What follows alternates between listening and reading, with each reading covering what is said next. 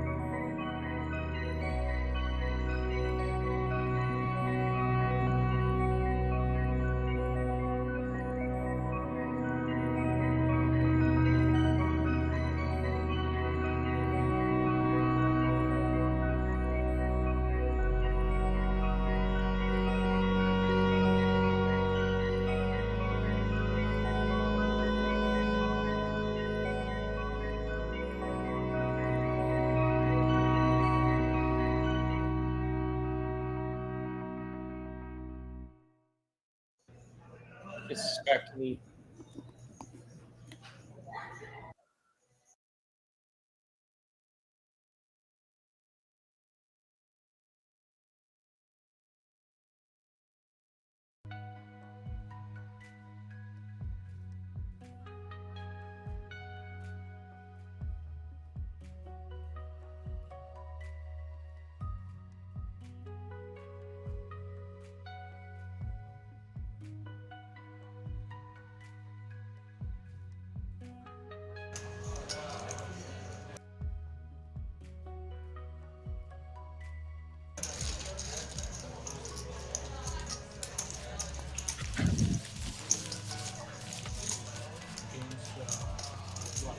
And so with that, we are ready for some tournament poker from Texas Card House Houston.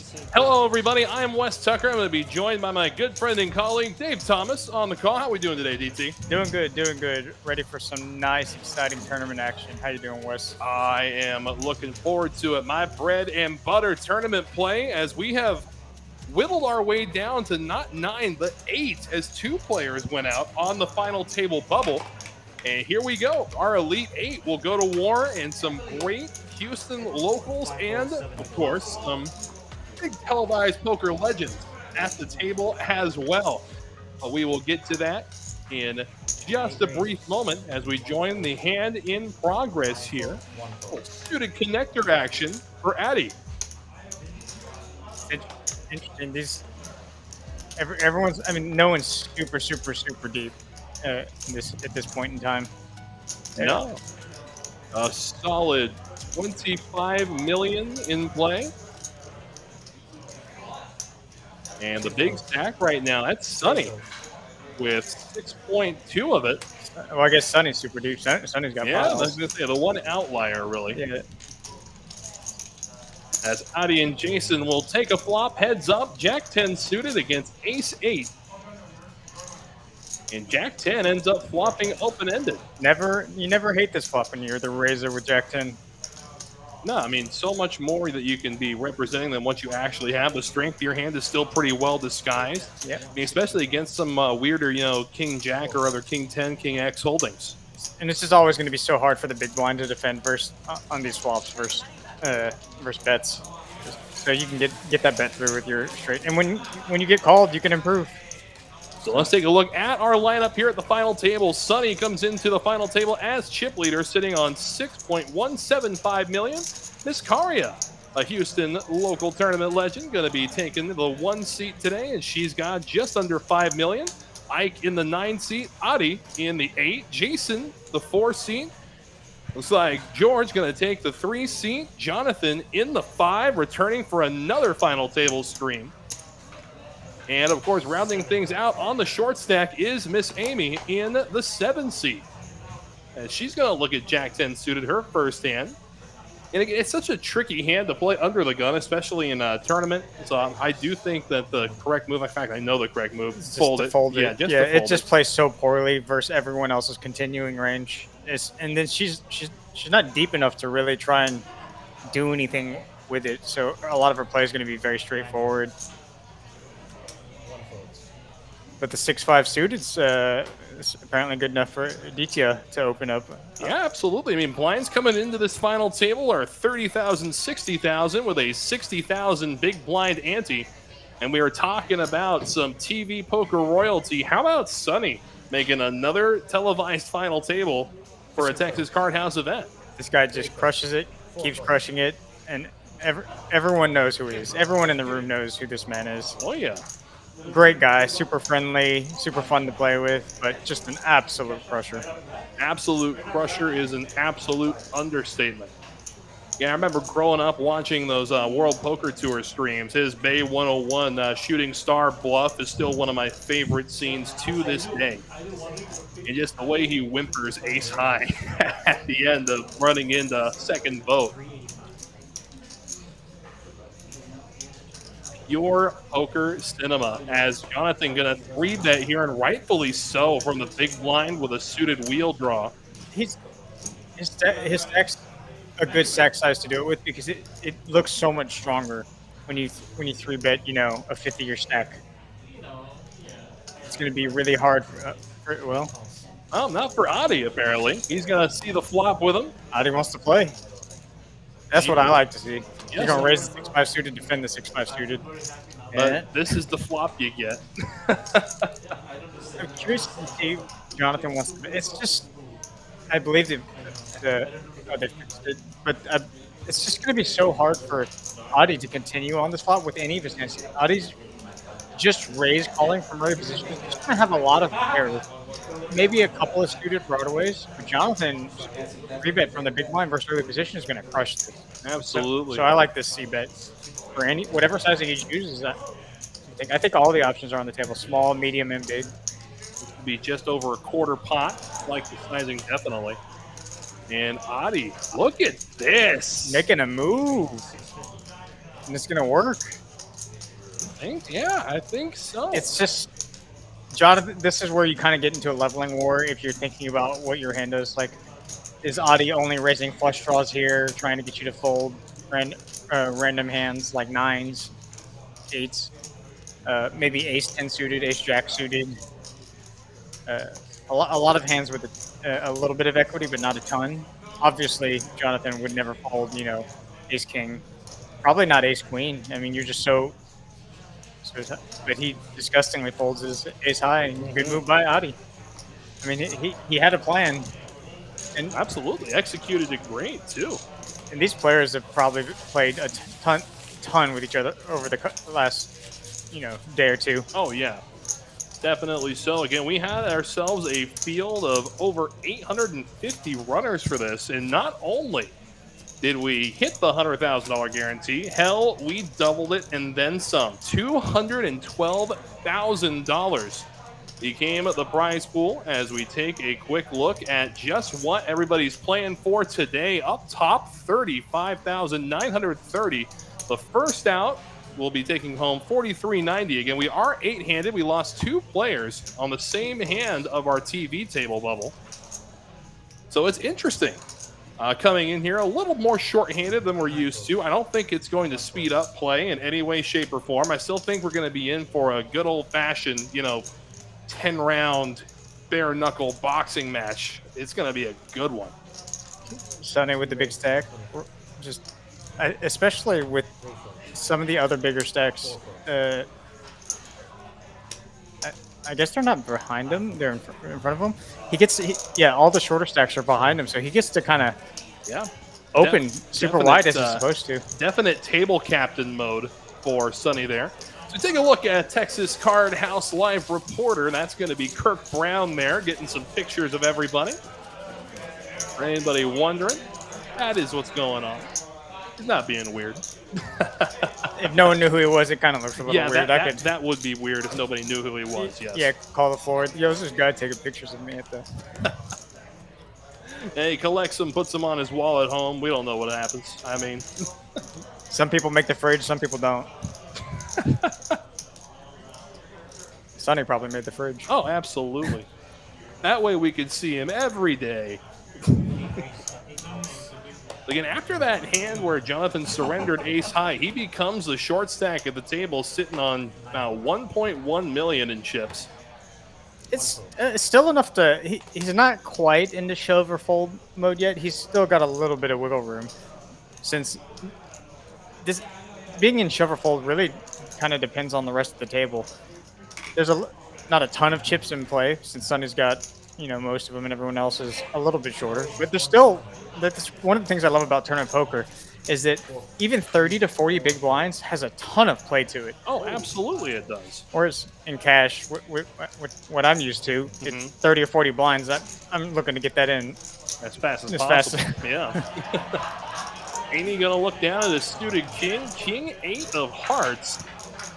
Going to flat the raise from Sonny with 6-4 suited. And Adi with a heart draw of his own will stick around. So 3 players will see the flop. If we think Sonny's opening real wide, I'm okay with flatting King 8 of hearts. I think she could have 3-bet it too. Her stack size being one of the smaller ones is just going to look strong. The hand, well, again, Sonny out flopping everybody. He's just going to try and get to showdown with this. I mean, betting's only going to get called by better. You're going to get all the worst hands to fold out. I think at this point he thinks he has the best hand. So this is probably more equity denial than value. I mean, if you want to look, especially with Amy's stack, if she had something, she would have made some kind of wager by now. Adi, maybe not so much. Adi's still got enough. He can have Sonny right away. I mean, he can just cut his stack in half and take the chip lead. I agree. So I think the only player he was really worried about in that hand was going to be Amy. And once she checks the turn, she's kind of handcuffed her hand strength. That's a white flag wave if I've ever seen one. And it's nothing more than an alarm bell if she ends up making a check raise there, because you're losing to absolutely everything. It's such a nutted check, a turn check raise with that stack size. So take a look at those stack sizes. Karya in second, Ike not too far behind. So the top 3, and still relatively close, all things considered. Again, a 2 million chip differential between Sonny and the second place, which is Miss Karya, who is sitting to his direct right. I mean, all it would take was one medium-sized pot, and the chip lead could drastically change. Absolutely. As Jason going to look down at Jack 10 suited again, 3rd time in 6 hands. We've seen this particular holding. This time in spades, though. First 2 times in clubs. Yeah. Back-to-back hands in clubs, I might add. AC Deucey for Ike. Got the spades covered here. You can for a little over 1 or a min click. I think he could do both. He could rebet. He could call. I mean, it's such a interesting spot because yes, both are correct answers. The way I look at it, but ace deuce, especially a suited ace like this, it plays so well post flop. So even though you may be behind a few higher ace X holdings, you still got a lot more to work with. As the flop is going to come king, queen, jack, 2 clubs. So pairing up and open-ended is Jason. And Ike's just never going to have a strong hand on this board outside of maybe king, jack being the strongest here. So I don't think he can check raise is really good. Calling with the stretch shot's fine, but I think you're calling to chop a lot. Really what you're hoping for is running spades in the debate. Especially with Jason's holding, but you're ahead of a couple things. I do think it's a mistake there from Jason to slow down on that turn. It would allow him to realize some kind of equity on the river, but I think there's so many flush draws, all little flush draws, and if Ike's calling with this ace high, he's going to call with most of his ace highs, I assume. Mhm. So I agree. He just missed a little bit of value / protection he could have gotten on the turn. Doesn't have to be a big bet. Go for a third, half pot, No, no. because he still has all the strong hands. I mean, and his hand, once again, when called, still can improve to a stronger hand. Yeah, still, yeah, definitely lots of opportunities to improve. I mean, still, I mean, just allowing him to have the opportunity to catch that gutter on the river, that's a huge mistake. At least in hindsight, yes, but at the time too, if he is flatting from the big blind, odds are it's going to be some weird ace X holding, or it's going to be some weird Jack X It holding. may not even be ace deuce. It could be like ace 7 offsuit. Yeah, exactly. Yeah. So he's got if he's calling with ace deuce suited, he's probably calling with a lot of his gut shots. Mm-hmm. It's a little bit of misvalue. Not. I don't think he could have gotten too much out of it. But It's more still, protection really yeah. than anything. As here, Jason goes with the king 9 suited this time. I don't know why, but I like this hand. From the low jack, I could see it. Yeah. Gets you in a lot of trouble. Yep, definitely so. Not denying that in any way, shape, or form. Adi coming along with king 9 not suited, but position. And Karia chooses to defend her big blind. I really like seeing Adi get this involved. I like seeing when people really come to play and they bring a different type of game than what this people I guess consider the standard is. So many people have their own type of game. And check to him, he's gonna bet it. Tied with the best hand. Karia can't really continue. Jason with backdoor diamonds could choose to represent some things. King high is going to be good some of the time. You're beating, 10-8, 10-9, 8-9. That's an interesting card.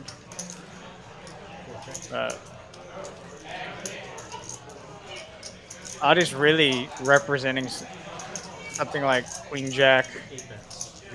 Maybe even 10 jack at this point is what my mind would snap to. I mean, Adi did just flat the pre-flop bet, so easy you can put him on something like Jack, even Jack 9 at this point. Jack 9 suited. Jack 9 suited. Yep. I would imagine Jack 9 suited is in there. King 9 off isn't. Jason really thinking about whether or not it's worth it. It's just going to be so hard for him to, even if he makes his gut shot, Adi he's not going to get all of Adi's chips because it's going to be very clear that Jason has such a strong hand when that gut shot comes through. So again, if you have missed any of the announcements here, you've heard it now. The all-new tournament series, the Trailblazer Poker Tour, will make its inaugural stop at TCH Social in Austin. And we are just a couple weeks away from the festivities kicking off. Full schedule now available. Just scan that QR code and you can get all the information that you could ever hope for. And I don't know about you, but I am beyond excited for a Texas Card House branded tour, DT. I'm super excited. 2 million in guarantees, a lot of guarantees too. I mean, Oh, yeah. that's a lot of money up for play there, and with such a good job that Texas Card House has been doing with their rooms, I imagine this tournament series is just going to be absolutely fantastic. Jonathan's going to look down at a premium hand. He's all in for just over $1 million. Sonny's got eights. Oh, no. So Sonny in a spot to eliminate our first player of the evening. It's close. In late position, versus a late position shove, it's a lot closer. Versus an early position shove, I think it's just a fold, like under the gun one. But low jack, I think it's a lot closer because Jonathan is probably going to be shoving deuces through sevens too, and maybe some king queen suited plus. So you're flipping with a lot of, and you're beating a little bit of it, but you're just flipping with so much of it.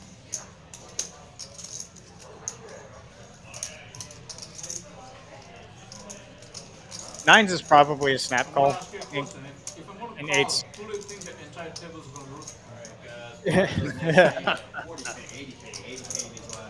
And Sonny makes the call. So flipping for his tournament life, Jonathan all in and at risk. Sonny in a good spot right now. Well, 1% good spot. Boy, almost a true coin flip here. 49.51. And away we go to the flop. Again, Jonathan needing to catch an ace or a jack or pick up some equity on the form of a straight draw. These coin flips are just unavoidable in tournaments. Really? Gotta win your flips. Yep, win the flips if you want to win tournaments. That's Flop, there you go. That's how you do it. It's a good flop for the ace jack. Way out in front now. Oh, yeah. Unnecessary turn. Still. Made it 8 and only an 8. Sonny drawing the 1 out. Can he hit it on the river? The answer is no. It's good double up for Jonathan. Good pickup. Jonathan going to avoid hitting the rail as he will double up to just over 2 million in chips. Sonny takes a small dent in this big stack. It's a little dent. I don't know what I'm doing. Oh, blind just you go all in. This one can't get up. Lines up. Line change, guys. All righty, so the blinds are going up. The blinds are now 40,000, 80,000, with an 80,000 big blind ante. It's costing our heroes 200,000 in orbit just for the privilege of sitting at this table. That's a lot. I mean, that's a tenth of what Jonathan's stack is now, so he loses a tenth of his stack every orbit. I mean, that pickup is going to make him feel a lot better now about waiting. Anything but calling. And now the short stack looks at ace queen. 7 raises, 175. I like it, not Yeah. mixing in some of these raises with really strong hands so you can get action. And, oh, no. You're going to get some from Ike. She's so short that I don't think there's anything that's going to happen other than. Yep, definitely. With ace king and still some players to act behind you, you're going to want to isolate. If Amy could get away from any hand, I was going to say she could possibly get away from it here. Because it looks so strong for Ike to rip it. It's just so hard for you to get away from ace queen. Because especially given the stack size of Amy at that point, if you're going to be raising the short stack like that, you gotta have the goods. Ace is not coming. I folded ace 9.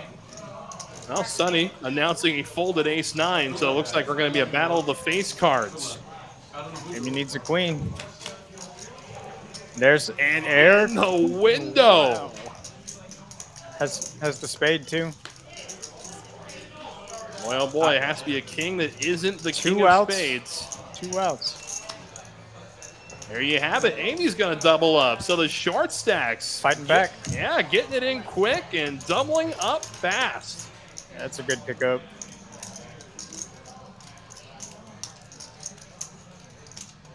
Unfortunate for Ike, but Amy being so short, it's not too terrible. He still got some life left. No, and for Ike, that's a shot you got to take 100 times out of 100. Yeah.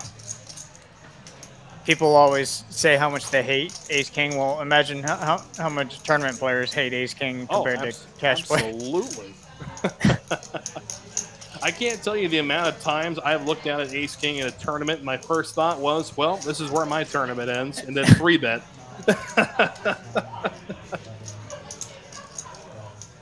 So we get the pot pushed. Of course, we remind everybody the best way to start your weekends is here at TCH Houston with the Friday Mayhem Super.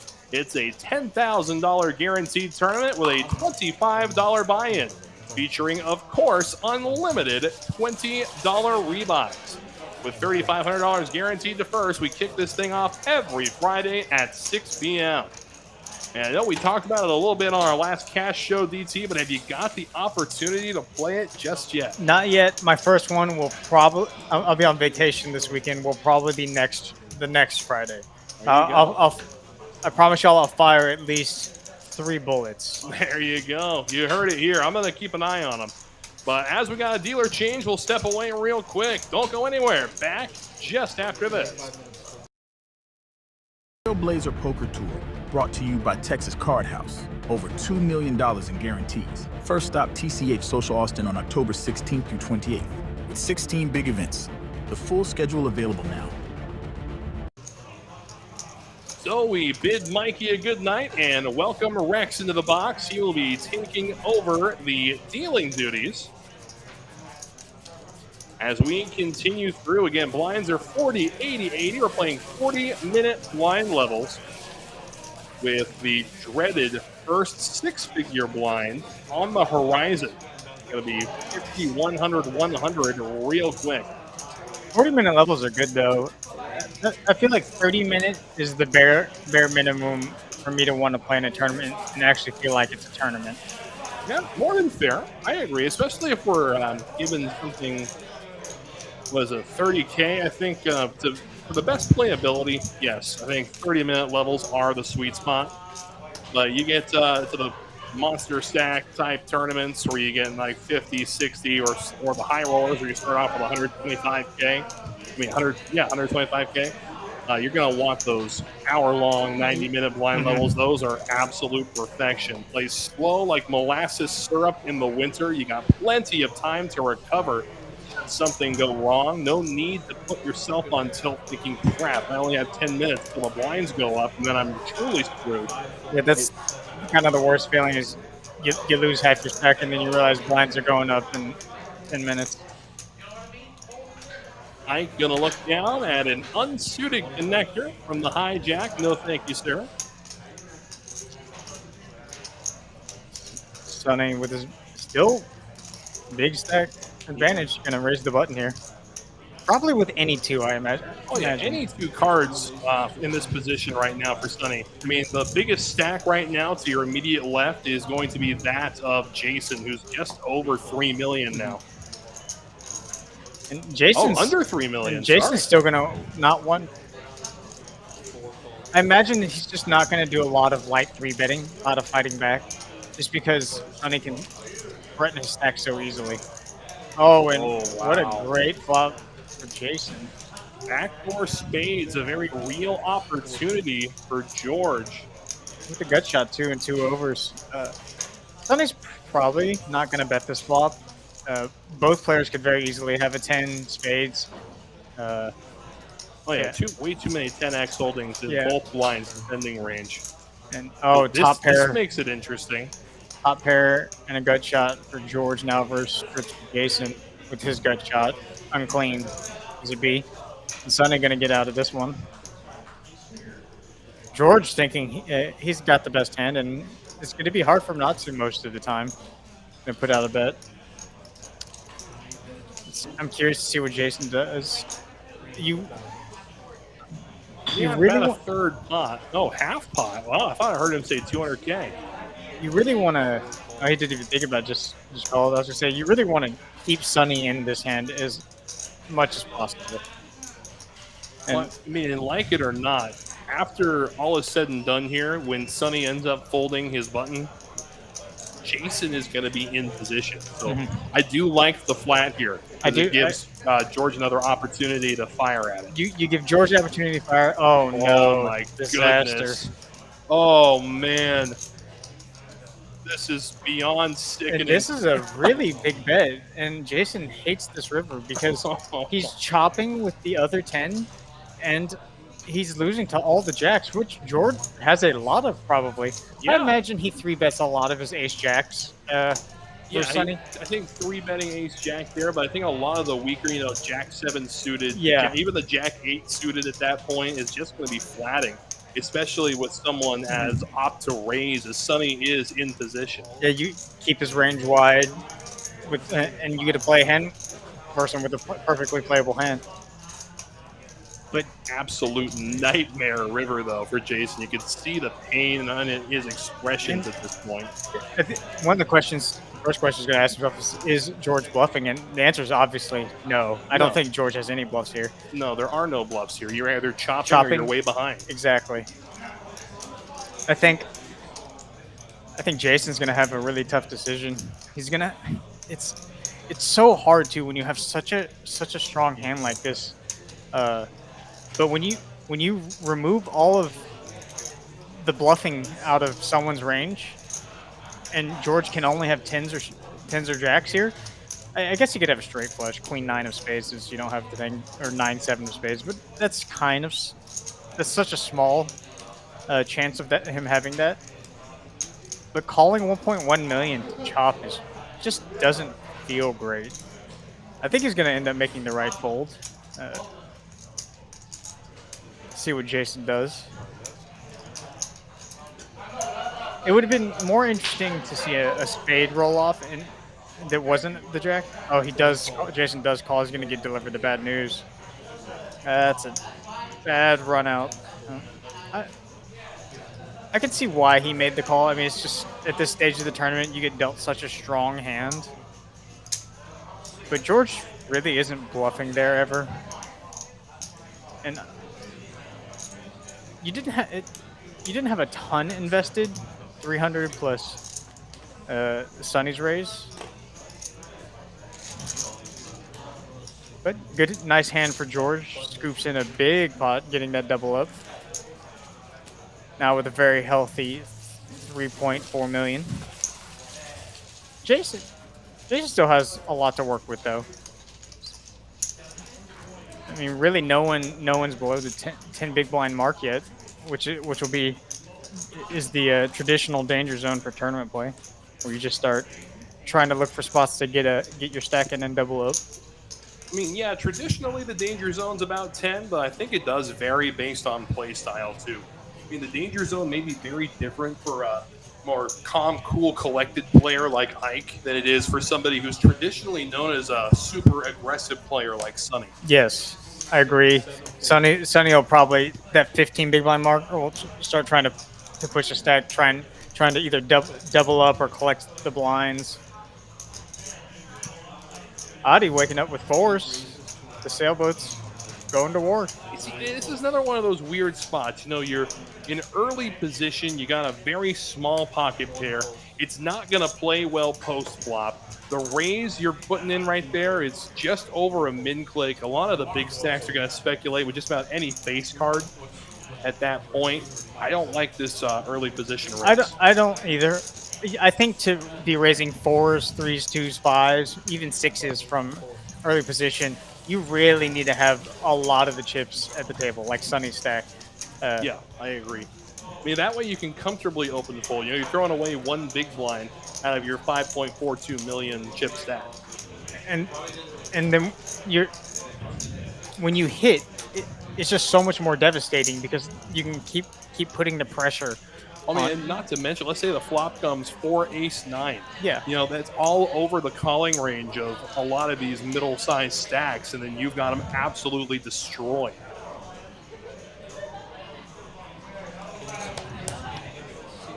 Small pocket pairs early position in tournaments. So, I mean, people have, like Adi's already shown, he has a very different play style than most people would presume is a tournament normal or tournament standard play style. Adi's doing his own thing, which is cool to see.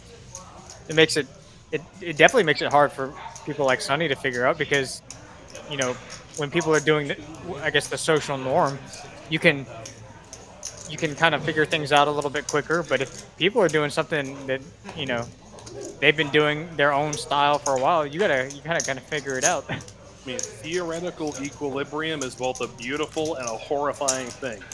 Yeah, it's a great thing to fall back on, but at the same time, if you're playing by the book, if you're going under the assumption that everybody plays the same hands the same way, that is going to make for not only a really boring final table, but also a very, don't want to say grindy, but I don't want to say, you know, it's not a competitive final table. If it's you can't not. It's deviate. kind of bingo-y. Yeah, bingo-ish. That's the word I'm looking for. I mean, if you can get comfortable to the point where you're going 1, 2, sometimes even 3 standard deviations from the norm, like some of these guys just do so well, you just become that much more devastating of a poker player. In the good way. Yeah. Not devastating to yourself. I feel like I do need to clarify there. Yeah, I agree. Queen 10, I kind of put in Jack 10 offsuit, not suited. I kind of put in the same category as the low pocket pairs from early position. It's just so many people are calling with hands that dominate this hand and interact very well with this hand. And a lot of times when you do make your hand and they fold, it's because you flop top pair and they flop nothing. So it's going to be really hard to get a lot of value from these hands without kind of coolering someone. This would be the spot yeah. for it, yeah. Amy ace-10 suited from the small blind. Elects to just flat and defend here. Adi going to be priced in at this point from the big blind. And away we go. 3 players to a flop. 10 high. Oh. Oh my goodness. Everyone flops a pair. Yeah. Ike with this gut shot, Amy with middle pair, top kicker, and Adi with top pair, no kicker. Gonna take a lead. I don't mind this lead because if no one has anything and everyone has equity, like let's say Ike had ace queen or ace king offsuit, he's not gonna bet this flop a lot. He's gonna check this behind when the small blind and big blind call. So I don't mind this lead. Trying to get do a little equity denial. He's going to bring everybody with him, though, as we go to the turn. Another 8, so Jack's up. I think that's a great card for Adi. No one should have an 8 here. Ike really the only possible with 8-9 suited. I don't think Amy has a lot of 8-9 suited in the small blind. I don't think so. I think the only 8s that are really in the range, at least the GTO range, are going to be in the one of the man doing the leading at this point. You know, these ace-8 suited, ace-8 offsuit could even defend there. I think Amy should be able to get away from this here. Adi, led into 2 other people. Led into 2 other people when the board changed pretty drastically. And her hand strength didn't change. No, not one bit. I like how Adi played that one. If he'd been met with a little more resistance, if someone had called the turn, he might have checked the river, played a little bit slower. I mean, especially with no kicker at that point. At that point, the 10's your kicker. And yeah, you're losing to still a lot of Jack X combos. You're chopping a lot of Jack X combos at the same time.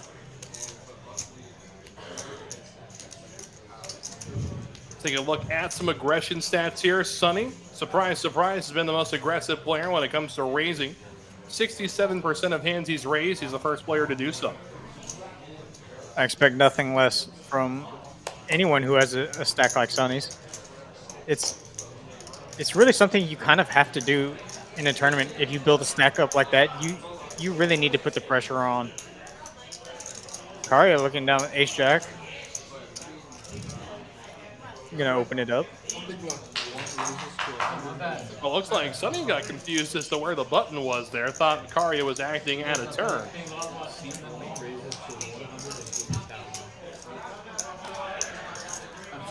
And again, when it comes to early position opens, I do think that ace-jack offsuit is going to be probably, if not the bottom, very close to the bottom of that opening range. I agree, because it does so poorly when you get versus a 3-bet. Oh, yeah.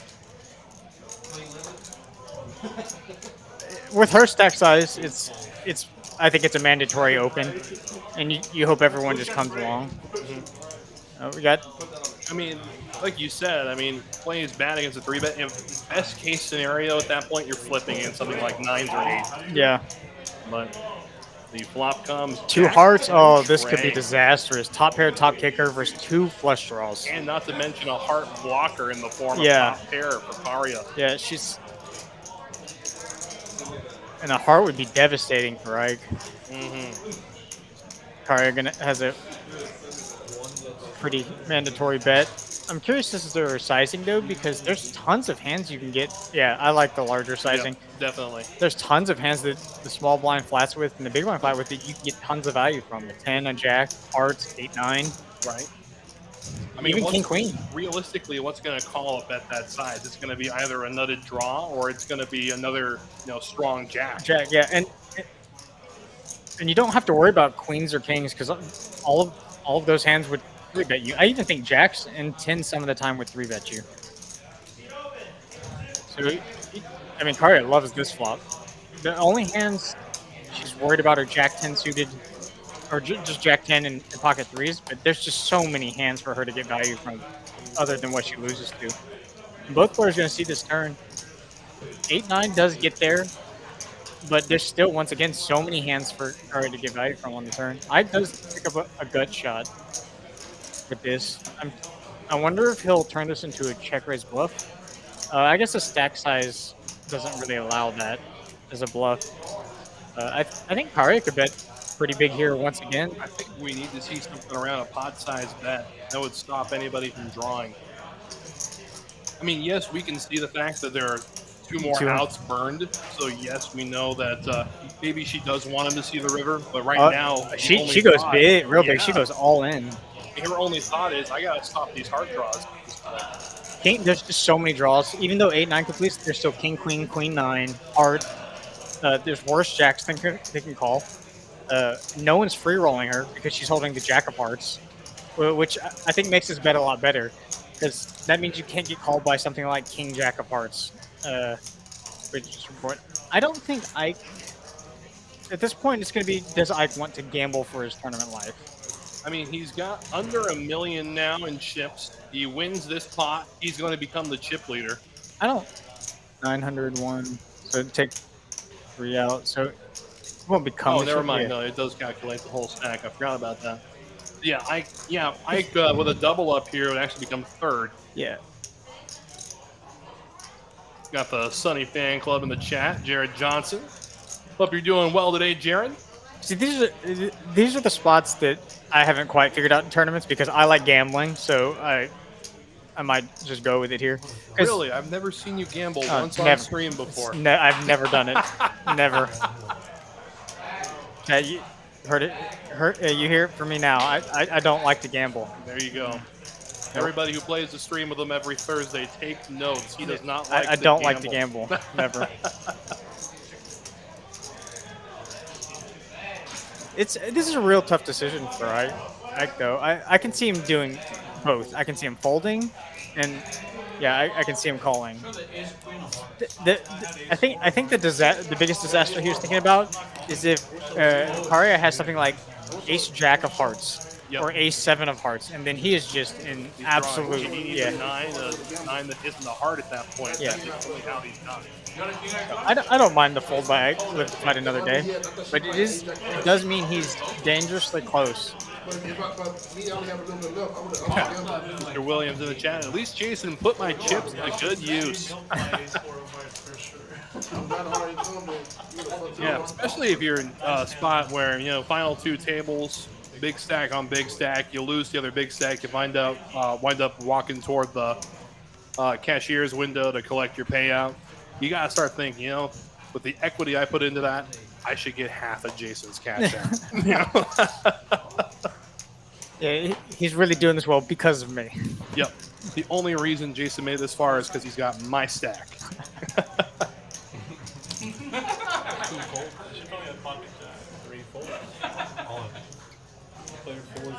Oh, speaking of Jason, here we go. Short stack. This is what we're talking about. This is a great hand to do it with ace 10 suited. You get to fold out a lot of king highs, queen highs that have good equity against you. Niskari on the big blind, 9-4. Not gonna do it. No. It's not cash. You can't just gamble sometimes. I mean, like. So I guess Jason, sometimes you do. Yeah, you're gonna steal some blinds here. It's the name of the game sometimes. Take a couple blinds here and there, survive another orbit. You do that 2 or 3 times in one orbit, and you're golden. Yeah. Look now at player V-pips. The highest V-pip is Adi right now. He's played 53% of the hands that he has received. Meanwhile, George been the most quiet. Again, now think about it, I think we've mentioned his name twice so far, and one of those was introducing the players to this point. So, again, I'm not going to mess with success. He's in a good spot right now. I like George's seat because Sunny is going to keep him kind of honest in this tournament. It's going to be hard for George to get really out of line with Sunny directly to his right.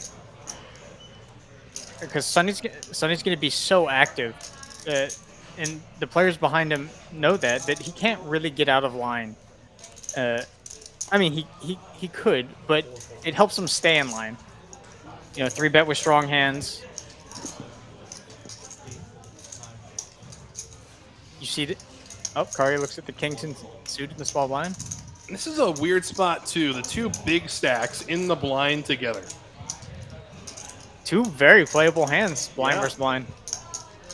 Sunny's most certainly going to raise. I'm honestly surprised that Karia didn't. And she just releases it. Well, I mean, that was a big sizing. To a certain extent, with ICM implications the way they are, the last thing you want to do is one of the big stacks is fight the other tangle big stack, with the yeah. other big stack. I mean, especially when you look at what's at stake right now. Again, next out, they'll be taking home $4,390. Again, they're battling it out for just south of $36,000 up top. That's a big payday. It is. That it is. I mean, the way Karya may see it, she just may have made a $12,000 fold if everything remains the same.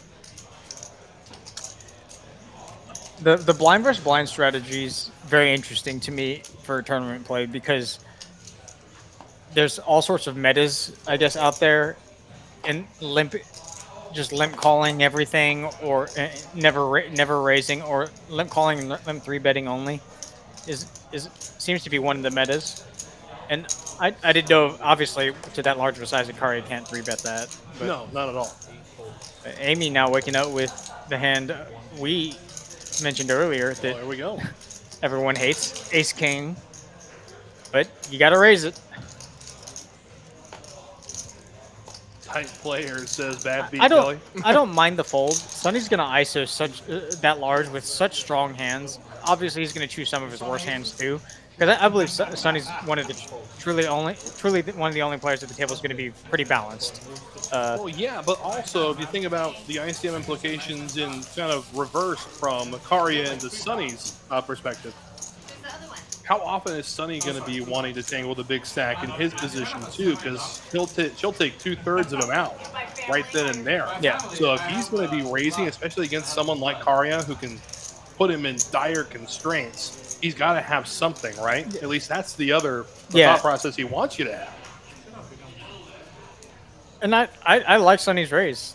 Oh, absolutely, I do. Great hand to do it with. I mean, especially to a stereotypic, limp from the small blind, I'm halfway in, might as well steal flop sort of mentality that some tournament players may still have, even on a final table like this. And I like the sizing because a lot of tournament players would have just chosen a smaller, 3x, 4x to try and play. But Sonny says, no, I probably have the best hand now, and if I don't, I can get someone to fold, a hand that's flipping with me like King 10 suited.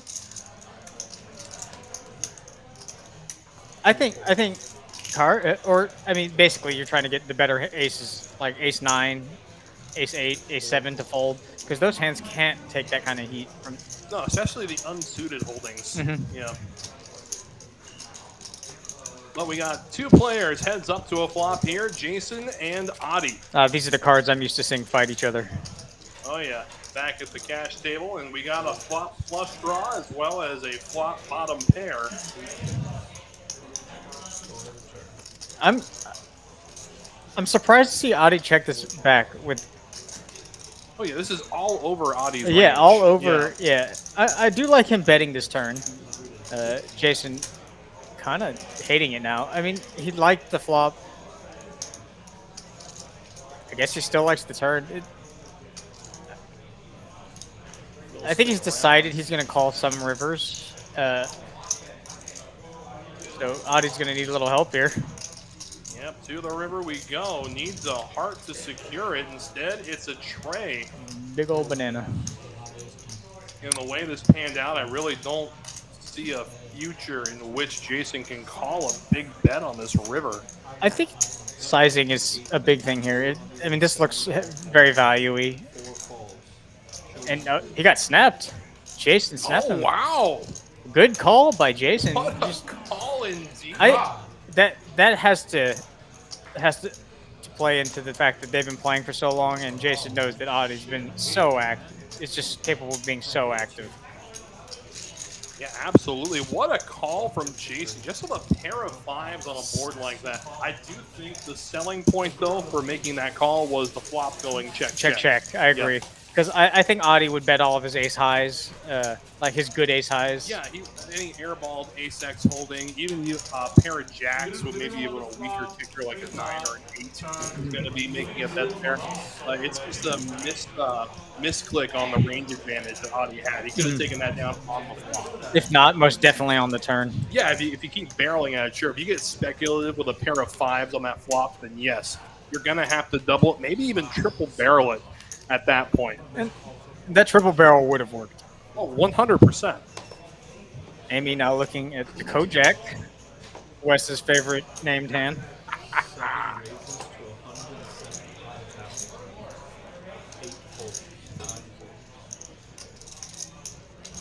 Carrier with the ace-10 offsuit, making this hand just so much better as a raising hand than a calling hand. Definitely so. So I think she's thinking about whether or not she wants to 3-bet this. Yep, she decides to fold. Sunny with the fake aces. Yeah, but again, look who's to your direct left with ace-10. Yeah. Karia knows who's sitting right next to her. And because of Sunny's stack, he may be making these weird calls with wheel draws like that. And even so, I mean, King 7 definitely going to be in there too. I mean, at the end of the day, you're going to have one high card against a player like that. But Amy getting some big respect. That table image coming in clutch. She takes down another one without having to see a flop. Yeah. I was surprised. I'm not surprised to see Jonathan fold the King 7 offsuit versus Amy's raise. I mean, it doesn't play well versus that under the gun opening range there. Especially from Amy, based on what she's shown. She's not going to interact well. Flop a 7, you could be dominated. Your best hope is you flop a king and a 7 or 2 7s. Definitely not 2 kings. I mean, 2 kings on that flop, the hand practically plays itself anyway. So that's true. I really don't know if I mean, I don't want to tangle with undergun open with King 7 from the big blind on a King X flop. I'm sad to see Karia fold that 8-7 suited. Jason opening the button with 7-5 suited. Perfectly fine hand to do so with. yeah, definitely so. I mean, even with he doesn't have a huge stack, but it's still playing position against 2 much smaller stacks than him at this point. And when called, it gives you good board coverage. Because you need that from the yeah, button. the middle board is all yours. Because what are you going to get called by? You're going to get called by big cards, right? Yeah. At that point with the small and the big blind.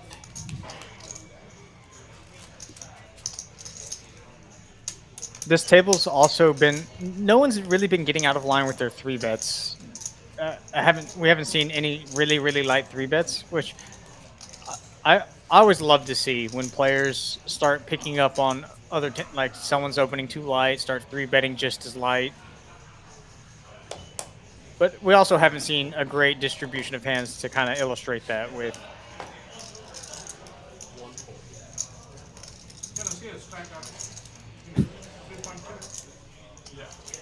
Sunny looking at a wheel ace of the unsuited variety, gonna open it up.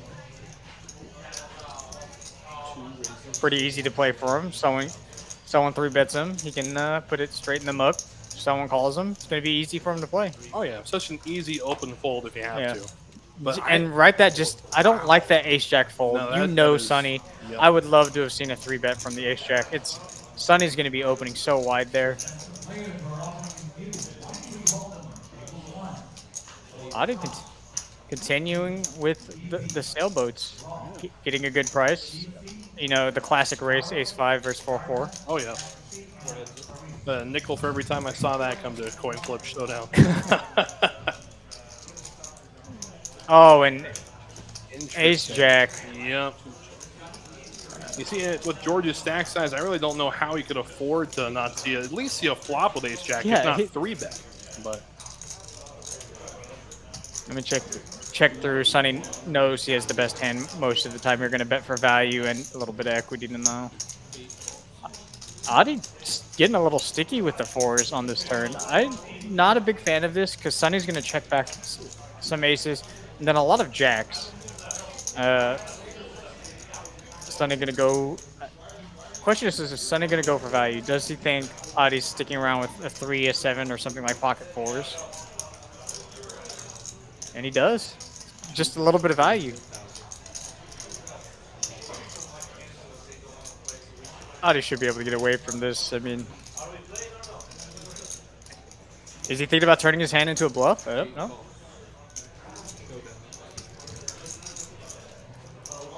Ace is good.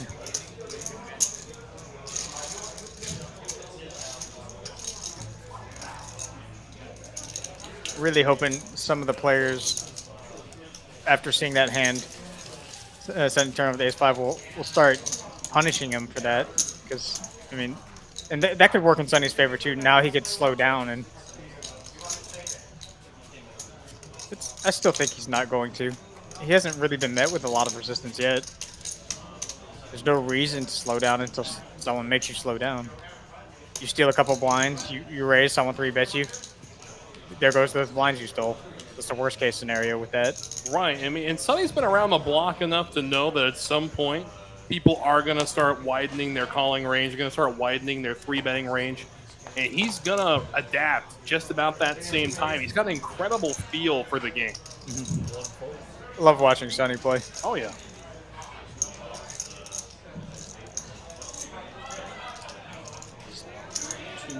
Another extremely light open from Sonny.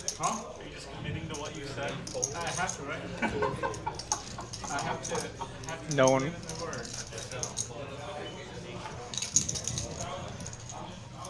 Ike, perfectly defendable hand.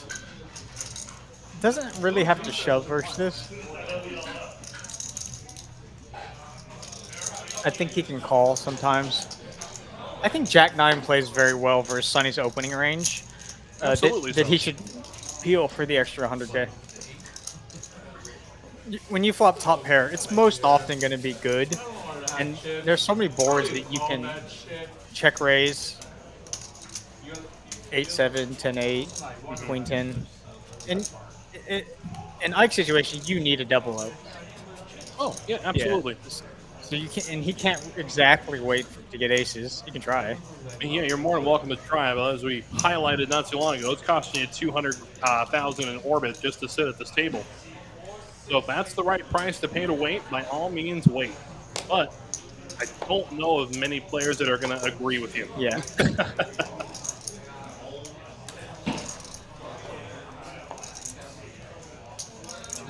We go back to the action there. Sonny finds the fold button. Look at that. I do believe the 10-3 offsuit is not in the opening range, even by Sonny standards.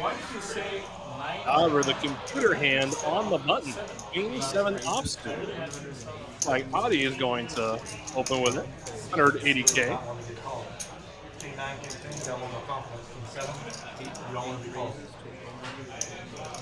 And just over a min clip.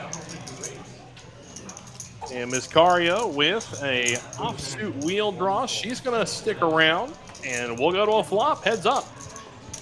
I kind of would have. These are the hands that talk about that. I would like to see her check to raise 3-bet as a bluff. Mm-hmm. Versus the button specifically, not really anyone else. It's going to be the best hand often enough, and he's not going to be able to continue, especially with a hand like Queen 7. But here, she's in a really dicey spot where she's flopped bottom pair. It's hard to make a pair. This is kind of a big bet. Half pot. Karia with just bottom pair here. Does she speculate and see a turn, perhaps? Ace is kind of a bad. King 10 comes in. 4 is the card you really want to hit the most. If this board's just going to continue to get dicey. See if she deems this price good enough to continue, though.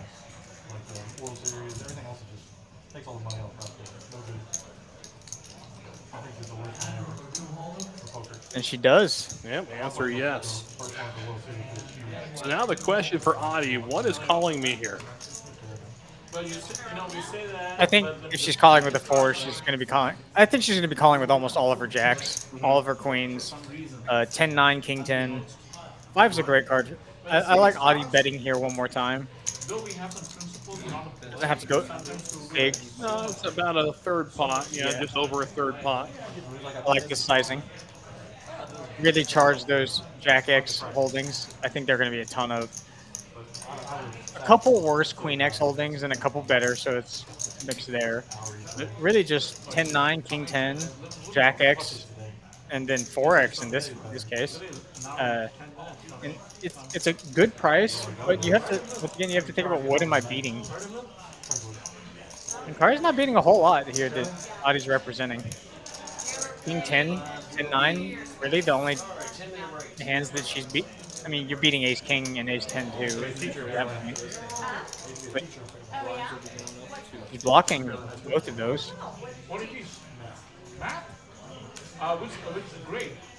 All grade. Huh? All of Oh, really?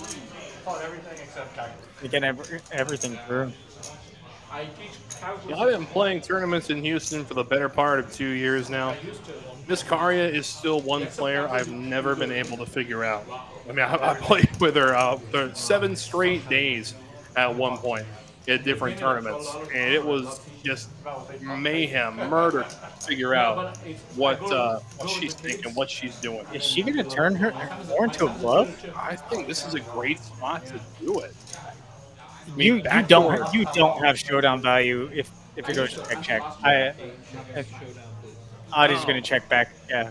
Good shot of the back of Shahid's head, I guess. Or is that George? George. Okay. I'm not just telling who somebody is by the back half of their head. So I guess that's my downfall as a commentator.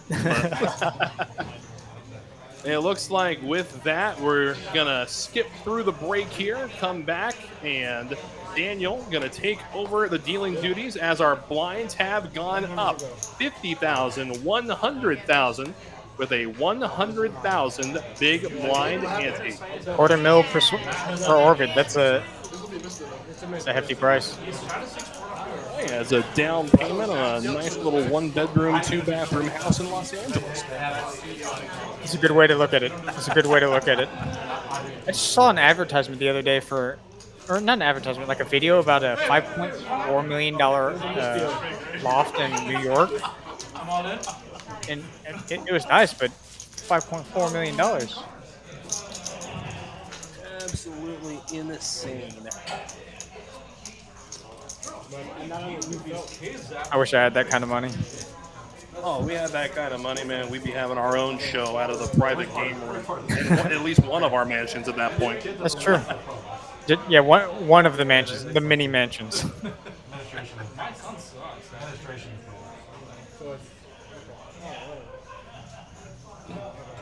I couldn't deal with them. When they come home, they give me such a hard time. They make a bunch of kids. I overheard Tamayo the other day when he was on one of the streams talking about winning the main event, and he said when that money hit his bank account, he took a picture of his bank account. He's like, "Cause I'm never gonna see this many zeros in my bank account again." And I thought that was funny. Oh, absolutely. Shit, if $10 million hit my bank account, I'd take a picture of it too. $10 million hit my bank account, then I gotta give $6 million of it back to Uncle Sam. Yeah. Well, whatever. Whatever. You can okay have your with- cut. I'll take my $4 million and be happy at that point. I taking a stand, Queen 8 suited on the button. Probably going to get a fold out of Gary. I think only because Sunny is behind her. Because Queen 10 suited versus a button shove is for Ike stack size is a call. That's 6 big blinds. Sunny has a real decision with this suited computer hand because it's only 6 big blinds. Yep, 6 big blinds, an opportunity to take out the first player of our final table. I would have liked to see a call from Karia in the small blind. I think she's really just afraid of Sunny. Doesn't want to call and then have Sunny do something. Yeah, it's going to be a 3 million chip pot with a potential side pot at that point. Sunny got a real decision, though. This is close.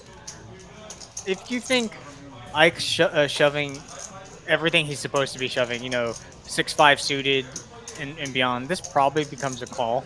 You're just basically flipping with everything. I would rather keep me 100. But Sonny's saying he would rather give you 100 than double you up. I mean, absolutely. I mean, Ike's a very methodical, very cool, calculating player. There's one person that Sonny doesn't want to double up. It's got to be Ike right now. Put him in a position where he can cripple you further a few hands later. Terrible. I have 60-some days.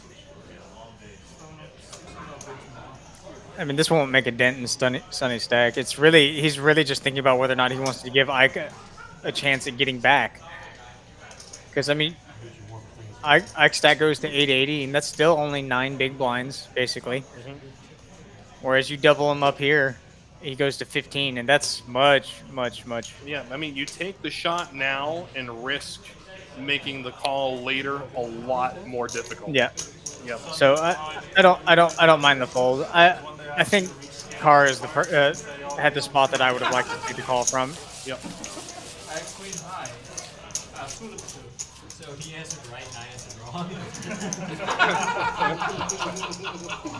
They look at some aggression numbers now. Adi again, he and Sunny leading the way. They are taking the table.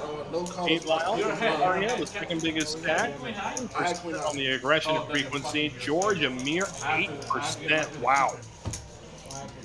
George is outside of that running Jack's hand has been kind of card dead. If you have queen jack in your hand. I didn't have queen jack. I had a bad hand. I had queen eight of diamonds. Oh, I telling Sonny the honest truth. I don't know if I'd be telling Sonny that. Not one time yet. I'd let him wait and find out, because that's when you're shoving the button and you shove as light as queen eight of diamonds. I think you want the skill. You don't want to call. Yeah, you want the skill to get through. So if he knows you're shoving as light as queen eight of diamonds, which you should be, to be truthful, he's gonna call you just so much lighter. Get him another drink though for next time. Could he call service? Nice one. Thank you. Blue one. No? With the Hennessy for Sunday. No. It's the blue bet. It's the blue bet. Jason looking at a whole lot of nothing. Jonathan's probably had a whole lot of nothing. Amy, that's definitely a whole lot of nothing for Amy. The Brunson, still nothing, but Carr looking at a premium on the button. Oh, yeah. Ace Jack suited, looking real good when it folds to you on that button. Honey, I'll take one more, please.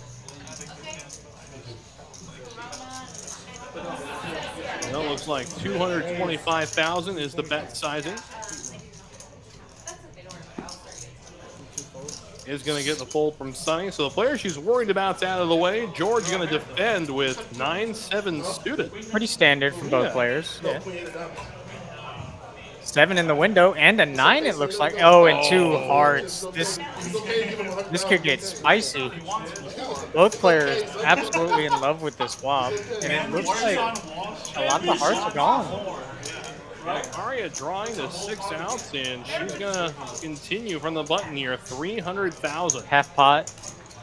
George just calls. He's gonna slow play it, set the trap. Great card for George.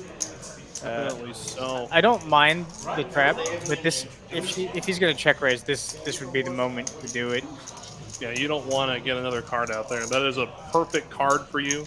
I mean, Ace Queen gets there on the turn. King Queen, Ace Queen, yeah, Queen 10, Even yeah. Queen Jack at this Yeah. point could be raising from the button that light. Let's see what card sizing. It's kind of small sizing for Karia to choose. I would still like to see a check raise. There it is. That's not a particularly big check raise No. either. Making Giving a Carr million. such a great price to call with. He's really just setting up a small SPR for the River Jam. If he had done a bigger sizing, Karia would have had I think a different decision point to make whether or not to jam or to just jam or fold. And that's not a great run out for George to go for No. value. Oh, he is. I would like to have seen a check from George on this river. It's gonna be hard to get called by, of course, the queens in Kara's range just aren't gonna. Sure, it's gonna go check a lot, but if Kara has a hand like an Ace Jack of Hearts, she's gonna need to bluff this. You're just gonna fold out so many of her bluffs.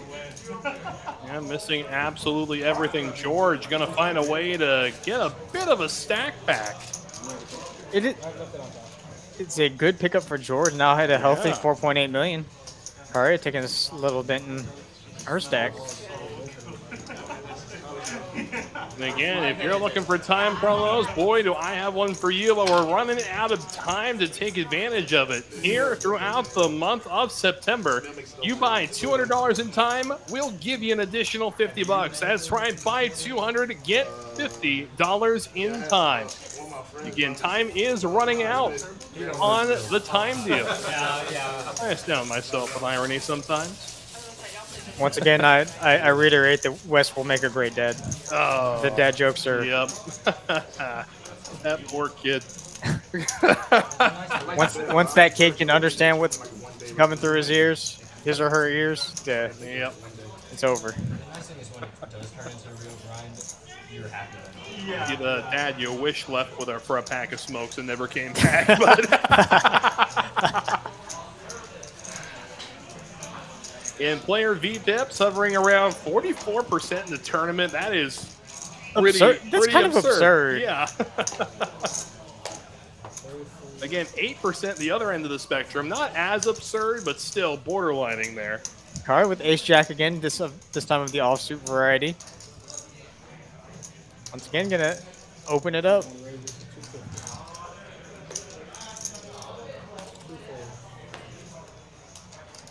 George folding 8-7 suited in the small blinds. Don't mind it. Jason dominated, but getting a great price. 2.5 big blind raise. Gonna call.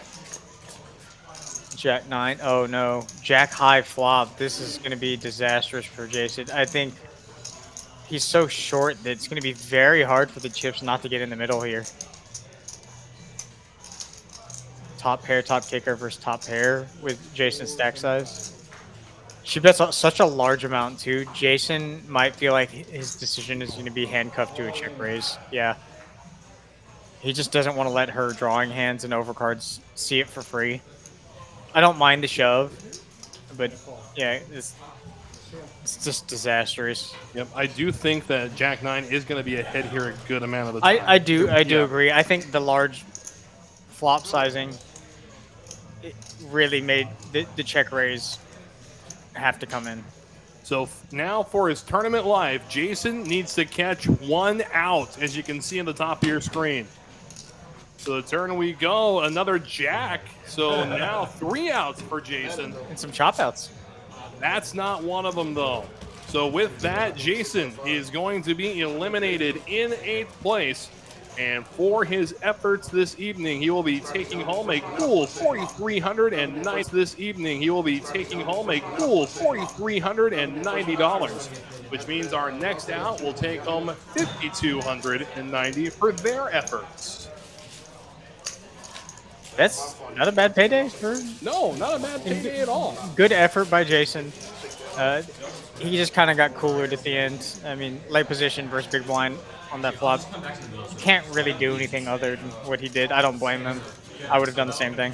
I mean, it's hard to be upset when you make money in a poker tournament. I mean, in 13 extra money like that. I mean, it's going to be a great day. It's going to be a fantastic day. Oh, really? Bro, that's too much. So Jason out in 8th place, and then there were 7. Heading for that top prize of just south of $36,000. Oh, yeah.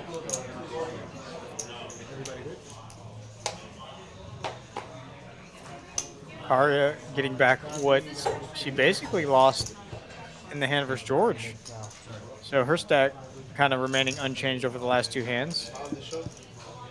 Who we haven't heard from in a while is the player with a hand you can double down with. That's Amy in the 7th seat. I mean, she was able to steal a couple of blinds in back-to-back hands. She picked up a couple of orbits, so can afford to be patient. She got that crucial double up with the ace queen versus ace king. Oh yeah. So she not in danger yet, but she's gonna need to get something done soon.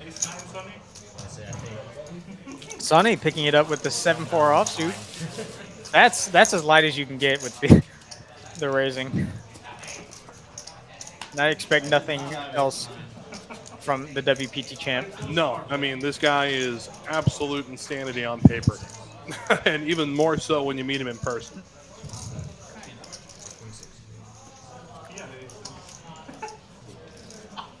Sunday actually could say something. That'd be so silly. I deserve it. And Kari is just really not loving her spot at the table. I'm break even, guys, for the tournament.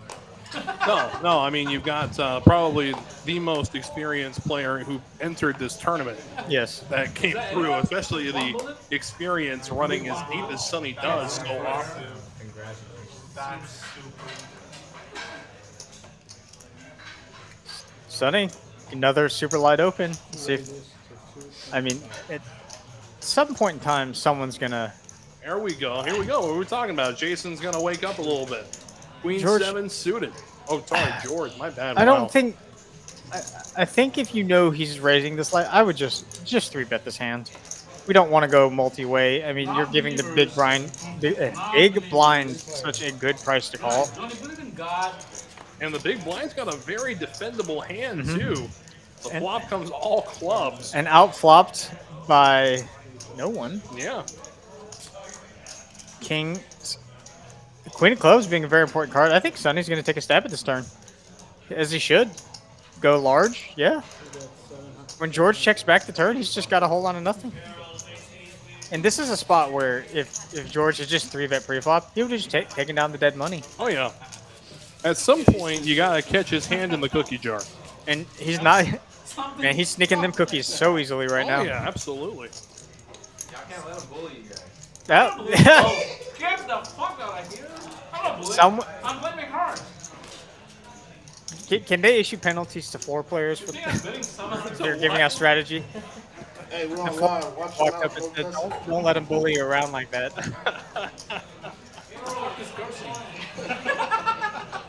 It's funny. Tell me, give me an explanation. Sonny with a quick rebuttal. Oh, yeah. He's sharp even after 5 or 6 micheladas. He is sharp. Oh, micheladas. No, man. I can't drink that stuff. No? Just makes you sick to your stomach thinking about it? Or Even, yeah. Bloody Marys, micheladas, none of that.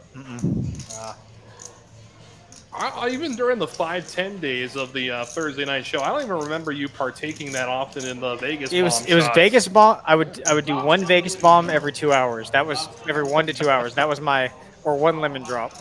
I mean, everybody's just thought it was Viet trying to get everybody else at the table drunk, but Adi looking to make a move here. See, this is what I like to see. Knowing Sonny, Sonny's really getting out of line now, and I like this 3-bet. I like it. I like the sizing. Sonny posturing here. He's most certainly not going to do anything with the 9-4 of hearts. And Amy has a hand that, with her stack size, I would have liked to see her 3-bet out of the small blind. Because this is going to happen a lot. Adi is a very capable player. And you just don't let him get to do this. but how sick would a 4-bet be? Oh, Right now. it would be disgusting. Show me at least one good card. I'll give you action next time. Show me at least one good card. Shows the 10 of spades. I beat that. That's your best card. Yeah, 18 spades. Well, it's close. Ace 10, 10-9 of spades. That might as well be the same hand.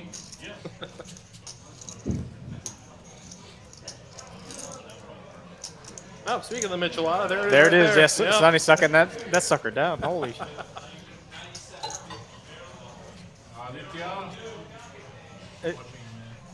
If I make the final table with the Friday night tournament here, I'll take a shot with the. I'll buy a round of shots for everyone on the final table. There you go. Y'all can finally see me. Not micheladas. Not or- micheladas. I mean, I was gonna say you're buying shots and they come back with micheladas. We're gonna have a different conversation with the bartender entirely. But Oh, they're looking Sunny up. I think 1.2 million is a little low.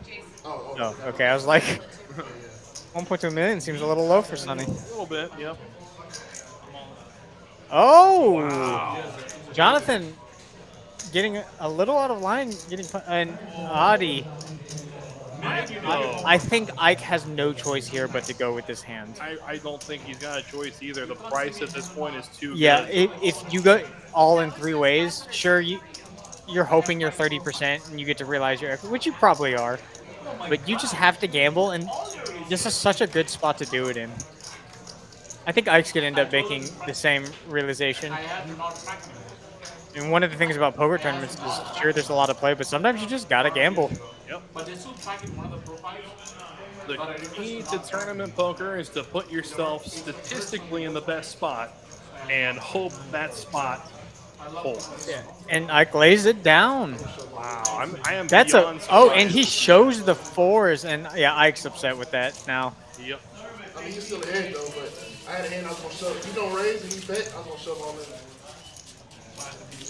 in. And against the button, I mean, King Jack is still ahead a Yeah. great deal of the time. And you're flipping with you're not always but you're flipping with so much of that 3-bet range, like ace queen, ace 10 suited. I mean, if he's doing it with 4s there, he's probably doing it with 8s, 9s. So, but like with Ike, you're not trying to get the bet through and have everyone fold. You're trying to get called and then double up. You need that with his chip stack. You need that double up. And that's one of the things that I think a lot of people don't understand when you get so short. Is that yes, you want it's cool to 3-bet and have everyone fold and you collect the blinds again, but in one more orbit, that blind's gonna be gone. Come on, man. Jonathan waking up with a real hand now, Are you not afraid? probably gonna put it all in the middle. Yeah. Amy.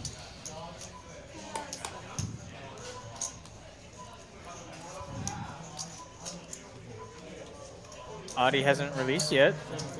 Oh no, he did. I thought he was counting out chips. I just want to see if I have to look up my card. So it's 400, 500, 800. Getting a count. So 9 bigs more. Do you want to look up my cards or not?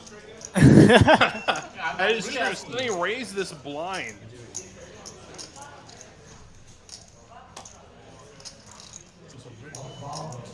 And this is interesting because if he raised this blind, Jonathan's shoving range should be so light that Sonny could make this call and just take a chance at trying to eliminate someone. King Jack again.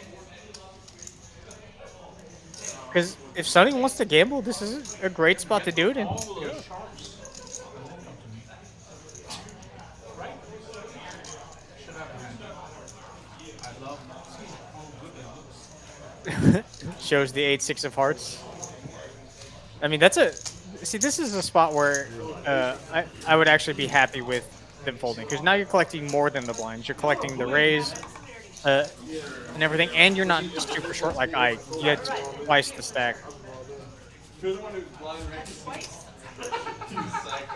him, I had King Jack. Psycho, he says. I was gonna shove all in. I mean, he's basically been blind raising the whole night, and no one's been punishing him for it. Wasn't my horse alive? Go back there, but I was too worried about him. That min raise was kind of weird. No. Yeah, the ace side offsuit. Ace 10? No, but that's your only go. I mean, any ace high is looking real good versus blind raise in a tournament. Absolutely. Aces, bro. See 3 raises and 250. George waking up with the Kojak. Bang, bang. Ace high for Ike on the button. I'm surprised to see that one go by the wayside. I'm but not because of where George opened from. George being one of the quietest players at the table, Ike knows that. George opens 2.5 bigs under the gun. He's got something.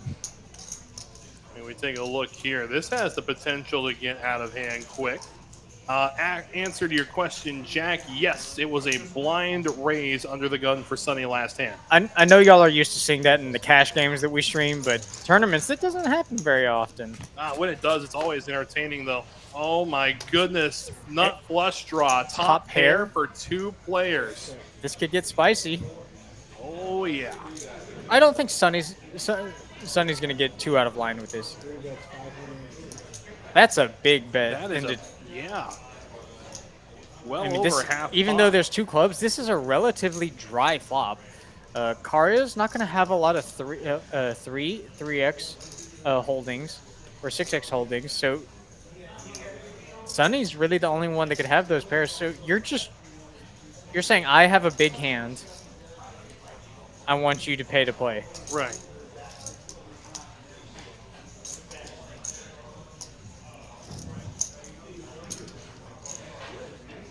Karya's deciding what she wants to do versus that sizing. I don't think George is going to be doing a lot of folding with that sizing. So I like call, realizing your equity. Now Sonny's in a tough spot versus because Real tough spot. Yeah. I mean, you got a big bet, a call from the second biggest stack at the table. and George is, I mean, He's been playing pretty Pretty- passive. yeah. Yeah. so this is so strong. You're behind at King. You're only ahead of King 10. You're chopping with King Jack, but I don't think George has 3s or 6s here very often. I think this is really just King Queen plus. Like,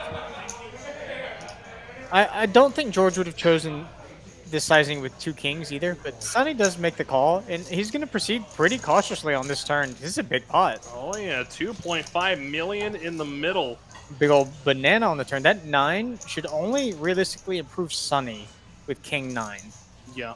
I think that is the only person in this hand that could affect. I guess Korea should have some 9x flush draws, but once again, if I were in George's spot, I would be very happy with this turn. Absolutely.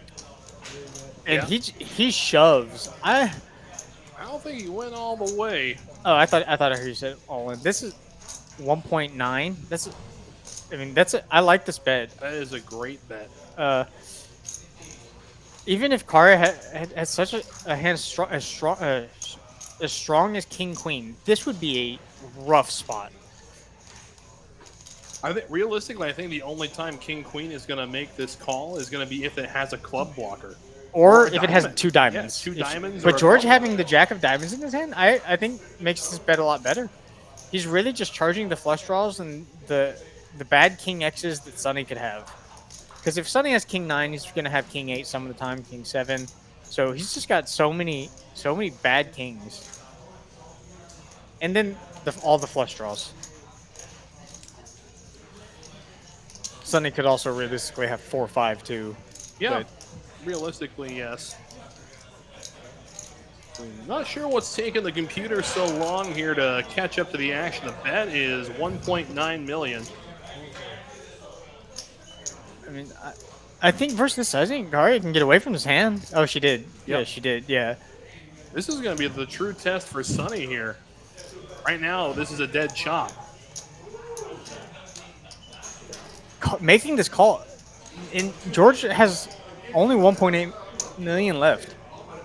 When you make this call, you are going to have to call some rivers as Sonny, and that's what he's thinking about right now. Is am I just playing for it all? I mean, if that's the case too, with Sonny's range perception, I mean, this could be a spot where Sonny jams and we get a tank fold too from George. Keep that 1.8, you think? I don't know. I think there's so much in the pot. I personally would just side call. I'm trying. I play to win the tournament. I mean, sure you can fight and live to see another day, but Sonny's a perfectly capable player.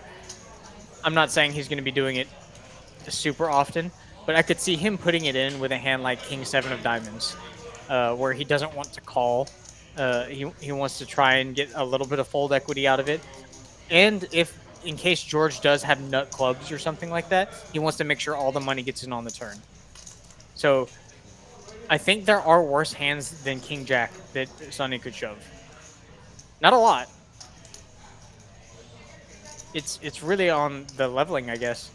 But George being such a snug player, I think Sonny might fold this. Not really per George's playstyle, but really just the cards that he's been given. I mean, you're really hoping he's hoping he has clubs or King 10 suited. But even if he has King 10 suited, you have the spade in your hand, so it's King 10 of hearts and King 10 of diamonds. And King 10 of diamonds is good equity against your hand. Sonny trying to get a live read now. You will be given 30 seconds, starting now. And clock was called.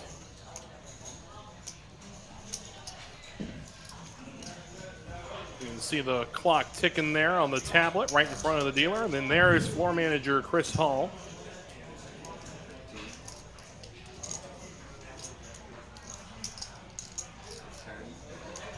Sonny is going to make the call. Oh, this is going to be an interesting river. Oh, yeah.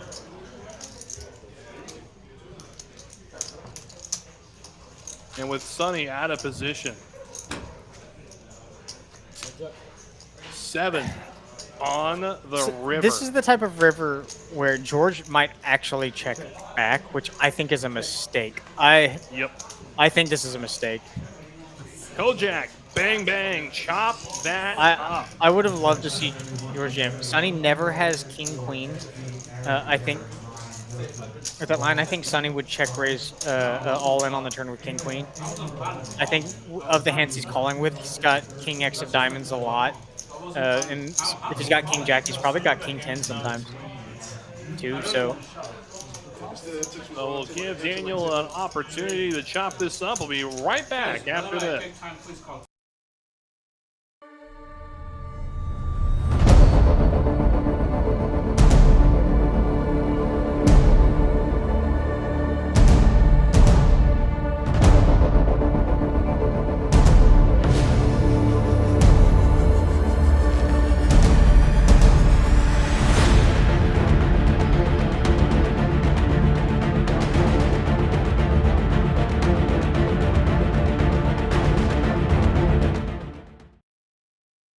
Blazer Poker Tour, brought to you by Texas Card House. Over $2 million in guarantees. First stop TCH Social Austin on October 16th through 28th. With 16 big events. The full schedule available now.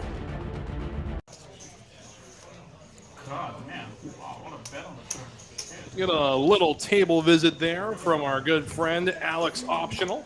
Checking in with Kirk and what's going on down on the felt. 7 raises. Wow. As Amy's going to wake up with Kojak this time. Going to make it $250,000 to go. AC Ducey for Ike. He's suited in the cutoff. I don't mind him passing that up. Amy's been so snug. Yeah. And good timing for him to fold that.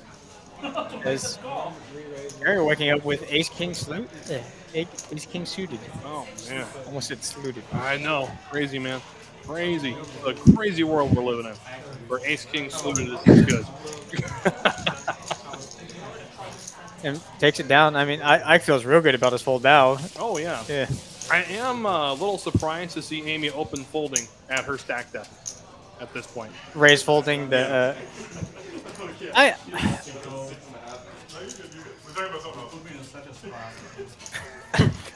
Alex Mandatory in the chat. Down original. How is it going, everybody? Appreciate it as always. I think she could have just folded it, just mucked it. I don't think the raise is going to get through Sonny that often. I think he's going to defend the small blind a lot versus that.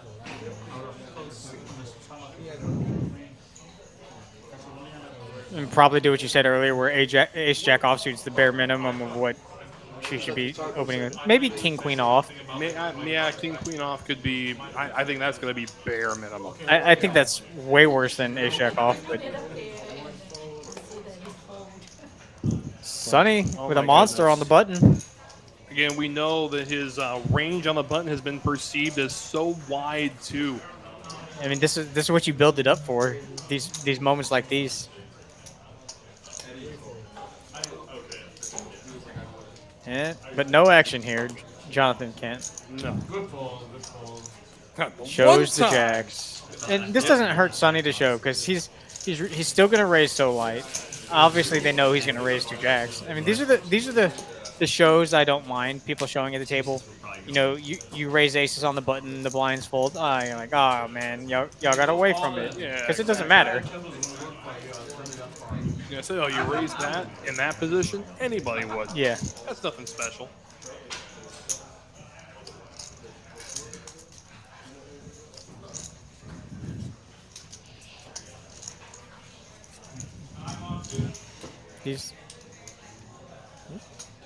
no one's, and Audie's been even though he did a couple weird things at the beginning.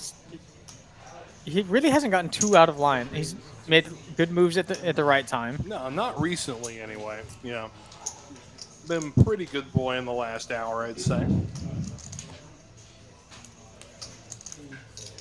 2 5s, way the best hand out of Jonathan. Here we go.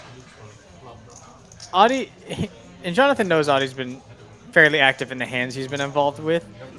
So King Queen, just hitting them up. I think he could have gone both ways, or all 3 ways. Call, fold, raise. All have merit. I mean, going on right now simultaneously, at least at the time of the recording of this final table, was the one-day 50K tournament. So again, pretty sure we got a rail manifesting because at this point that tournament went on break. But yes, all the tournament players coming over to watch. oh yeah, get The the epic rail conclusion. birds together.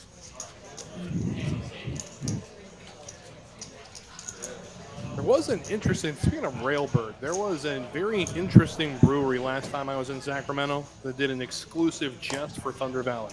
The casino was called the Railbird IPA.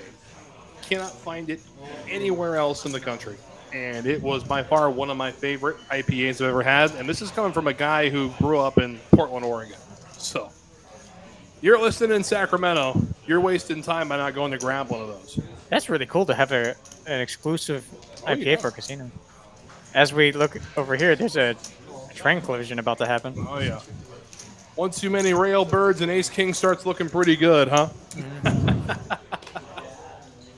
Just a call, too. No ISO. I'm okay with this. Because if Sunny comes... Basically, she's just kind of mitigating the damage if Sunny has a real hand. Yep, Adi gonna fold the 4s, and now Ike all in and flipping for his tournament life. Ace King against the Jiggities. With 5 cards to come, away we go. That is an Ace King, oh boy. Ace King. No club to fall back on either. We go to the river. Needs 1 out. And he can't pick it up. So with that, Ike is going to be eliminated in 7th place. And for his efforts this evening, Ike's going to be raking in a cool $5,290 for his effort. So well played, Ike. Good run. We will see you down the line, I am sure. So 6 players remaining in our Iron Cage grudge match for $36,000. The pay jump's starting to get substantially more significant now. Definitely so. Again, next out, going to take home $6,500. Then up to 8, 10, 15, 23, and finally just south of 36 big ones. What would you do with 36 big ones right now, DT? Absolutely nothing. Somebody should have something, right? Absolutely nothing. I like it. I like it. I respect it. I'd like to change my answer to nothing as well. I take that back. I told my girlfriend that if I win that kind of money in a tournament, we'll go to stake 48 each time. So that's the only thing that's set in stone that we're doing. I mean, I hope it doesn't cut into our date night at stake 48, but okay. All right. Yep. 2 tables. 2 tables. 2 tables. We'll just eyeball each other from across the room. Oh, Ace King There we again. go. Amy ripping it for $1.23 million.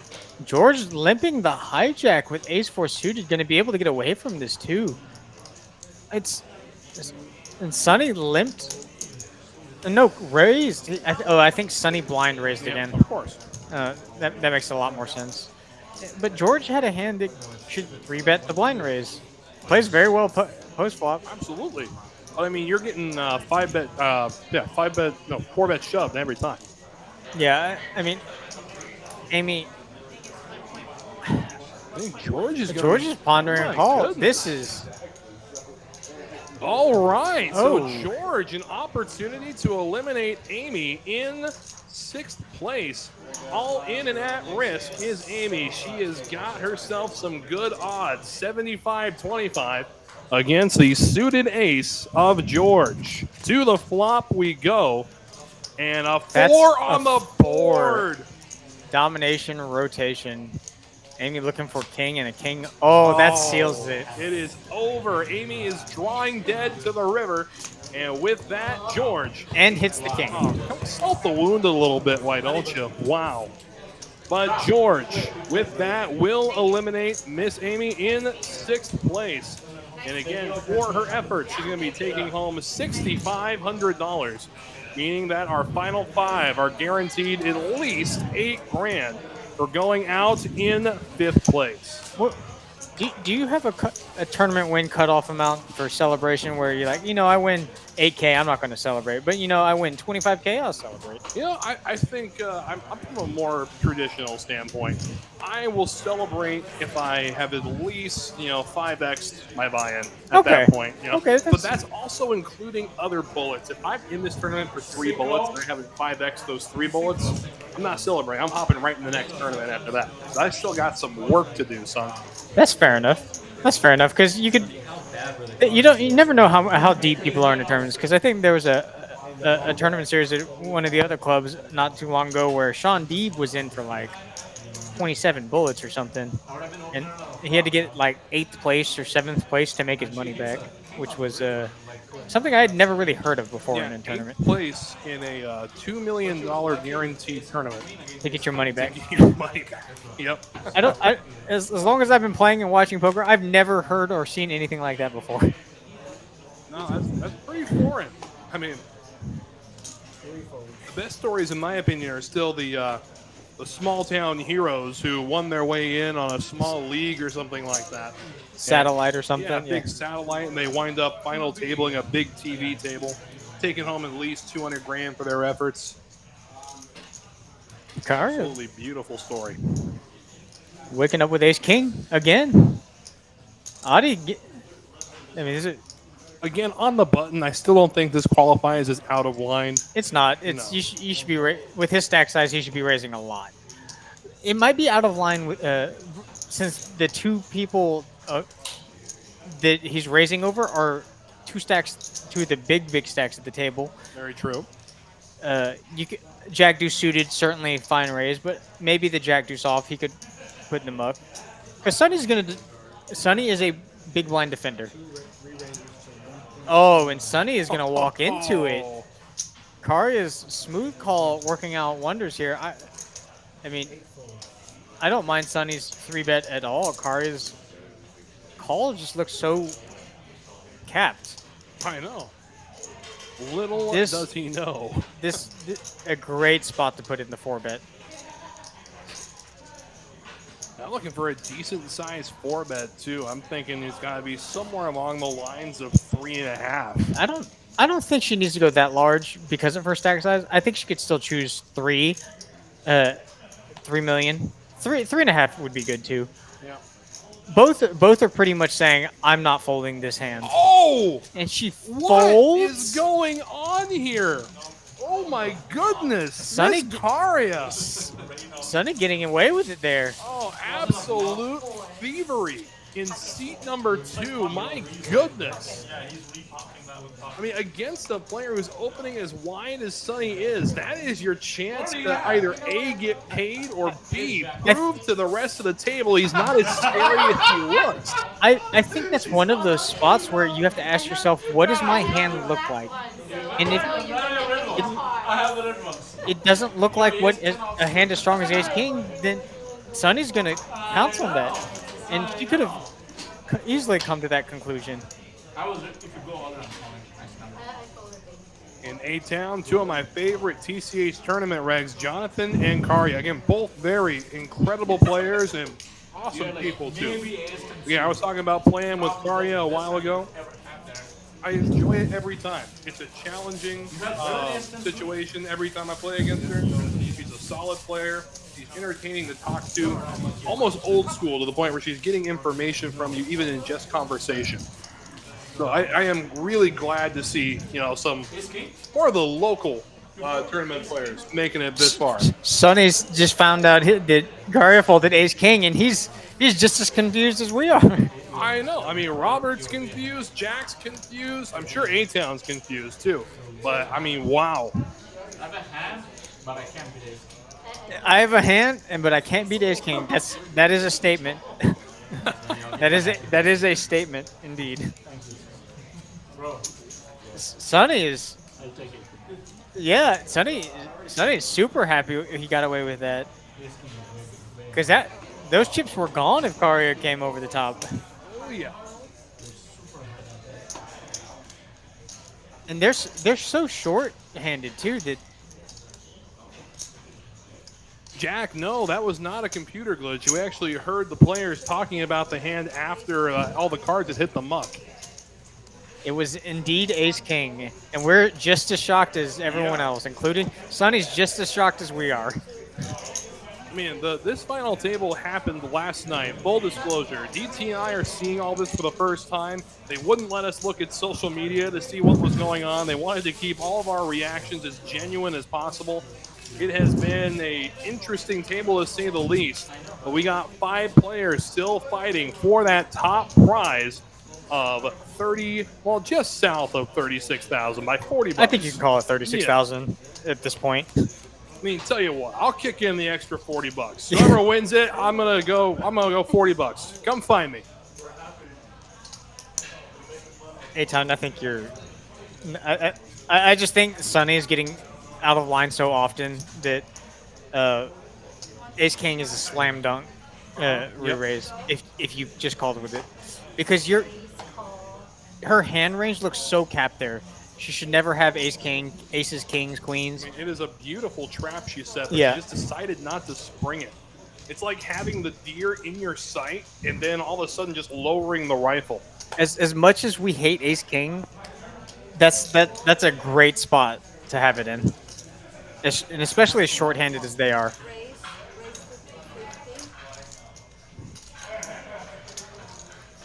And you're also right. She might have been thinking about the pay jump incentives, but at least personally, if I'm ever in a tournament, I'm gonna give it my all to win it. I mean, you're not going to find much better of a spot against It's such true. a loose, aggressive player. That's very true. If he has aces or kings, then so be it. I'm gonna die on my sword. But I think Sonny would most certainly 3-bet ace queen and ace jack and even sometimes ace 10, and as made evident by that hand, if he's 3-betting queen 9, there's no telling what else he's. That's an ICM disaster. I agree 100% with you there, Rob. 100%. The last thing you're going to want to tell someone like Sonny is you have this much power over me. Yeah, that's such a big fold, and Sonny knows he got away with murder there, getting her to fold ace king. Aditya and I, looks like the way I mean, that's. I'm all on sharing information, but when I say sharing information, I'm saying sharing information that doesn't matter. What benefits you or your table image in that current moment? Yes, I could agree with that too. you put a pair against me and I have kings, right? If you call that hand, you lose a lot. You make some sense. It's true. Pay jumps are getting big though. I mean, some people. Yeah, telling him that she folded ace king is just not good. I mean, the devil's advocate of the situation is Karya may have just made a $2,000 fold. I mean, sure, she may have made $2,000 by folding that hand, yes. But if we're trying to really play the ICM game, I mean, that was probably the most negative EV move I've ever seen. Really is. I don't mind her just call actually versus the button open at all. No, but give yourself a chance to win the hand. Yeah, but Sonny, you limp. Sonny just limping the cutoff. You're gonna see the cheapest flop this tournament's probably seen on this stream. If you're calling 125,000 chips a cheap flop, we got to have a serious talk and maybe switch you to Micheladas instead of Vegas bombs. Best hand got better and still got better. Sonny gonna bet his 2 pair. Yeah, queen's up for Sonny, and he'll take it down. The 10-3. Not gonna do it. raises. I literally had 10-3 off. I was waiting for Yeah, him to big raise thank you to everybody who's hanging out with us again. A very special TCH live. Wait, no, tonight's, you know what? It's Monday, isn't Yeah, it is Monday. Wow. It is Monday. TCH live Monday here from H-Town. Again, Wes Tucker and Dave Thomas keeping you company. Hoping everybody's enjoying this final table as much as we are as we watch our final 5 players battle it out for just south of 36,000. Actually, no, it is 36. Yes, because $36,000. I did promise that $40 to whoever wins this. $36,000. Oh boy! But in exchange for that $40, I want 15% of their next tournament. That could be fair. We're paying like 4,000 in rent alone.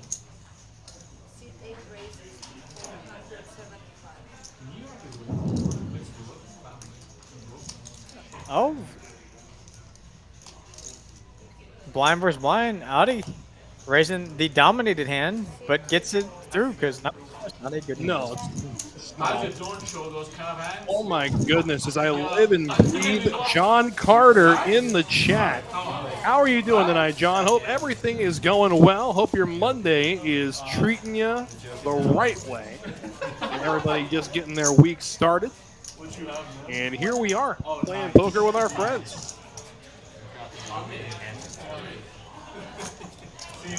But this is what I like to see. The players are interacting, having fun. Oh yeah. This is what poker's about. The bottom line is we're blessed enough to be able to play a game that we love and make money doing it. Outside of professional athletes, I mean, who else can say that other than poker players at that point? It's true. Bueno, that means good. Bueno. All right. So for next our lesson, abierto. No hablo español. Oh man, see, this is why we don't pay you enough, man. You pay me? No. Oh, that's right. Oh shoot, I wasn't supposed to tell you that. Dang it. Meanwhile, Sonny waking up with it right now. Yeah, there we go. George getting a little aggressive. I like it. Gonna face just a call from Sonny. Wow. He knows that George has been super snug and wants to lay the trap. I like it. I like it a lot. I mean, really, how often are you going to put Sonny on a hand as strong as Kings? Just flatting pre-flop. George checking back a 7. Sonny gonna check and flow again. George thinks a 7 is gonna be the best hand because it will be the best hand here most of the time, the way it's played. I think Sonny could put in the check raise here. George never has 6-4. Shouldn't have 3s. Oh, So he's just gonna let him hang himself. Sonny really. That's not a good run out for. No, but honestly, how many 4X holdings are going to be in the? Well, I was gonna say for Sonny because Sonny's not gonna get paid. No. If Sonny would have most certainly called a bet if George had bet. Oh, 100%, yes. But Sonny able to kind of lay a trap. He's not able to go in for the kill, but He did get the most out of that hand. I do agree. I don't think he could have gotten red cent more. Again, stack size is now Sonny, the chip leader, at 8.755 million. Meanwhile, at the opposite end of the spectrum, Jonathan sitting on 1.525. Again, the blinds right now are 75K, 125, 125. So costing our heroes, wow, costing our heroes 325,000 in orbit. Jonathan putting 20% of his stack in every orbit. Man, oh man. Again, I think this is where you start to open the desperation range a little bit. I mean, you're not quite to 10 big blinds. You're kind of right on the cusp of it. A-Town, what about a purple sense? Ooh. You know, I don't have much experience with the purple currency. Well, I'm going to let you take this one, DT. Rupees are accepted. Rupees purple. Rupees, I mean, I had an uncle in town who showed me some reals for the first time, and they were all kinds of pretty colors. I want any currency that's like not precious gems, but looks like precious gems. Yep, non-sequential in a briefcase on my doorstep by 10 a.m. Yes. Whatever that currency is, I will take it.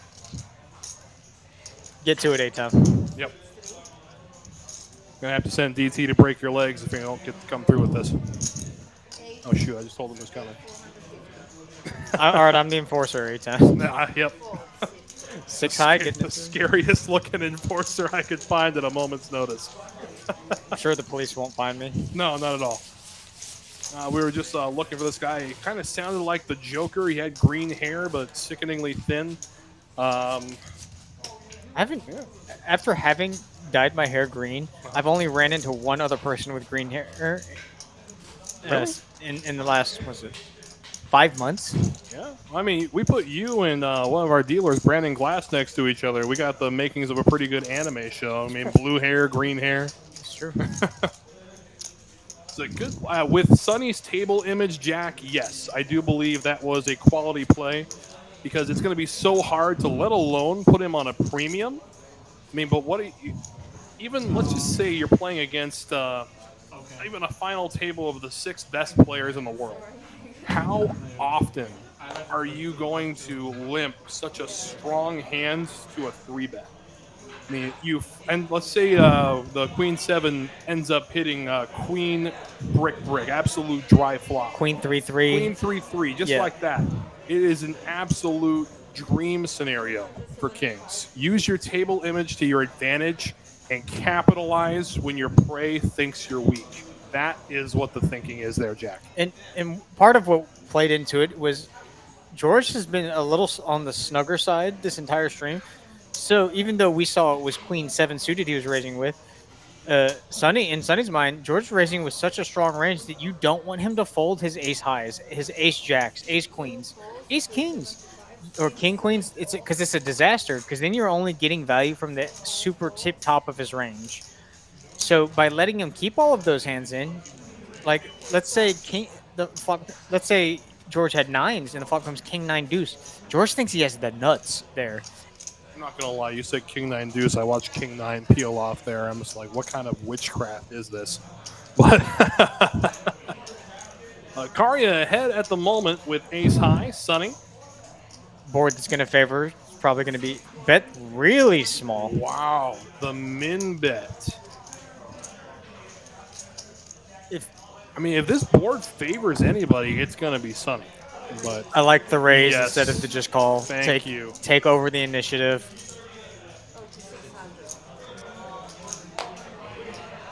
I mean, I guess maybe she could have played it off as a blocker bet to spade. Should have spade peel on the turn, but in order to do that, you still got to see the turn. I really don't like bets like that when you're the aggressor, because in tournaments you don't do that often enough to kind of balance it, or for people to see you balance it, let alone actualize balancing it.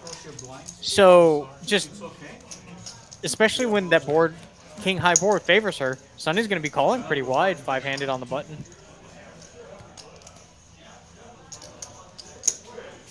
In 5 remaining, 5 of the best. Some local hometown heroes, a couple of, one hometown legend, and a couple people still trying to put their names in that biggest score of their tournament career, too. Again, a lot of we know Jonathan got a pretty good score during the Atlas Tour, finishing in 4th place in the main event. That was a great run for him. As a matter of fact, a fact here is that Jonathan came into the final flight, the turbo flight, the morning of this final table, and wound up running up a huge stack, almost bubbled, and ran it back up coming into day 2, and now finds himself at final table.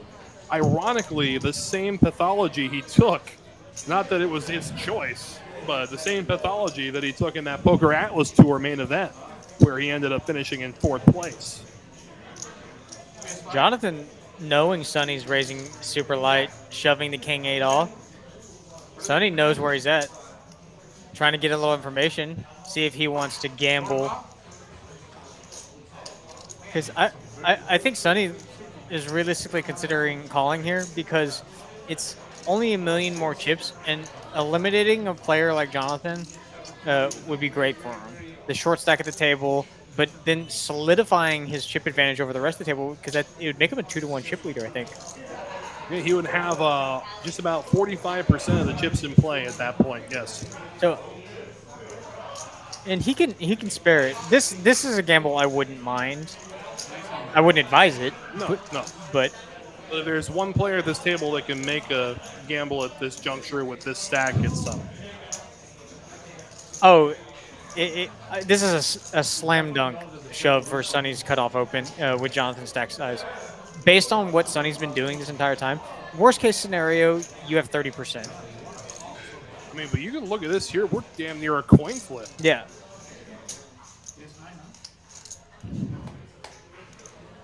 Oh, A-Town. We've been butchering Korea's name this entire time. It's Korea, not Korea. I have A-Town pointing that out. We apologize.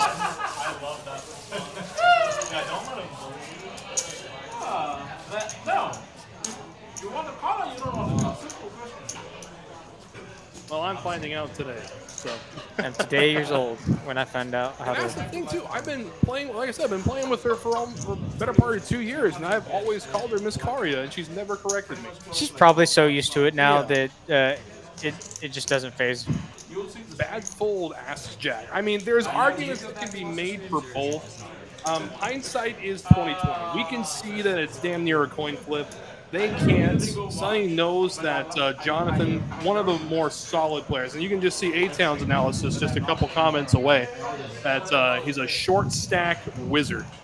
So, and after watching him play these final tables for, again, the better part of 2 years, I have to wholeheartedly agree with A-Town. I do think that is a great fold. This is not the first time that he and Sonny have gone head-to-head at a final table, especially here on TCH Live. I mean, I think it is a good fold in the long run. I think it's the fold that makes him money. I'm not saying he's going to win the tournament because of that fold, but I do think that given the current situation, the stack size maybe of Jonathan, is it worth risking over another million in chips on 7-4 suited? No, not really. But like DT said, it's also a great chance to gamble and take 45% of the chips in play. You can absolutely run over this table. The worst case scenario is the short stack. You double them up, and the short stack remains the short stack. Exactly. But you no longer have. He can now do real damage to you and the other two players at the table. And the upside, like I said before, is you gamble with him, you eliminate him, and now you're a 2-to-1 chip leader. But also when it comes to ICM, giving him the opportunity to go toe-to-toe with some of these other stacks may work in your favor, too. That's true. So I don't think there's a wrong answer. To be told, I really don't think there's a wrong answer, Jack. This is one of those situations where it's not black and white. It's not just 50. It's 100 shades of gray at this point. I think there is no wrong answer. I think there's no right answer there. It's one of those rare situations where GTO is going to tell you it's a fold every time, but if you look at things GTO doesn't look at, the ICM implications, it looks at just reverse implied everything. It's just how play will adjust if he wins or loses that hand. And in both cases, that could come out to Sonny's advantage. GTO is never going to be able to calculate what a human's gut will tell. And I think that because of that, there is no wrong answer. GTO is also something that you have to assume that everyone else is playing optimal. If someone is not playing optimal, GTO almost, it does matter, but a lot of it can get thrown out of the window. Optimal is optimal when everything's optimal, but when something's not optimal, it's not optimal. Hope I said that right. I think we've said optimal about 100 times in the last. Yeah, I was trying to work it in there a couple more times. A couple more. I mean, you getting a kickback every time you say that word? I mean, if so, let me know because I want to talk to that guy too. And Sonny's really thinking about making this call with just King High. Unfortunately, Adi's bluffing with the best hand. Yeah, a bit of a value bluff, so to speak.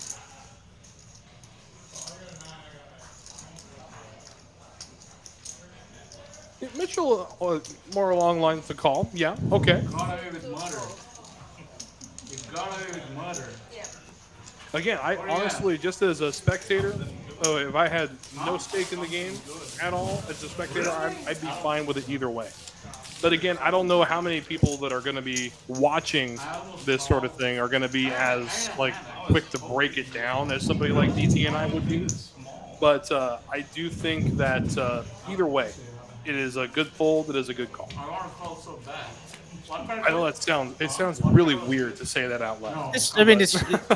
It's that's one of the beautiful things about poker is that there are situations like that that it's not always going to be like that. Sometimes it's a clear cut fold, sometimes it's a clear cut call, but those gray areas are seeing what people do are really interesting. I heard it was optimal to use that word frequently. I'm I was done. gonna say I'm done. What I was thinking.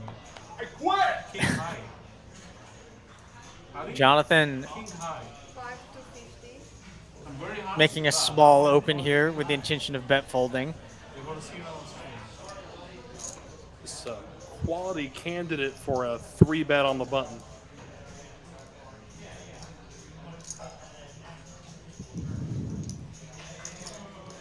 Raise. Yep.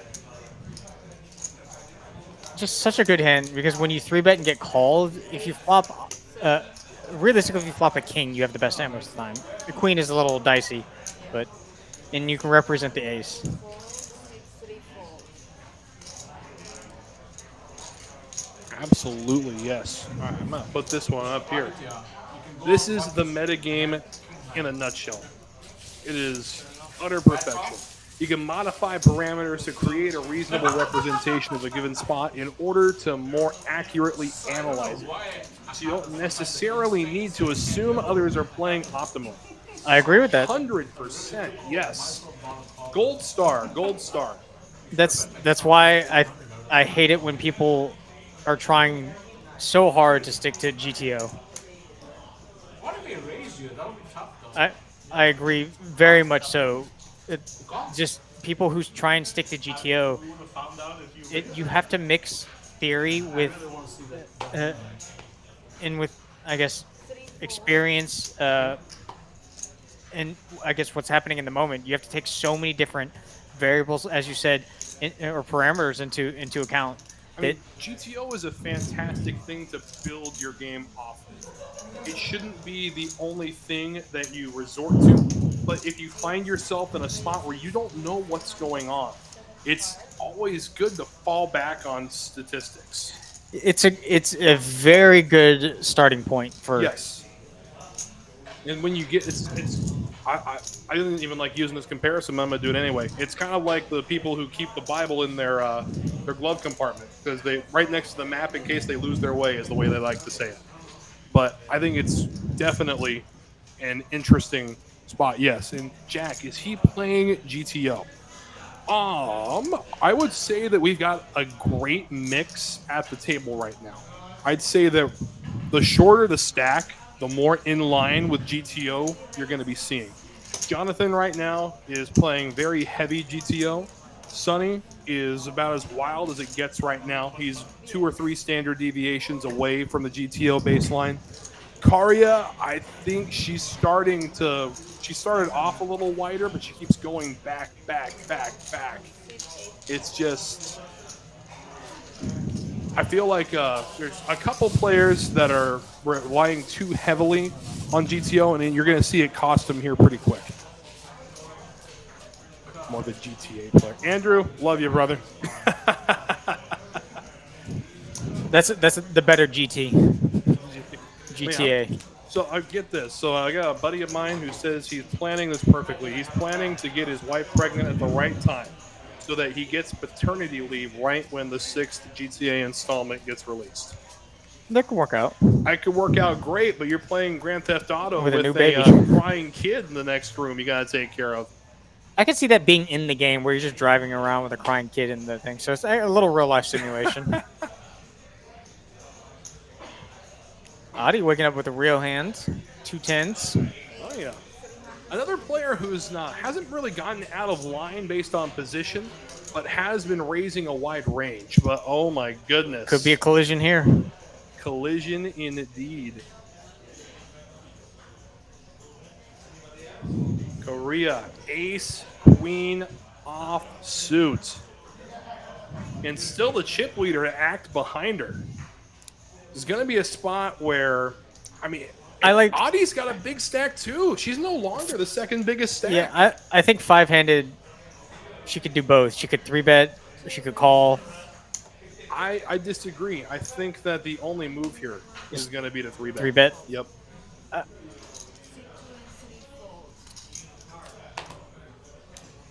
I lean heavily towards 3-bet. I just do because I like the aggression side, shorthanded, so much more. I mean, there's a reason 6-max tournaments are just so much more high-octane action. I mean, personally, if I have the opportunity to, I'm jumping in every shorthanded tournament I can. Be it 6-max, be it heads-up tournaments. I love That's a tournaments. big 3-bet, too. It is, yes. Now, Adi's going to have to decide on whether... Oh, he made his decision. Snap calls. I think Adi plays a lot of cash because these decisions seem very cash-like. Come to think of it, I'm trying to remember the last time I've seen Adi in a tournament that he's run this deep in. And immediately nothing comes to mind. I have to think back a little further on that as the board pairs jacks. See, this is a board I don't mind her checking back. It's going to connect with a lot of his raise call range. Well, I mean, yeah, ace jack, king jack, definitely going to be raised 10s, flat. 8s, 9s. Yeah. Yep.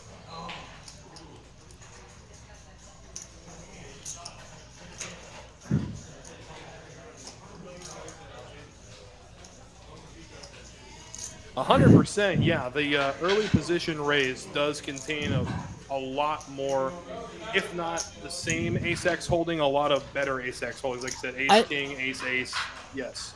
If she's pondering what she's going to do on this, because she's only got, if she makes this call, less than a half a pot bet back. Mm-hmm. And calling down with ace high and a 3-bet pot on this board texture is not great. No. Because I don't think Adi's going to be getting out of line here with ace 10 very often. I think Corey is going to have some checkbacks a lot, but I mean, realistically, I don't see a future in which she actually makes this call. I don't think so either.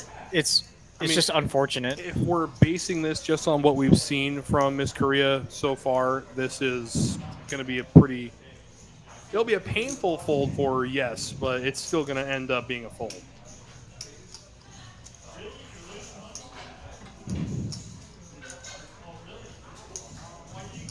Yeah, 100% A-Town, yes. Again, I didn't want to say it out loud, but yes. For a second, I thought she said all in. I was like, what? Whoa. Yeah, I don't think so.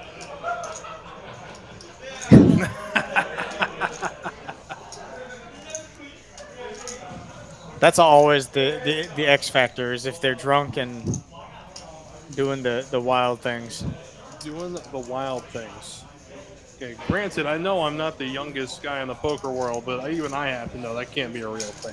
Is that a dance move that we're doing now at the table? I don't know. Like, I was just referring to like wild things at the table. You know, splash spotting. Okay, there we go. Doing the wild things. All right. Well, when you see a TikTok dance on DT's TikTok that is called the wild things, you know where it started, right here, because I'm officially going to dare him to do it. So, I don't have TikTok, so it's not going to work. All right. So, first dare. I dare you to download TikTok. I agree. All-in would be an absolutely disgusting jam. That would mean that she would have to find some checkbacks with a jack, which I think she would realistically. If she was 3-betting a hand like Queen Jack, King Jack, I think she could check some of those back. All right. So, question coming in from Jack here: does she not have to do a half pot continuation? So, an interesting spot. She is the pre-flop 3-better, yes. But I am from the school of thought that any airballed ace-x holding does not necessarily need a continuation bet. And in a spot like this where you 3-bet, you get called, there's not going to be a ton of Jack X holdings aside from maybe pocket jacks in your range. So it's going to more heavily favor the player in which you raised pre-flop. Especially with the another jack hitting that turn, it is an absolute nightmare for ace queen. There's also not a lot of hands that you're beating that you get called by. I actually think there are no hands that you're beating that you get called by in his range. So when you bet and get called, you can also get check raised off your hand very easily.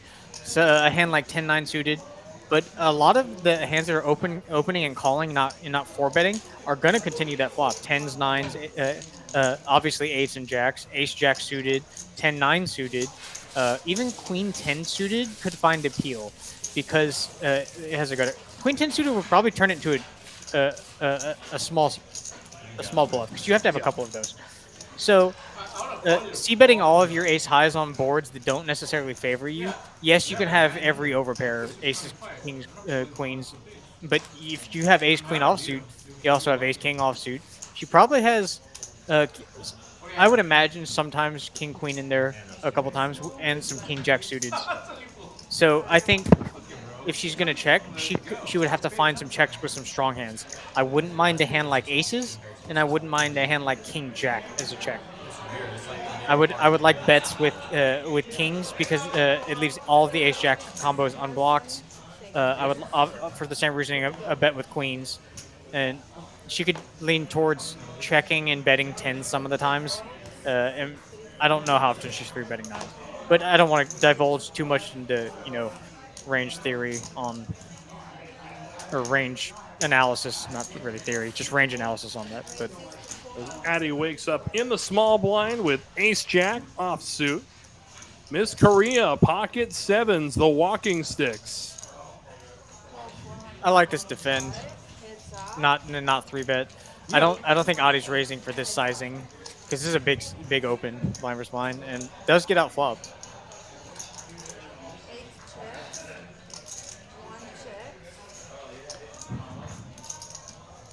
8 of clubs on the turn. Adi checking the best hand, now going for a little bit of value.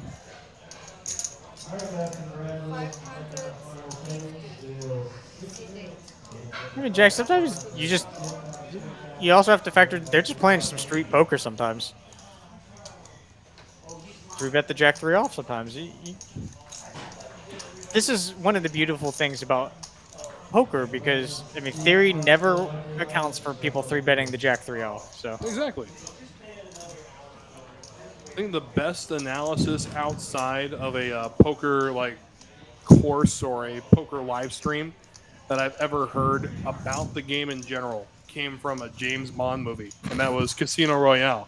And he said that's assuming the player with the best hand wins. that's true. Because you're not necessarily playing your hand, you're playing the people that you're sitting across from. It is an absolutely beautiful and sickeningly gross at the same time scenario. Because odds are, at showdown, yes, the best hand is going to win at showdown. But assuming the best hand is the one doing the betting, that's where the metagame starts. And that's where this game gets beautiful.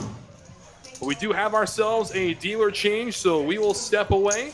But don't go anywhere. Plenty more action right after this.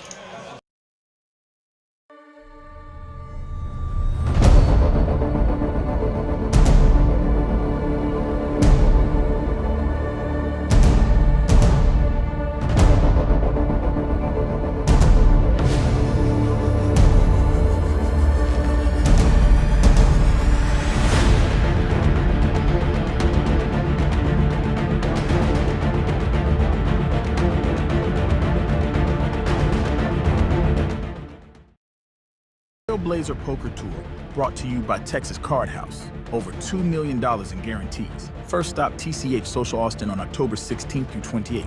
With 16 big events. The full schedule available now. So back to the action here as 7-5 of spades in the hand of George under the gun will go directly into the muck. And yes, definitely got some admiration for those who, regardless of their holding, can take down big pots from any position. But again, it's playing the position, having a general understanding of what your opponent will have, what they're going to continue with. It is a beautiful thing. Absolutely. Adi gonna flat with 7 tray student. And here we go. Absolute domination. Sonny with 8 tray suited. Gonna bump it up. He's gonna make it a million straight. That is gonna chase Adi out of the pot. So Sonny, again, we're just talking about it. Any 2 cards, he can take it down. He's that dangerous of a player from any position. You're ahead. You're alive. You're alive.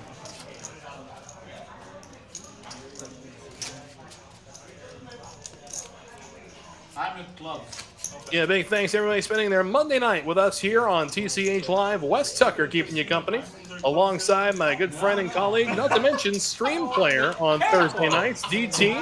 Been an absolute blast hanging out with everybody so far, and here's looking forward to what should be another few action-packed hours of poker as we look to crown our champion. Should be 3-6 of diamonds, I guess. You're so close. He is so close, just 1 pip off, 3-7 of diamonds. I mean, Jack, part of one of the things that makes him a great poker player is doing stuff like that will keeping you guessing. It helps him with his image. He has a very good understanding of how he looks to you. So if he can keep you guessing, then it's going to make it very hard to pinpoint him on a hand. Jack 3 offsuit 3-bet has less to do with him choosing just. You know, he may have had a live read. I hate saying that because it sounds stupid because it's stupid, but he may have had a live read. But there is a good school of thought where people take some of the worst hands that you have and you 3-bet them. That's a relatively new thing that's developed in the past couple of years, but that could be what he's doing. He's not doing it for value because he has the best hand. He's doing it because he thinks the other person's either raising too light, something's up, and capable of folding. You want to talk about true street poker? How about calling with just a gutter ball to such a big bet there? Again, the table image of Sonny here. We'll see if Sonny elects to fire at it. If George snaps him off with just queen high here, I think it's safe to say that George may have cracked the Sonny code, at least for now. I'd be a big fan of George. I'm a big fan of hero calls, as you know. Oh, absolutely. Sonny most assuredly has to bet at this river. It's a big bet, too. 2 million. This would be absolutely disgusting. Oh, here we go. Yep. So Sonny up over 10 million. He's got 10.2 in the stack. Again, just over 25 million chips in play. So again, darn near half of the chips in play are in the 2 seat. This is where someone like Sonny can really start to take away or run away with the win. Again, the VPIP numbers right here, Adi and Sonny. 45 and 44 in tournament play. Got to love it. And that's higher than some of my cash game plays. Not a lot of them, but some of them. I mean, lately, no, but I just want to have fun. There you go. Queen Jack suited. Real good. 5-handed. Looking real good.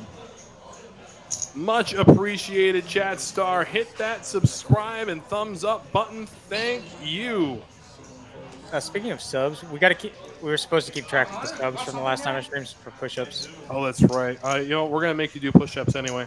All right, so we're gonna see the first 200 push-ups done tonight after the stream. I'm gonna post them live on TikTok. And we're going to count them out. I'm going to see if I can get a nice little circle of people around here to do the start. I don't know if I can do 200 at once anymore. I'm rooting for one of you guys. But George with the Cowboys this time. Adi raising Queen Jack and George. Just rips it. Yes, sir. Jonathan with the Mighty Ducks. Good fold. This is a bit of an overplay. I think he's just afraid in the small blind. I mean, afraid of what, the smaller stack of Jonathan? No, I meant like afraid to get outplayed post flop. That's fair. I see this a lot in cash where you just make this really excessive overshove with a hand as strong as kings, and you want someone to call you with queen jack suited, especially in a tournament. Give him a good price. I mean, I just want getting a count for posture's sake, probably. But. And I did chess today, too. I don't want to do pursuit. Well, all I'm hearing is excuses. I'll do them. I'm not saying... I said I didn't want to. Not that I won't do them.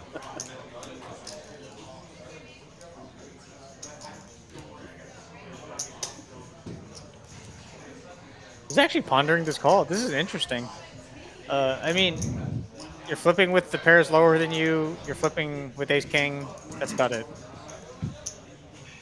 I mean, you're not even flipping with ace-king. I mean, in his mind, he's flipping with ace. In my mind, I'm flipping with ace-king. Yeah.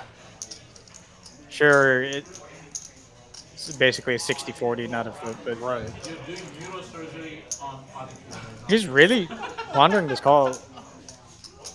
I mean, it does look extremely questionable that George is just allowing all of that in there. I mean, it's one of those scenarios. Yeah, I think the cash player side is really coming out of here.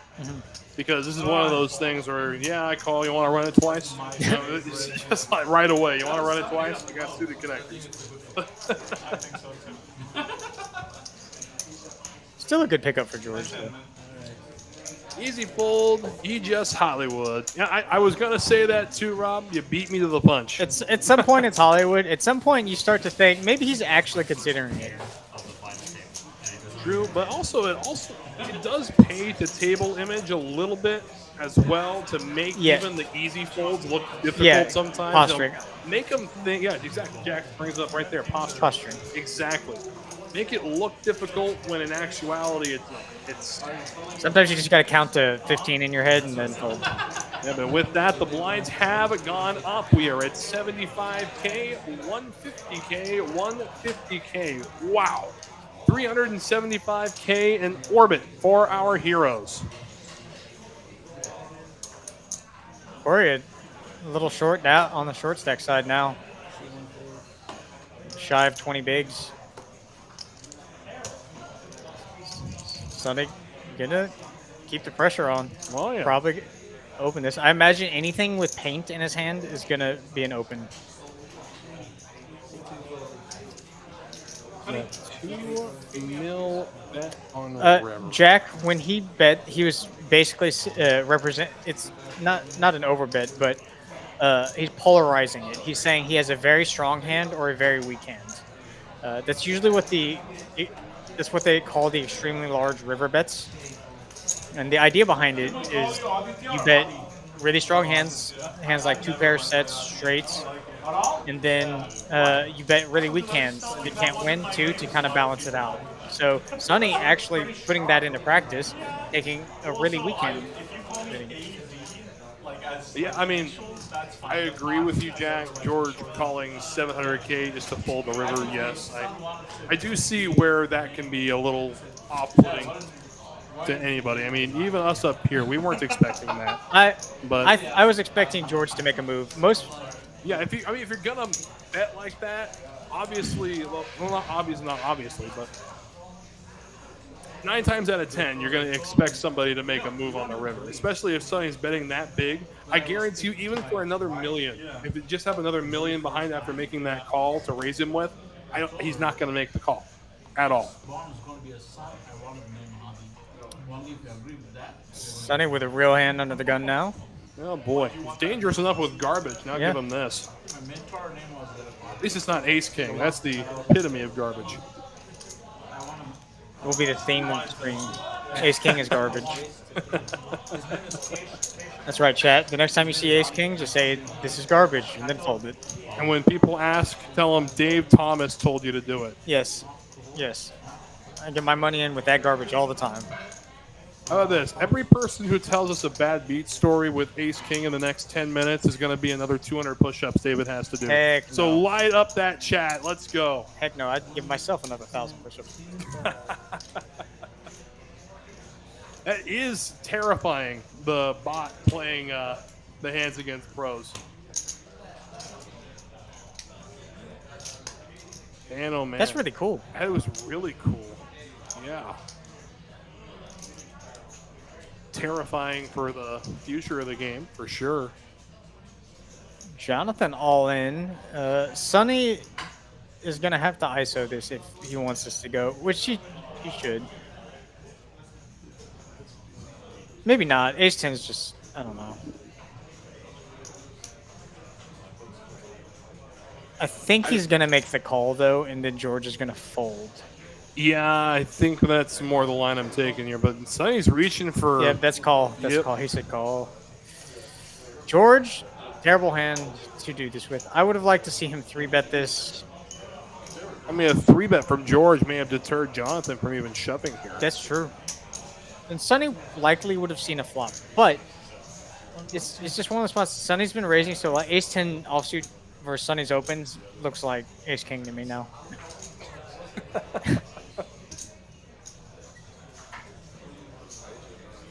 But yeah, given this action, George can't call. And off to the races we go. Here we go. All in and at risk for his tournament life. Jonathan with 5s. Sonny with 2 overs. Suited overs, I might add. With 5 cards to come. Jonathan's fate hangs in the balance. That's a sweaty flop for 5s. Clean flop, but sweaty. Basically any face card at this point, and now chop outs. Do a 6. Yeah. Jonathan should be yelling for a board pair. Yeah, that's what he wants too. There you go. Much needed double up too. He's been treading the waters thin. Very That lightly. he has again. 5s and 8s, or 8s and 5s if you're gonna go the traditional route. You always say the bigger pair first, right? I know I got a big pair. You don't gotta remind me. That's fair. Yep. That's fair. So yeah, Jonathan able to double up. Again, the short stacks have been hard to get rid of. Hard to get rid of That's today. true. They've been incredibly resilient. Oh yeah, hanging around. Kid's got alligator blood in seat number 5. I believe that makes Korea the new shortest stack. Korea is the short stack now. Yeah. It appears that I have the best of you when all the money goes in before we get to see anything. That's a good trend you want to continue, Jonathan. Just have the best hand when you get the money in versus Sonny.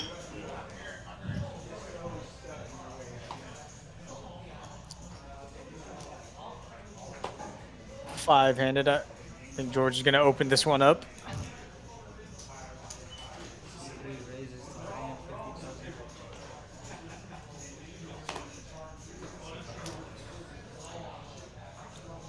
Adi wanting to play the King 10 offsuit. Going to see a flop.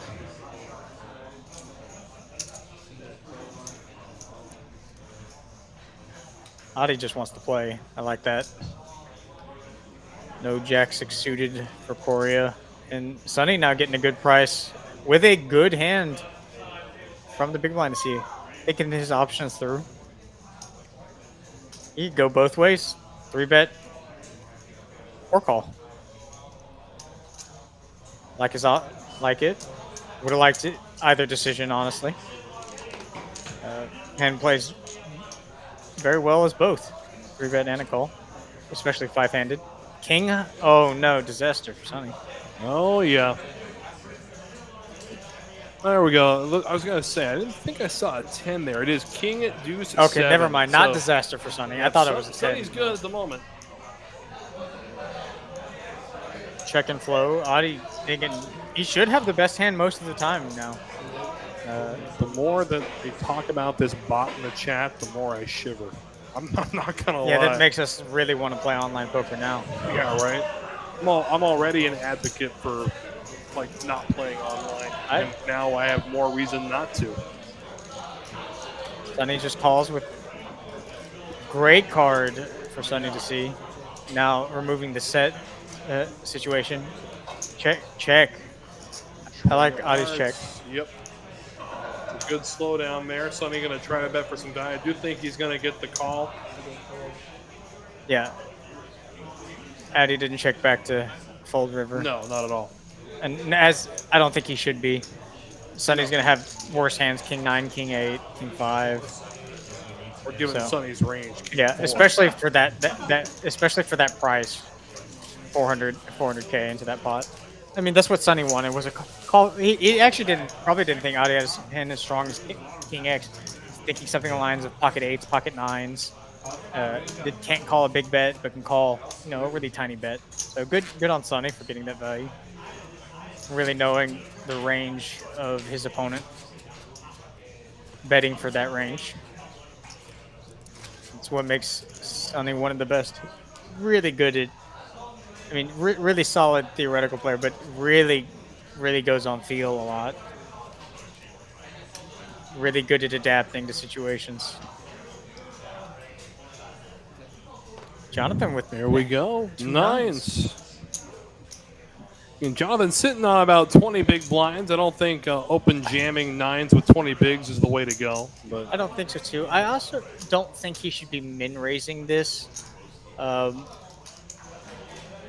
Sonny and George are both willing to call out of the big blind and small blind pretty light. So I think you could bump it up a little to the 2.5 to the 3x.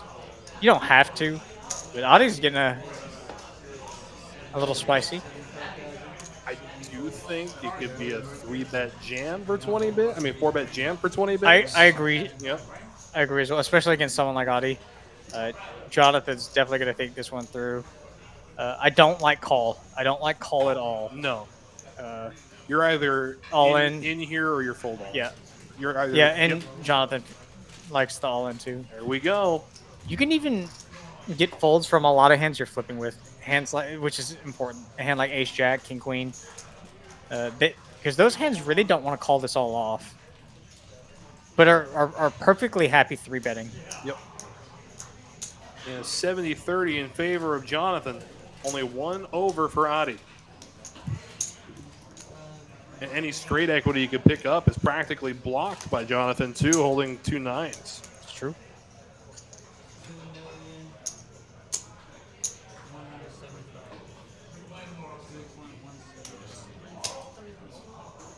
This could... Yeah, 8-down. Yes. I do think min raising is obviously pretty standard for the. It really has to do with what I think should be an adaptation towards the players in the blinds. If they're calling you lighter, you can punish them. Some people will fold the queen 9 offsuit in the big blind. You should be 2xing opening versus that. But if they're calling the queen 5 offsuit for a 2x raise, just bump it up a little bit and make them pay a little bit more, because they're still going to call you pretty light. And you just want to make the pot a little bit bigger. I don't think min raising necessarily would have, or changing this to a 2.5x open would have changed anything. I think Adi still would have 3-bet if he wanted to 3-bet. Yeah, I think the 3-bet is going to happen regardless of the 2x or the 3x. Yeah. 3x might have dissuaded him, but I think 2.5 would have been fine. 2.5, yeah, I could see that actually. It's just trying to put a little bit more. It does get away from the Ace-7 offsuit, and we chug right along here again. Miss Korea under 2 million and our short stack. Meanwhile, Sonny continuing to run away with this final table. Is it too soon to say that this is Sonny's tournament to lose, David?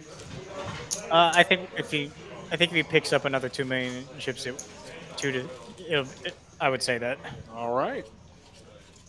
Because then he would have having a 3-to-1 chip advantage at this table, being the specialist that he is, having been here many times. Yes. gives him a little wiggle room to double someone up and then get it back. King 10, 5-handed, still perfectly reasonable open at the stack depth. Oh, definitely. From just about any position, too, at this point. Don't want to call it, just open it, but Sonny thinking about making a move.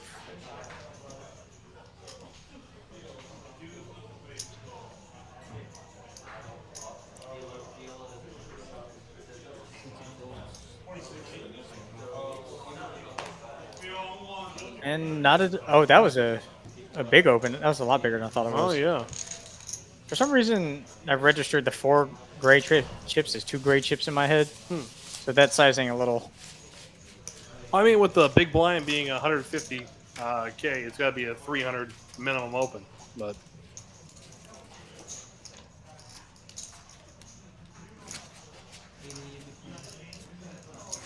again, price of poker continuing to climb. Again, our next blinds are going to be 8160, I do believe. Yeah, I think 8160 is where we're headed. I mean, players are losing 375 in orbit. I mean, that's a fifth of Corey's stack. Oh. Brutal.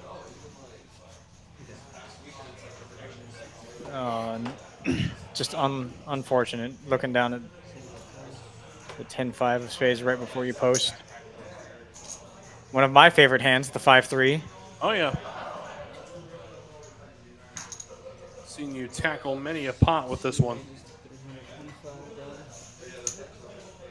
Not so much as 10-7 offsuit. I really love 10-7. I need to stop that. Is that your conscience talking or your bank account talking? Yes. Adi waking up with 10s in the big blind. Curious to see what sizing he's going to choose. He's most certainly going to 3-bet this as he should. Well, if he doesn't 3-bet it and the wheel ends up flopping, I'm not going to feel sorry for him. Me neither. I got someone in a tournament the other day with the 5-3. It wasn't because I raised it. It was actually because someone 2x'd opened it, and then 4 people called, and I was in the big blind, and it was one big blind for me to call, so I called. Absolutely. And then I flopped 2 pair versus 2 people who flopped top pair. And nice. that was it.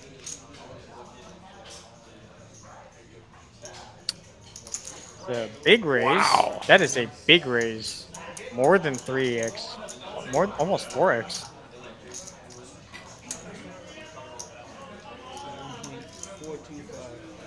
That's bigger than 4. That's really big. Mm-hmm. Well, Sonny's handcuffed now. He's done. Yeah. Not even going to waste any time. Just.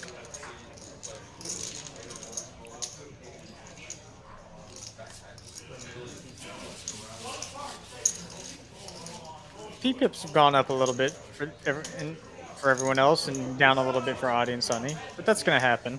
Oh, yeah. Especially when we get, shorter handed, each pot starts to compound a little bit. Everything starts to carry more gravity. I was talking to a friend of mine when I walked into the club today. Said that I can play tournaments all day. I can run deep, but when we get to the short-handed aspect, my end game is terrible. And the only piece of advice I can give somebody who says that their end game is their worst part of their game would be find ways to put yourself in that situation more often. Baptism by fire is the best way to learn with this game, regardless if you're learning a new game or trying to better yourself. If you can, get your friends together, play some 5-handed shootouts. That's the best way to learn how to play short-handed poker. That, or you can watch the absolute action and skullduggery that goes on here at TCH Live. Yeah, don't learn anything from our Thursday streams. Take everything with a grain of salt that we do. Do as I say, not as I do. There you go. Right? Yep. Yeah. Not quite. I looked at my Actually, yeah. Do everything I do on stream. Take it as the Bible. There we go. There you go. I mean, You hear somebody who plays poker for a living say, "Do as I say, not as I do." You start wondering why they're playing the game for a living. But Yeah, do it. Yeah. Both players flopping top pair here. Top pair from both. Adi's got Sonny wildly outkicked. Probably just going to go bet call. Sonny doesn't want this pot to bloat. Has great showdown. That is not good. Not good at all. Adi still thinks he has the best hand, as he should. He's going to have the best hand most of the time. They're going to bet and get... Depending on sizing, is going to get raised. If he bets small, Sonny's going to probably put in a raised. I do think that this is going to get at least min clicked. I mean, yeah.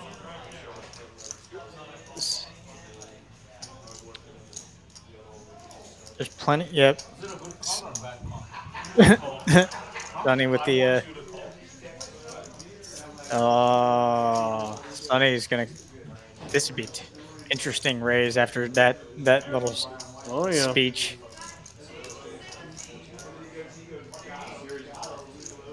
Again, luckier than a leprechaun in a leotard of clovers. I've never heard that one. I mean, I was just going for alliteration. It just came out. Okay. That kind of works. Kind of.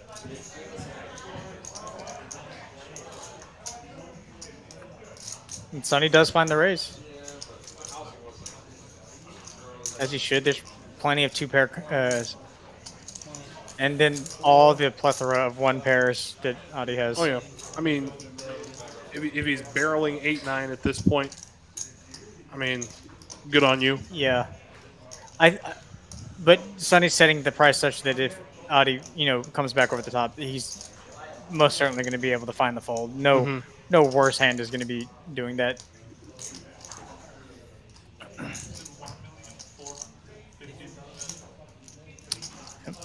Just a little more than a min click.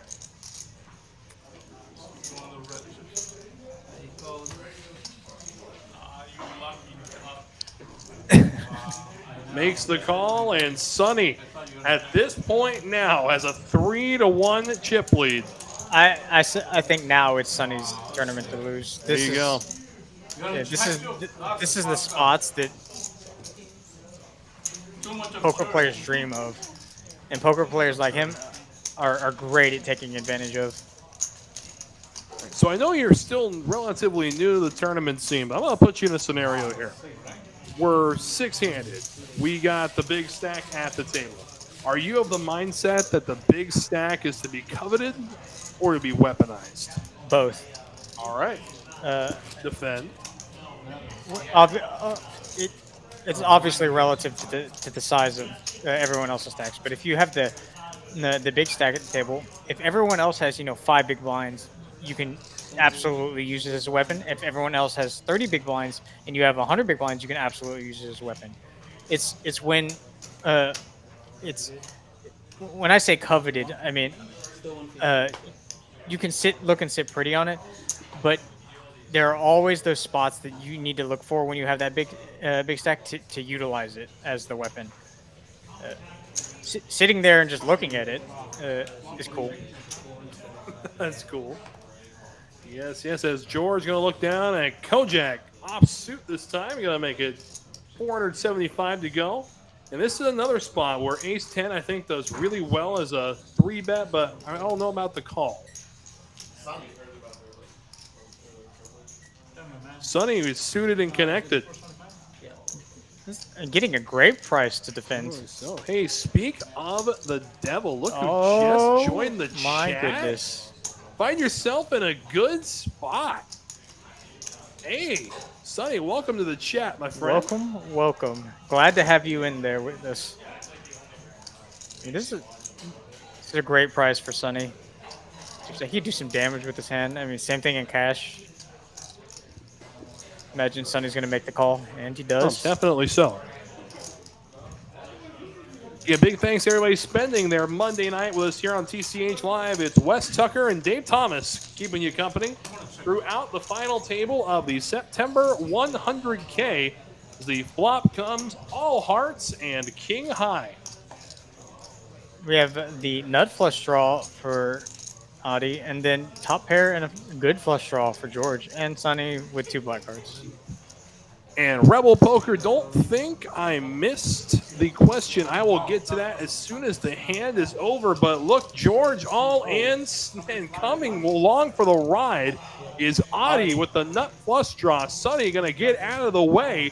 And now George all in and at risk. A little bit of a fair fight. Oh boy. That helps. To the river. And a 4. Look at that. A clean run out for the King Jack, and Adi will be eliminated with that.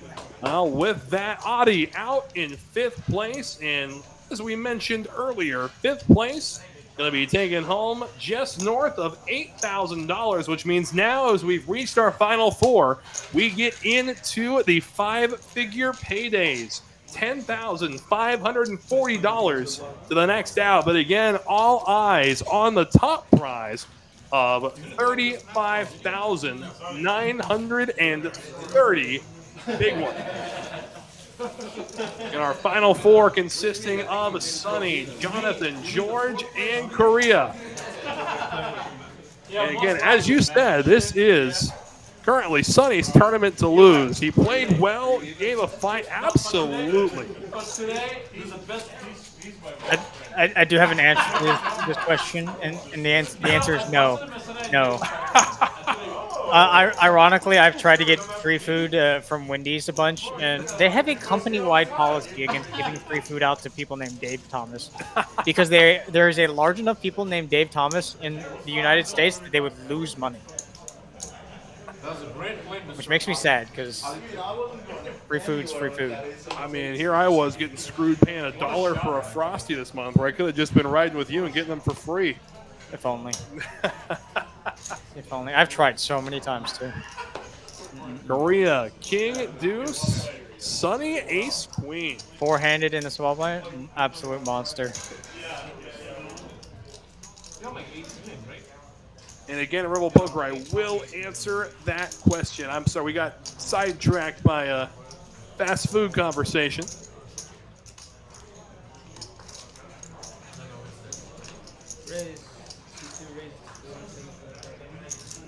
A little on the larger side, I like it. Seeing that George is perfectly capable of defending light.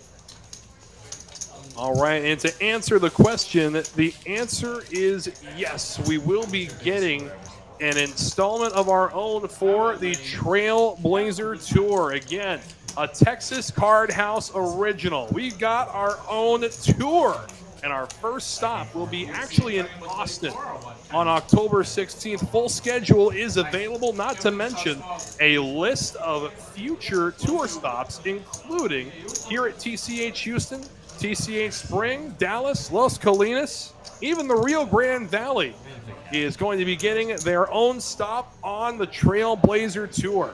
So here's looking forward to what is going to be a fantastic first season of the Trailblazer Tour presented by Texas Card House. It's exciting. I like the name. Trailblazer. Trailblazer. I mean, the OGs of Texas poker, the Trailblazers, man. That's what we're shooting for. Oh, that's cool. Sunny opening the Queen 4. George with chips to work with. I would have liked to once again seen a 3-bet from him. Oh, absolutely. But didn't play a little street poker. Flop comes 8-8 tray.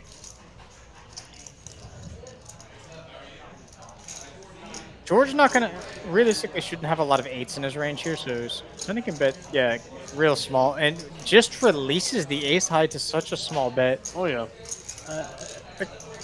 There's so many ace X's too in the holding. You're absolutely dominated a good amount of the time. Not to mention you're behind any king. I mean not any king. Any flush draw statistically at that point as well.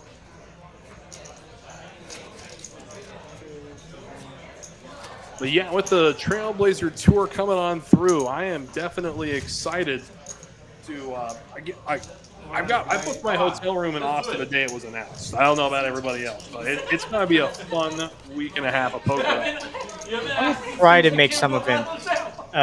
Not sure how much I can make, but I will try to. Still dipping my foot into the tournament scene. Definitely so. I mean, you're stepping in the right direction. I've seen you play a couple of these ones. I thought I saw you fire the 50K yesterday. Am I mistaken? You are mistaken. All right. Sadly, I will definitely be firing the next series that comes here, though. We'll be glad to. You heard it. Come on through and get some of DT's money. Yep, it's there for the take. It's much easier to get it in the tournament than cash. I'll fight back. I don't know. You like to call 3-bets with 10-7 offsuit in the cash game. So Yeah. I don't know. I do. That mine when the flop comes 10-10-7 or 9-8-6. If I'm ever in a hand against you and the flop comes up 10-10-7, I'm just going to fold face up. I could have aces right there, and I'm folding face up. And I'm going to do it at a turn, too. That's the best part. Corey is all in with her pair of fives. Backdoor hearts, too. Sunny with just ace high. It's a slight overbet, too. It's interesting because Sunny raised. And there's not a lot of draws on this board. So making the call with ace high, yeah, seems a lot less enticing. And good fold on Sunny. Yeah, definitely so. Miss Korea able to drag a pot here as we chug right along. A good pickup for another round of blinds, getting her ante back too. Oh, yeah. And again, we're not all geared toward just tournament aspects of things. In fact, we want to meet your friends. Bring them on through again throughout this month. New members are going to get a free monthly membership and $10 in time. And you, for introducing us to your friend, are going to get $20 in time. So if you've got any friends that haven't played the best card room in Houston yet, come on through, bring them by. We'll reward the both of you. If you need a friend, I'll be the friend. Just stay in that chat. just tell them DT sent you. Yeah. There you go. Works out for both of us.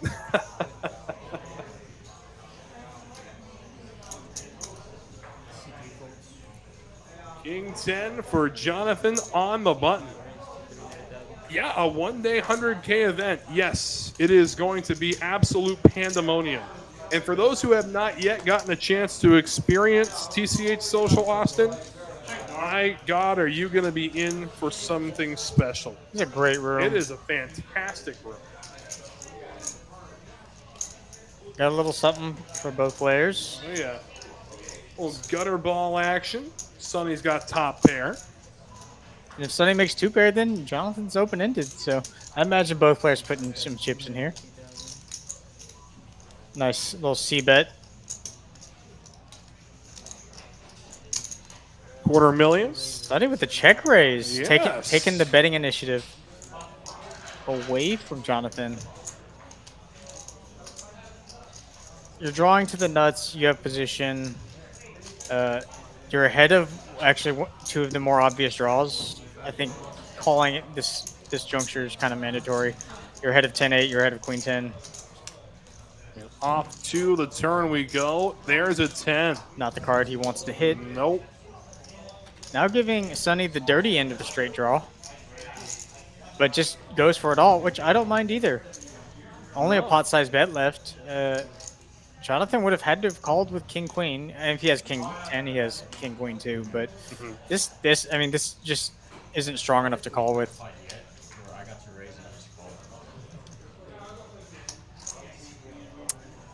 Not a great price. Sunny just has a lot of strong hands here. Jonathan not beating pretty much any of Sunny's value other than unless he's bluff jamming with Queen 10. That's basically the only hand I can see Sunny jamming with that Jonathan beats. I don't even know if he would do that with Queen 10. He might. It's close, I think.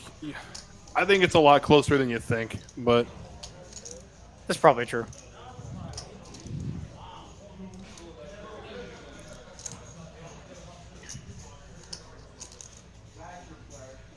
Real tough decision. yeah. Yeah, these two have a history of playing together on these final tables. And this installment ends with Jonathan folding. So Sonny takes it down. His chip stack soars to just south of 14 million. And with just 25 million in play, again, you heard Dave Thomas say it first. This is Sonny's tournament to lose. And with that, we're going to have ourselves a dealer change. No, looks like we're going to get one more hand in before the level goes up. There we go. So one more hand at 75K, 150, 150. I really think the players need to adapt a little bit more. Just the 3-betting, especially four-handed. Oh, absolutely.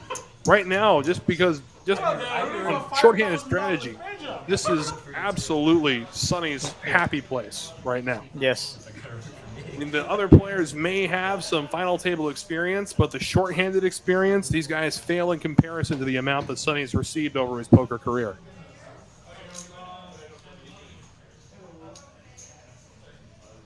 Imagine this is a raise coming in. I like it. Of course it is.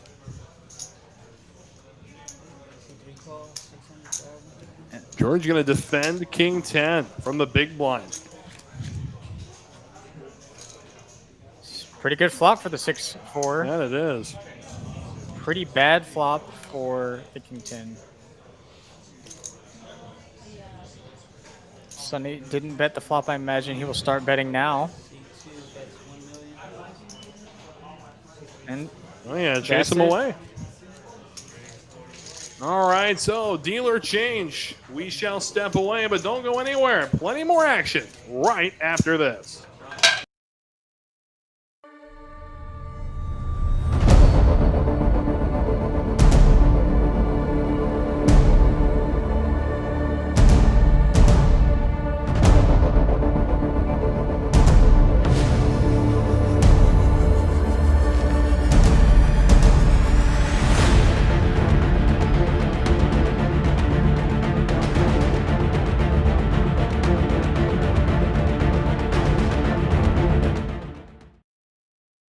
Blazer Poker Tour, brought to you by Texas Card House. Over $2 million in guarantees. First stop TCH Social Austin on October 16th through 28th. With 16 big events. The full schedule available now. So back to it here again. Miss Helen will take over in the box as we join the hand in progress. Sonny with a suited king. Gonna bump it up to 425,000. And Miss Korea gonna go ahead and fold her option. We chug right along here. The blinds have gone up. And if I am not mistaken, we missed the 80-160 level entirely. It is now 100K, 200K with a 200K big blind ante. That's a big jump. Oh, yeah. Wow, wow, wow. Costing our heroes 500,000 in orbit. George, look at this. Is such a strong hand. And it looks like the blue chips, well, the turquoise, the aquamarine. You know, I've had this debate a few times with chat what they are, but I've decided I'm just going to go with aquamarine. Those are worth $500,000 a piece. The white chips are 100Ks. Meanwhile, the red chips are 25,000. I like this adaptation by George, opening larger with this hand, knowing that Sonny's perfectly capable of defending so light from the big line. Just charge him. Sonny gonna make the call. 2 suited cards, perfectly fine. Yeah. And John, yeah, absolutely. You take everything into consideration. You see it a lot more as you get deeper into tournaments. You don't see it very often in cash at all. Just ask the guy next to me. He's the fastest decision maker I've ever seen. If I'm taking my time, it's ridiculous. I've taken my time a couple of times on here. That's when you were looking for camera time. You got to fill that contract somehow. I think the last time I tanked on stream was when I called on a 4-flush board with a pair of 6s or something like that. I remember that hero call, yes. And was right. Yeah, you were 100% right. Yeah, if I'm taking a lot of time, then something's weird. Or I'm Or my head ain't working.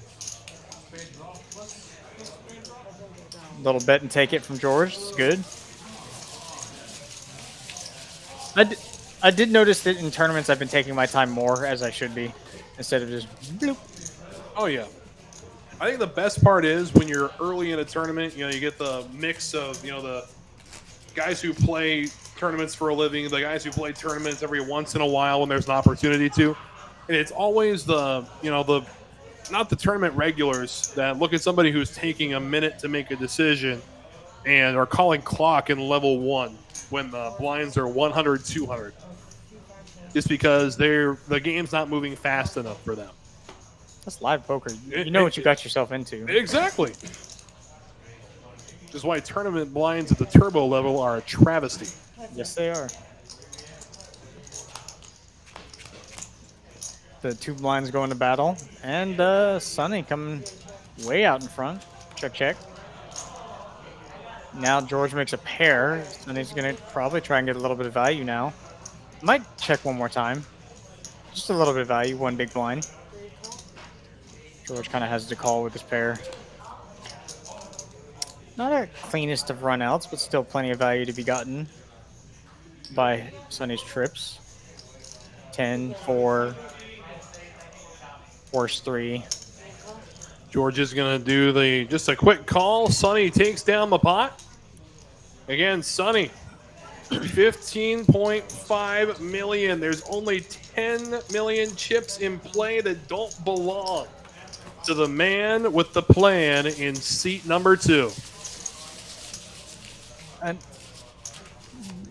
Corey's just kind of going through it right now. She had a nice healthy chip stack, and now she's just, I believe, just shy of 10 bigs. Yeah, just shy of it. Again, she went from second in chips coming into this final table to the short stack 4-handed. Remember, choosing mothers choose chip. Okay. All right. Is that the actual slogan? Or one of the slogans? I think so. I feel like it is. It Yeah, is. I feel like it is. remember those commercials. Choosing mothers choose Jiffy. Well, picky people pick Peter Pan peanut butter, but I mean, you don't hear me talking about that on air. Oh, I forgot about that brand of peanut butter. I mean, when was the last time you saw it in stores? I cannot tell you. Exactly. Hell, I've never even seen it in stores. I've seen it in stores. I've definitely seen it in stores. I'm gonna look the next time I go to HEB. All right. King of High, the best hand. Not anymore. 7 of Hearts gonna hit the turn. Sonny with way the best of it now. Gonna bet for value. A little equity to now and value. Even a 6 ends up being a chop. Sonny pretty much free rolling at this point. George able to fold, as to Will Jonathan. So the rich get richer over there. Stack up to 16.1. The 100K this weekend. Oh, okay. All right, Rebel. And I might have to look into that. Good luck on that. Yeah, definitely so. We wish you the very best of luck, Rebel. Yeah, it's fun. I was thinking about taking a little time off this weekend myself. I might go out there, fire a couple bullets in that one. That one sounds like fun. Where are we playing this tournament, Rebel? I'm going to be there. Unless I got to fly somewhere. I really hope I don't have to fly somewhere. After driving through Texas, anywhere feels drivable, so. I mean, yeah, I'll drive out to the Rio Grande Valley to play 100K, absolutely. I drive to Dallas all the time to play 100Ks. I've driven them to Hollywood, Florida in one day to go play 100K. I mean, that's how much of an insane person I am. Wow. I did not expect I didn't expect that. I thought it all. Oh, man. Yeah, and that's. It's Korea all in. Sonny, a chance to take her out, and does end up breaking the flop. Picks up a good amount of drag. Picks up the Jack for Broadway. I thought he had the ace of diamonds there. We hear the rail yelling for a deuce. There's the board pairing That's- 9. That is not a good card for Miss Korea. And That's a that good is card. A great one. There we go. A nice needed double up for her.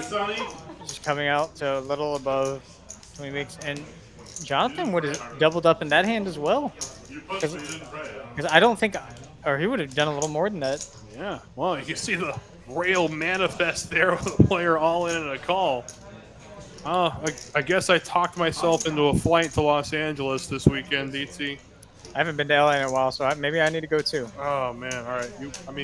I'll look at flights right now. All right. Let me know. Let me know what we're looking at.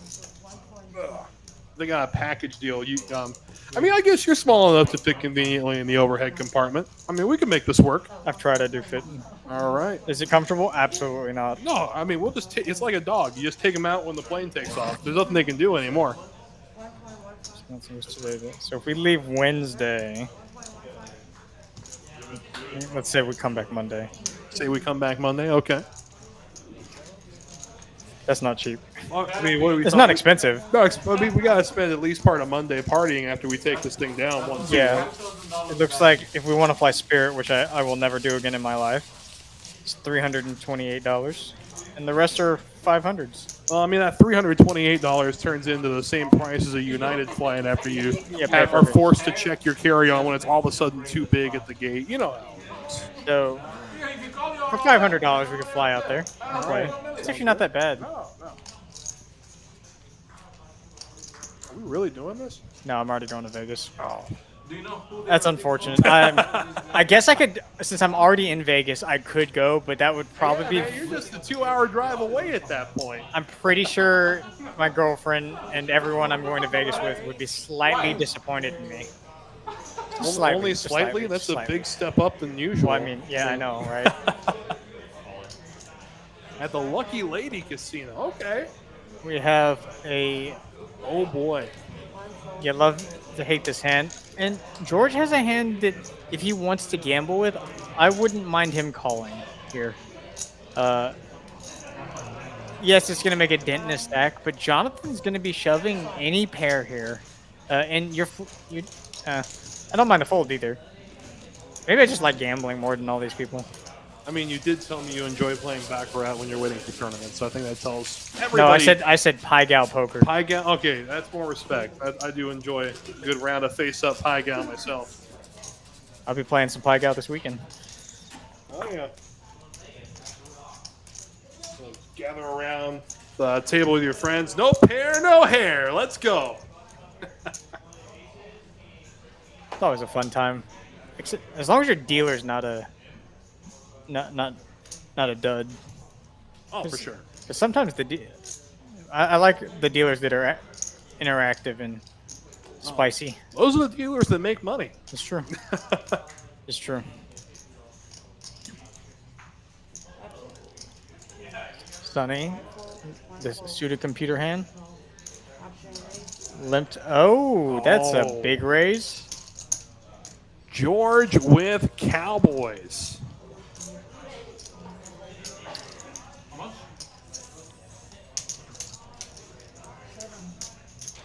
One in 4 active games. People playing. I imagine they play about as tight as they do in most other Los Angeles casinos. I think we could run that place. Oh yeah. Sunny making the call, it looks like. We'll be going heads up to a flop. Suited computer versus Cowboys.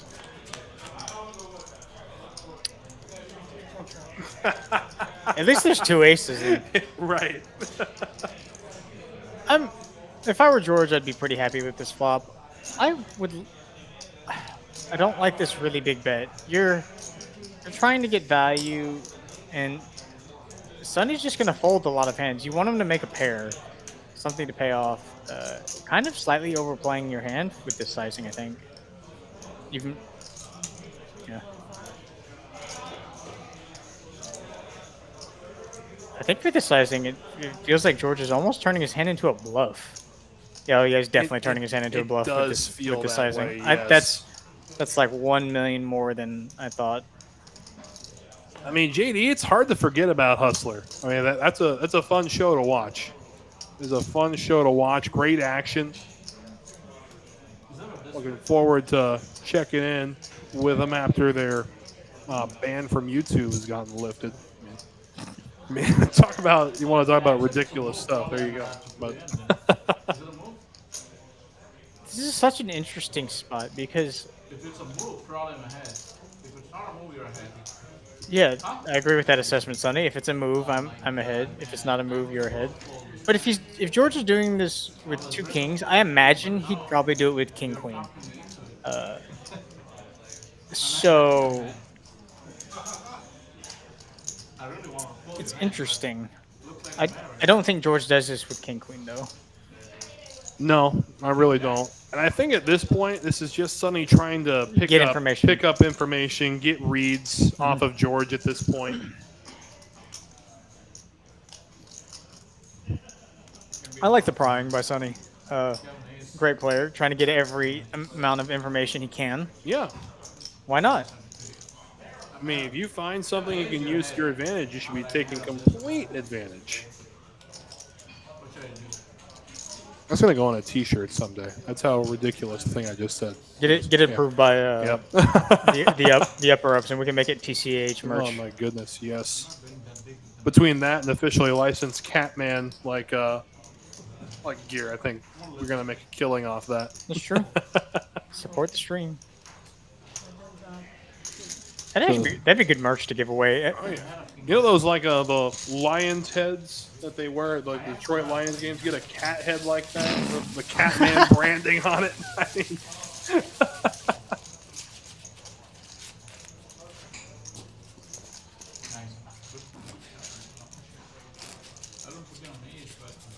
I think he was talking to me about buying, at one point in time, buying cat-themed sunglasses to rotate through on the stream one day. I think I heard about that too, and I think that was about the same time he wore that cat onesie. Yeah, on stream. It was. Yep.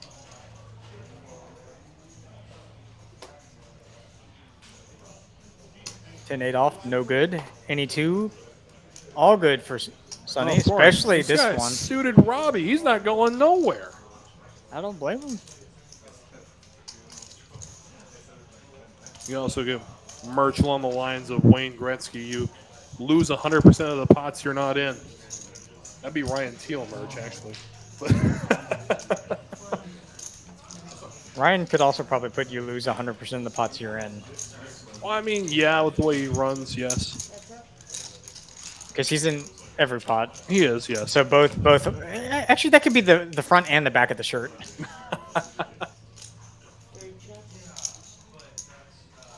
Actually, that would be a great shirt. The front is just you lose 100% of the pots you're not in, and the back is you lose 100% of the pots you're in. Yep. I'm gonna get Ryan's blessing on that one. There we go.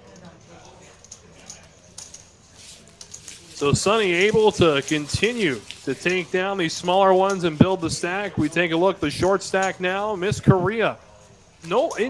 Actually getting pretty close to even with Jonathan. Only 75K separating the third and fourth place in stack at the moment. George at 5.3 million and Sonny 14.6. This is one of the really good things that Sonny and so many season tournament players do is they'll take all these blinds, take these small pots, and then when they lose a medium-sized pot, they're just back to where they were before, and they can do the same thing over again. Hey, Tal, I'm clipping this portion and sending it to Ryan. Do it. Let's do it. All right, do it. Get the shirt made. I'm calling your bluff, A-Town. I'm going to get an angry text from Ryan in an hour. You watch. Well, Ryan, this is a chance for Ryan to be part of TCH merch. There you go. Yep. You can get some royalties, probably. Just use your silhouette on the back of the... or on part of the shirt.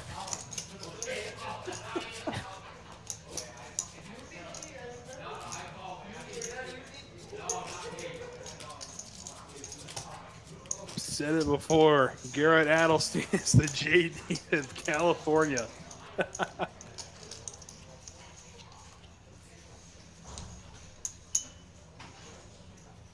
Adelstein, the fan favorite. Oh, yeah. Jedi Master Ted in the chat, though. Hope you're doing well, my friend. Hope you're enjoying tonight's final table action. Jonathan, perfectly shovable hand on the button. I like it. Yep, there we go. Four-handed. This is a interesting spot. No, I think she does make the right fold here. I think it's right. It's a shoving, not calling hand. Definitely so. Just her up against Sonny. That's an easy shove. As his coach and agent, I get all the proceeds. That's not a good deal for Ryan. I think it's time for Ryan to reevaluate his contracts, but No, really fine ace 10 actually for 1 second. Fake ace 10. I don't think you should be publicly telling everybody how screwed Ryan's getting in his. I know, right? I mean, who's going to sign with the A-Town service from here on? You'll be like, Oh, crap, my contract's yeah, not up. ace 10. Sorry, A-Town. It's like super domination nation right there. I'm just amazed that you had a decision. I ain't signing anymore.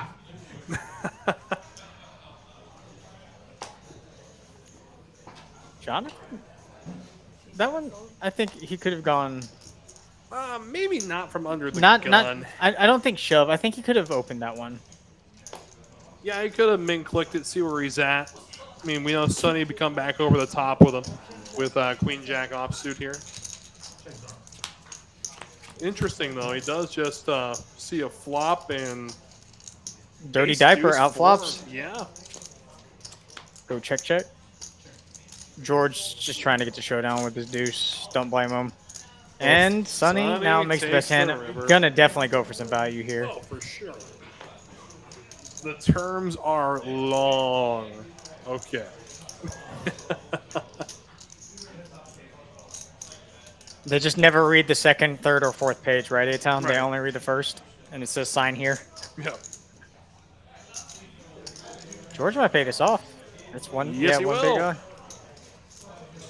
Got there on the river. Good value found by Sonny from bottom pair.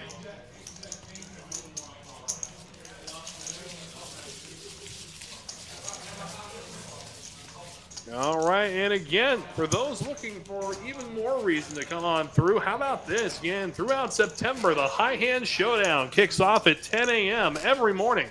The High Hand winner from 10 to 11 will receive $500. All you got to do is have a boat or better with a pocket pair for boat or quads, or both your hole cards playing in a straight flush. It's really not that hard, DT. No, it's not. I tell people that all the time. Yeah. Only to have their pocket nines cracked by 10-7 suited on the turn. It's true. That's 2.575, right? Yes. Sonny evaluating now, since Jonathan has a much larger shovable stack, how big he wants to open to. If he was going to open, there's no question about that. It's just whether it was going to be a min click or slightly larger now. Do you think we're going to see something along the lines of 5.5? Oh, okay. 425 works. Making the price a lot worse for Jonathan to call. When will the structures be out for the Austin stop? So, Rebel Poker, here is what I'm thinking. I don't have a for sure answer for you on structures, but I would regularly check Poker Atlas, because when that series is posted on Poker Atlas, generally all of the structures are posted with them. So that would be my advice for you, because I don't have an answer to that question. I could dig around for it, but I don't know how long it's going to take for me to get a response on that. You don't want to give me a walk, bro. You're a tough brother. I'll tell you that far. I know you haven't got before. Sonny raising the queen seven. George getting a little interesting with the call with the computer hand. This is the second time we've seen him just call Sonny's raise with the computer hand. Suited Dolly Parton for Miss Korea. Getting a good price. Gonna see, yeah. most certainly see a flop. She's flopping 9-5. Does end up hitting the 5 on the board. I haven't looked at my hand. Oh, Sonny raised blind All right. again. What? I really So I have to this, and I like Miss Korea's shove. If Sonny raised blind, And this is a spot where he might be willing to gamble. You know, a gutter and an over, you're getting better than 2-1. Chance to eliminate a player, and it's not going to make any dent whatsoever in your stack. No, worst case scenario, you have a slightly more difficult decision next time she jams. And George just calling your blind raise doesn't give him a whole lot of strength to his hand. No, especially on a board texture like this. Yeah. I mean, at worst, we might be seeing like Jack 9 suited backdoor draw at this point. But he does decide on the discipline laydown. As Korea gets one through. Well, maybe nothing with the best hand, so to speak. But I don't think she was bluffing. no. In hindsight, no, not at all. But it looks like with that, we'll have ourselves another dealer change. So again, don't go anywhere. Our final four continue their battle after this.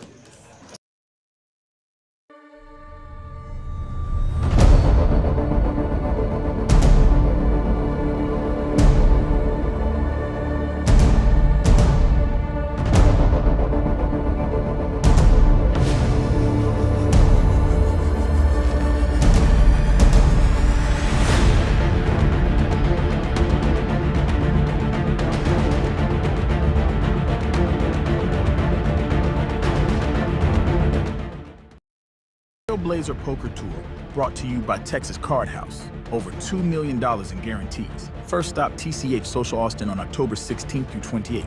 With 16 big events. The full schedule available now.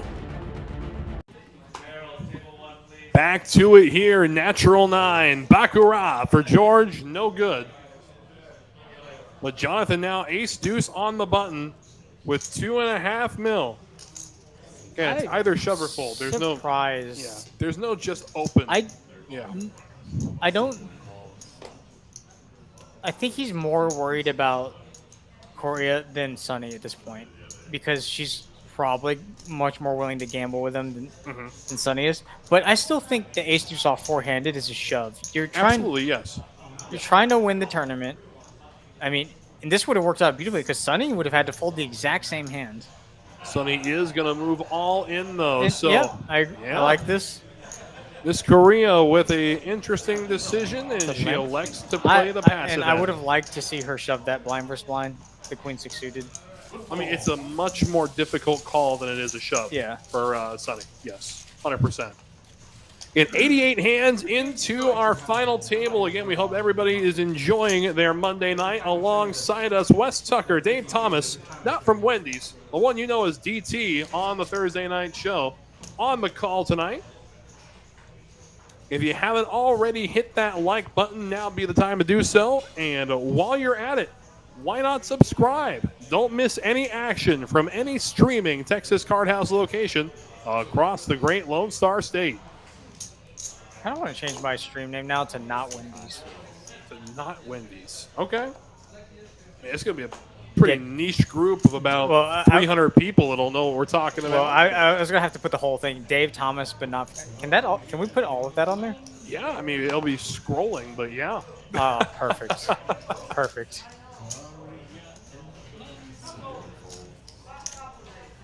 So the Trailblazer Tour is a Texas Card House original. It is similar to the Poker Atlas Tour. It's going to be run the same way. We got our friends coming visiting us from location to location.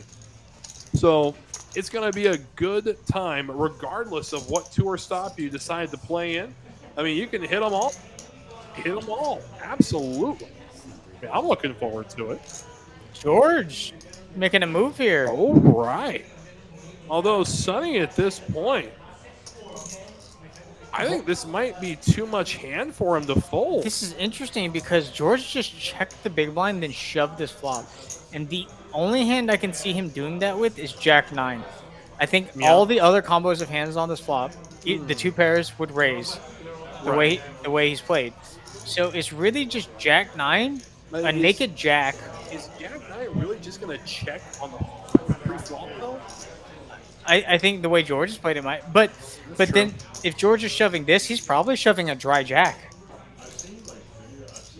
which is the thought thought process I would come to. So we're obviously way ahead or way behind this, regardless of how you look at it.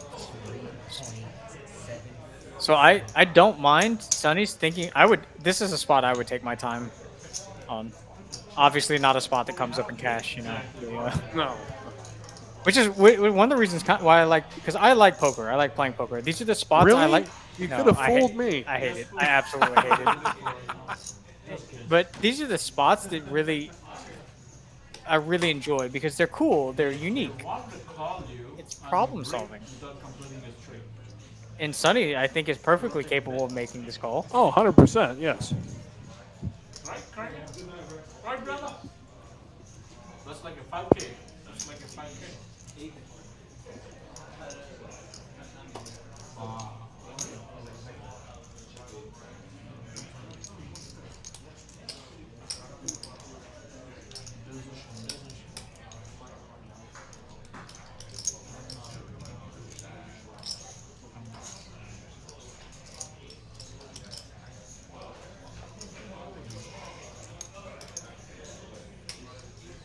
Yeah, I imagine King Queen, King 10, Queen 10, King Jack, Queen Jack,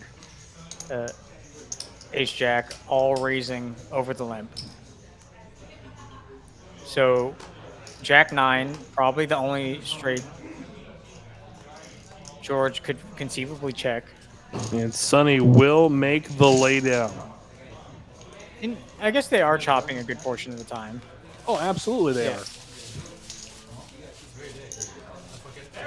What? George getting that one through. I mean, that's a good one for him to get through. Now, Sonny does have an interesting way of divulging information, even after a hand is over. It kind of reminds me of the prime of, what is his name? Carlos Mortensen, the Matador. And he has the way to sweet talk just about anybody into giving him whatever piece of information he could ever hope for at a poker table. I would rather fall and play a couple of hands. I had a good hand. I'm telling you. I had a very good hand. Sonny's not lying. Four-handed blind versus blind and limp spot. Sonny had a super good hand on that board.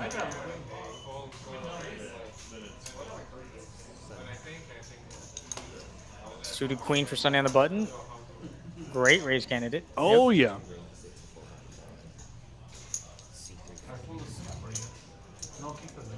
Jonathan, Jack 8 off suit in the big blind is going to want to see a flop. So we will go heads up, Queen 4, Jack 8. Nada. Queen high still way the best. Zilch.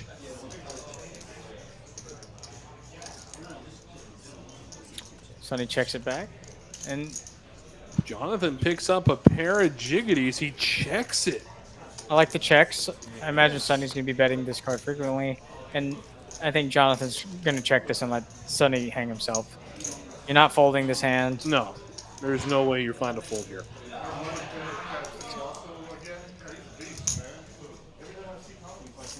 It's like 600K is the bet. You got it. You got it. Oh, no, that's 1.2 million. I would still call. Yep. I'm a fish. I mean, But- your words.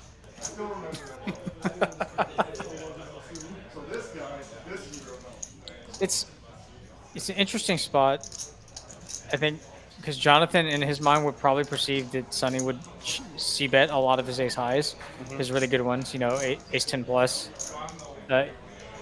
Actually, I imagine most of them Jonathan thinks Sonny would c-bet because there's just so much equity denial and that hand's so often the best hand here.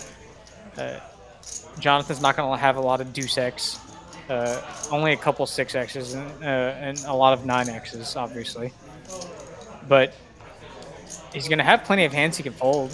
You know, Jack 10 off, Queen 10 off. A lot of those hands that don't want to 3-bet that have equity but completely whiff the flops. This is an interesting bet because not knowing Sonny's game, I just don't know how often he shows up with an ace here.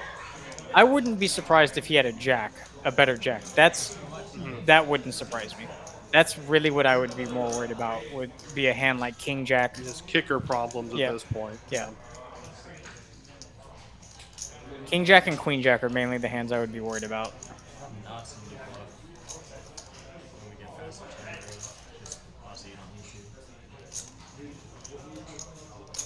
to. I do like the bet though. It's just because obviously if he had bet something smaller, 600k, 700k, it would have gotten snapped. Well, yeah, I mean, you're basically putting Jonathan to a choice. I'm either going to be extreme short if I call, I move all in. At this point, I think the only move is to jam at this point for Jonathan. You're going to be left with you're going to be left with 700K. 700,000. I mean, 3.5 bigs. yeah, I mean that's an orbit at best. I mean, you're going to be on absolute life support looking for any ace. Can he get called by worse, or can he get better to fold? I guess that's a good question. I don't think queen jack or king jack would ever fold to a jam. Especially after all this thinking and posturing. I think jam could have been more plausible from the get-go before the talking. But Jonathan with still thinking it over. Yeah, tough spot for sure. Rebel Poker got a question. What would you find more enjoyable, cracking aces or winning a pot with pocket deuces? Change that question to winning a pot with naked pocket twos, and I'll pick winning a pot with naked pocket twos.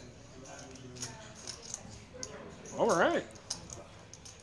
It's easy to win a pot when you flop a set, but naked pocket twos? Mm-hmm. Yes. Very hard. I managed to find a triple up one day at a tournament with pocket twos, just naked pocket twos. They held somehow. I had to fade 3/4 of the entire deck. I somehow managed to triple up with deuces. That's when I know Wes was yelling, pair the board, pair the board.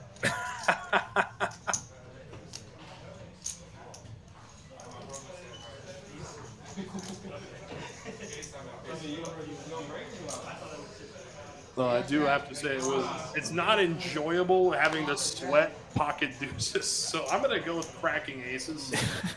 I'm just saying.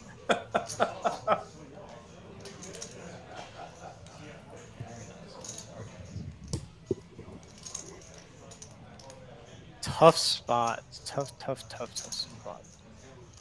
I mean, a decision for what basically is your tournament life at this point. That's true. And Jonathan knows it.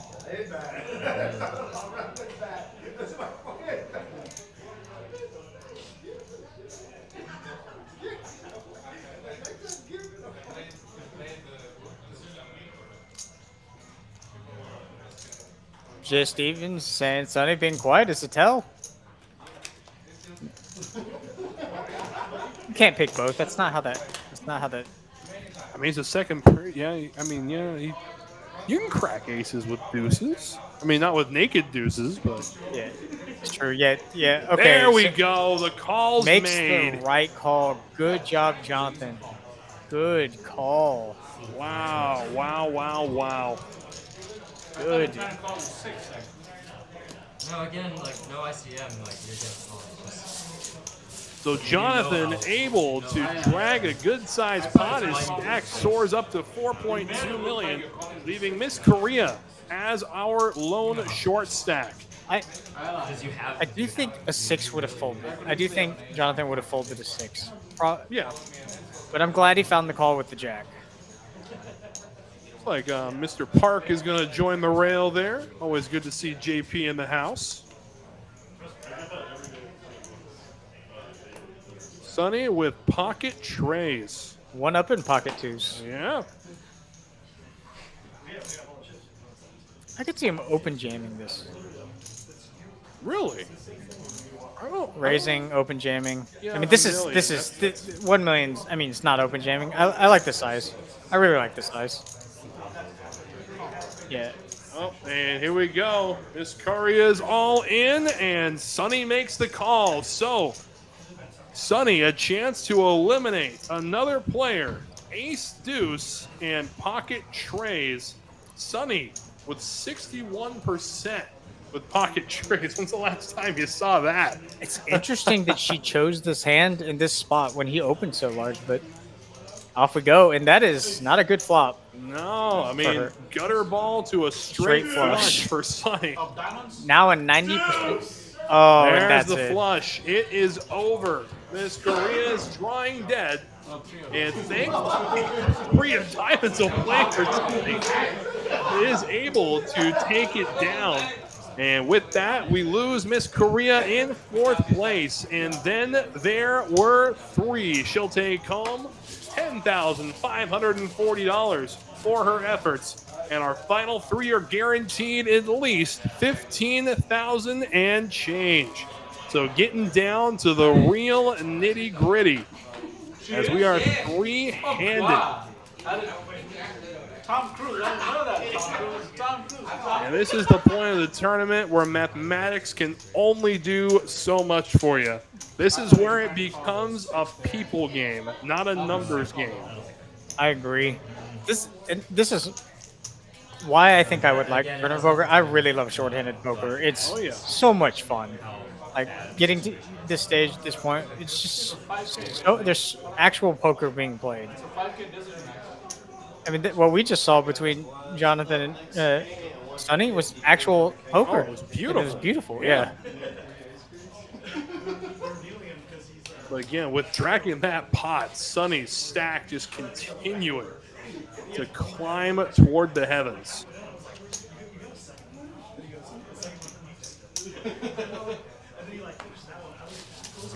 Sonny takes it down with some aggression again over. Oh no, Sonny folded. Wow. Sonny folded. Give George a walk. Interesting. The 8-5 suited. Oh, I believe Sonny might have been the solo big blind. Oh, okay. And he got a walk on his own his own ante. Here we go. In the stack, 16.5 million for Sonny. The next closest is 4.3. Absolute domination in the chip stack category.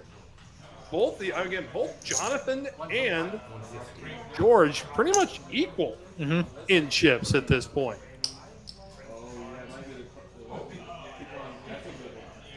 Jonathan is certainly going to open this up. Question is to what size. Looks like he's going for a larger sizing, not wanting to play post with the blinds. Okay, he's going to make it 600,000 to go. Sonny in 9-7. He's had some success with this holding so far today.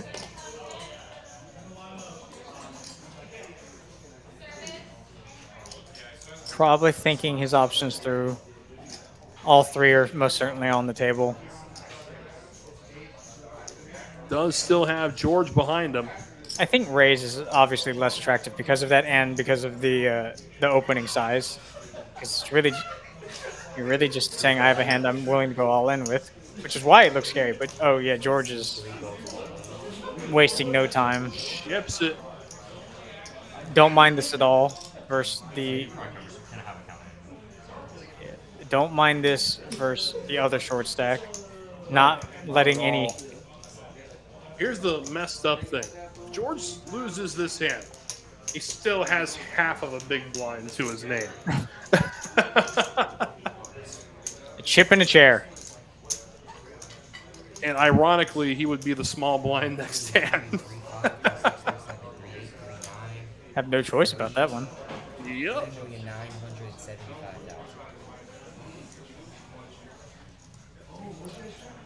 I don't imagine a world where Jonathan makes this call. You're hoping when you call, he has a hand like 8s, 9s, 10s. But there's so many hands he's doing with this, like ace queen, that just have you in such bad shape. Ace queen. Imagine if he's doing it with ace queen, he's probably doing it with ace queen suited. Or not ace queen, ace jack suited. I don't think he'd do this with king queen. You could rule that out. But obviously, you have a reasonable chance against ace king, but you don't really want to put your money in behind like that. No, no. So you're just really hoping he has a hand like tens or lower. I don't think Jonathan's willing to risk his tournament life on kind of a speculative call. I mean, we have been, at this point in the tournament, Jonathan will have been playing for a little over 15 hours to get to this point. Does make the fold. Yep. Good fold. George, being honest, says, I think you made a good fold. I wouldn't know. Oh, yeah.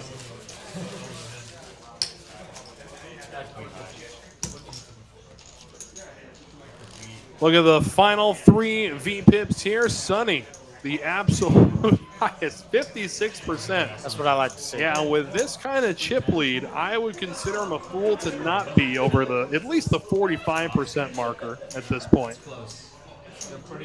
Plenty of opportunity. He can afford to speculate. He can afford to take you off of whatever draw you may come across. Again, this is Sonny's tournament to lose. I think Sonny with the computer hand again. Computer hands has been popping up a lot Oh, yeah. on the stream.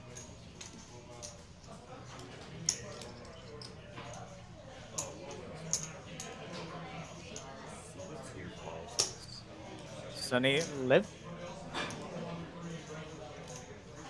limping. Interesting. I'm gonna no, say no.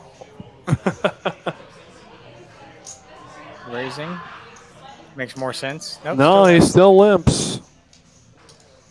George, the dirty diaper. Jonathan gonna check the option. Sonny mixing it up. I think willing to just play post with these short stacks. Does pick up a gutter ball.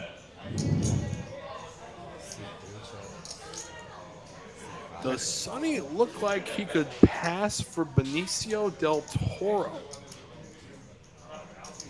I have never heard those two come up in the same sentence before.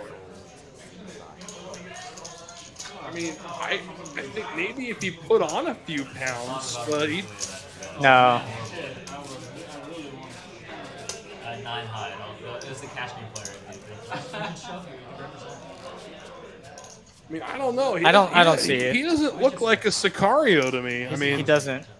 I don't see it.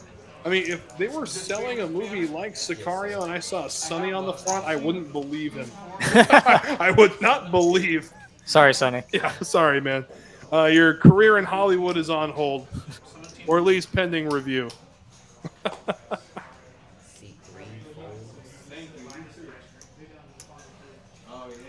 Oh, blind versus.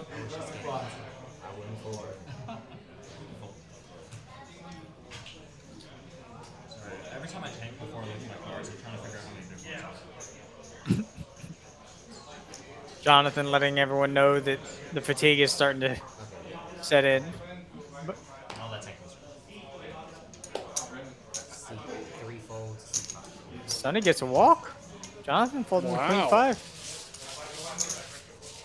Now I think Jonathan's really trying to make sure he doesn't make a misstep with someone having such a short stack just like him. Because the pay jump it's a $10,000 pay difference, I believe, between third and second.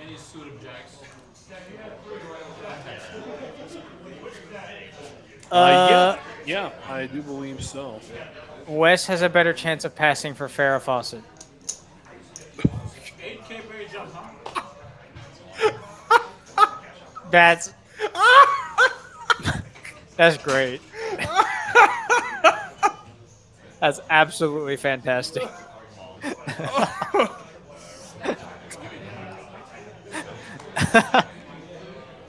I'm speechless. That's absolutely fantastic. Jonathan now moving all in. Ace high on the button. No. Are you looking? I mean, I know who she is. I know what she looked like. Like, You're trying to find yourself in her. Unless you're comparing me to a corpse, I mean... Oh man. Rooting for all of you guys. Oh, the short stack's going to battle now. Here we George go. calls it with Jack 5 suited. A little speculative. I'll say, but George a chance to eliminate Jonathan. Ace high, way good. You hear Sonny whooping in the background. He's loving this. Didn't have to do any work. Now it's a little bit of a Oh, yeah, sweat. a little bit. To the river.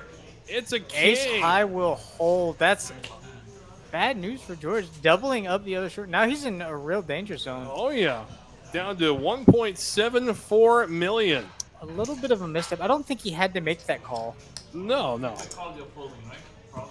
It's funny, whenever somebody brings up Farrah Fawcett, the first thing my mind goes to is South Park, where the ghosts of the dead celebrities are haunting Kyle's younger brother. Forgot about that. Oh man, my girlfriend's gonna love that reference. Big South Park. Oh, yeah. fan. Oh, man. I make so many South Park references on the show, too. I'm surprised she hasn't caught more of them. Like, I think my favorite one I do is when someone bets $350, I call it a Loch Ness Monster bet. Ah, yes, the Loch. Whenever someone says, what's a Loch Ness Monster bet? I say, 350. it's about 350. About 350. That episode is still legendary. It was about that time I noticed this girl's head was 20 feet tall and had a dorsal fin. And it was the Loch Ness Monster. It wasn't no Girl Scout. Trying to get us 350. So it looks like we got a mystery card there for Sonny. Gonna bump things up. All in goes George, though. Again, with a stack like that, an ace or a friendly face is very inviting. Oh yeah, that's Definitely. and Sonny can't fold for this price. No, not at all. Be a chance to eliminate a player you've already raised at this point. Yeah. I mean, you're locked in. Jonathan has to know that too. Yeah, this Sonny's calling. So I don't know what the count is for on Jonathan's behalf. I think it's just in case, like, I think it's just in case it was shy of like 1.2 or something, but it's not. It's a lot more than that. I think. Here we call- go. Oh, yep. So That looks like paint. Yep. Let's see here. It looks like King 8 versus- suited No, against King 8 off King versus King 10 off. Oh, wow. George getting it in good. We'll see what happens here against Sonny with King 8. George, King 10. 5 cards to come. It's a Queen 6-4 board. Clean for the King 10. There's a 5, a It's a little bit 7. sweaty. Oh, boy. To the river. An No. ace. So George? King 10 is good. Sonny stack won't even move after feeling that. No.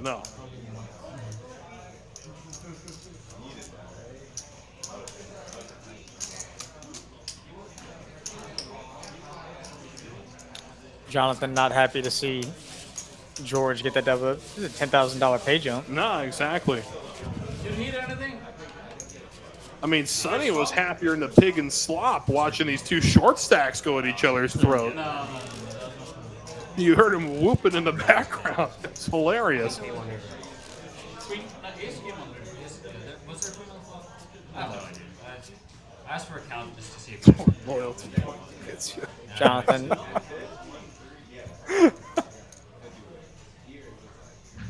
George now back out of the danger zone. Definitely so. Again, Jonathan nowhere near the danger zone himself just yet. And the blinds have gone up. We are at 125,000, 250, 250.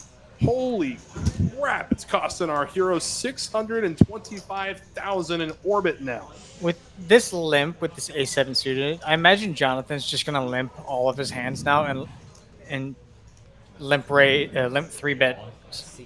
Oh, wow. Sonny all in, and Jonathan gonna make the call. So now Jonathan all in and at risk. This is a big pot. If Jonathan holds up, he'll be the new chip leader. So Jack Trey for Sonny gets out of line, and we'll see if it pays off. Seven, way out in Here front. we go. So it's got to be a jack at this point or running trays to the turn. Oh. There's the first one. Boy, make it the jack. Don't do the trays. Oh, there we go. So with that, Jonathan becomes the new chip leader. yeah, new chip leader. Jonathan takes command. Sonny gets out of line, and it costs him big time. This is a good pickup by John. Now he has something to work with, and George is in a bad spot now. Oh, yeah. Now with no one else being short as him, he's really going to have to start making some moves, doing something. Otherwise, he's just going to get eaten up. If I get it in 3, I can't get out. Rebel with the dad joke. I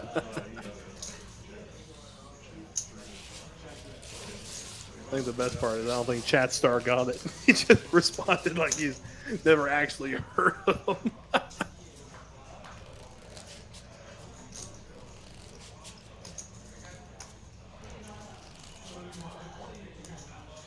This is a much more. This could be a much more interesting tournament. I imagine Sonny's going to adjust his play to this now. Oh, absolutely. He's After got that to. misstep, yeah. Right, I'm not going to be outdone, Rebel Poker. Here we go. You asked for it. Got to tell you guys, I am worried about the calendar. Its days are numbered. It's so bad. It's so bad. The young gun is holding the stun gun now, says A-Town. Yeah, becomes the chip leader after not all that long ago being the short stack. Again, this is the variance of poker on full display. Small misstep put Jonathan in a very good position now. Most certainly going to open up the queen-9 suited on the button. Perfectly good hand to raise with. Just choosing his sizing. Goes with 600, a little more than the main click. Sonny with a real hand this time. Oh boy. See how he chooses to play it? All in, Just he says. rips it. I like it. Does not. It's a lot of bigs too. Oh yeah. Probably tell by now it's a good thing to have master account. As you can probably tell by now, it's a good thing for you to have master account. I would take a call that I don't think Sonny's lying. I think he'll take a call. honestly I would take a call. Sonny able to get a little bit of it back. Still's got a way to go. And he and Jonathan just about the same mark now. Yeah, just a little more. Jonathan's got the chip lead. Call this one another. George, a lot of catching up to do. I really thought I'd want to win that one. But I would take a call on this one. I just try not to think. Sonny with a perfectly beautiful suited Broadway on the button. Oh, yeah.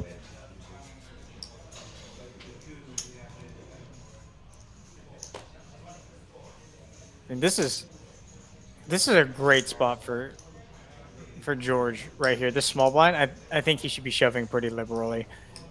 I think Sonny's still going to be opening very wide, but not Jack 3 offsuit wide. Yeah, maybe not as wide as he would have 2 hands ago. Much more range appropriate now.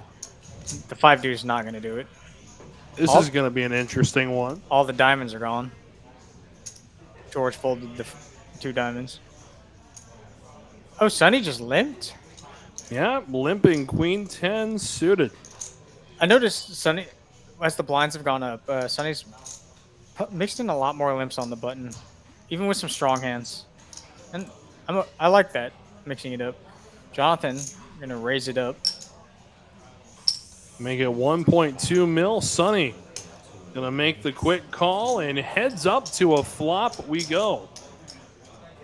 This is going to be a big pot. Diamonds are going to be Scarce. and disastrous. And in the window, Sonny takes the lead. I wonder what Jonathan thinks Sonny's limp button call ranges. He's gonna go with the check. I think it's going to contain a lot of unsuited connectors at this point. I mean, like That's a big raise to call too. Yeah, but I mean, you take a look at shorthanded. Your 9-8 offsuit, your I imagine 6-7 offsuit, 9-8 plus probably. Yeah. I think 6-7 would probably hit the mug. I think 9-8. Even 6-7 suited could stick around. I'm in offsuit. Yeah, offsuit. Yes, I do think so. Sonny, pretty sure he has the best hand here. Gonna bet for value and low equity denial. Small bet relative to the size of the pot, but really looking to get called by those ace highs, or fold them out, or get called by 9s, 8s. Jonathan does stick around. Does stick around with the ace high. I wonder if he's thinking about bluffing heart runouts. That's not gonna. That's gonna change nothing. Sonny knows he's got the best hand at this point. But if Jonathan thought he had the best hand, he might still think he had the best hand. So Sonny might. I think Sonny's checking back, afraid of jacks or queens. Played very scarcely. So Sonny will reclaim the chip lead. So gone but not forgotten. You missed some value, although that's probably not. The thing is, I thought you're not going to call. I would rather have a showdown value. And been enthralled by the action, but for those who are still unaware, come on through again. Friday, Mayhem Super. Every Friday, 6 p.m., a $10,000 guaranteed tournament for just a $25 buy-in, with $3,500 guaranteed to first, and of course, unlimited $20 rebuys. This is the place to be to kick off your weekend. That means next Friday I need to bring $65. Not 65, yeah, 65. Yeah. I mean, I don't know how you're going to play from Vegas, but okay. It's a next, or I guess it is next Friday. Yeah, man, we're catching you all kinds of lies tonight, man. It's true. someone will zoom me in. Yeah. Just get a proxy.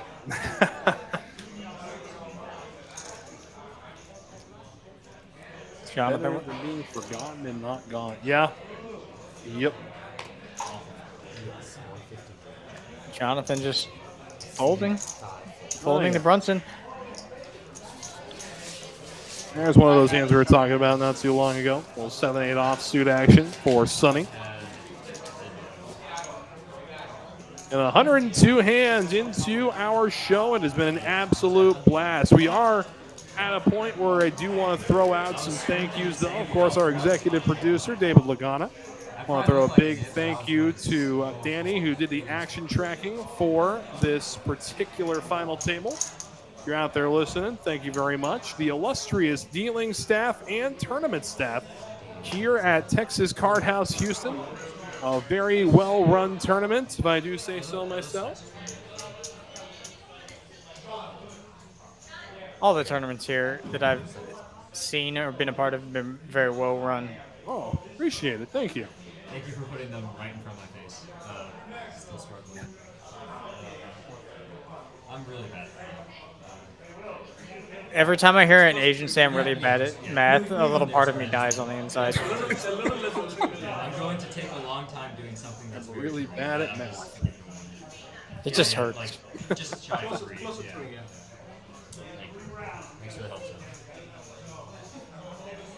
I'm really wasting time, so I should look for this. Jonathan going to fold 7-4. Again, was eyeballing the stack of George, our short stack.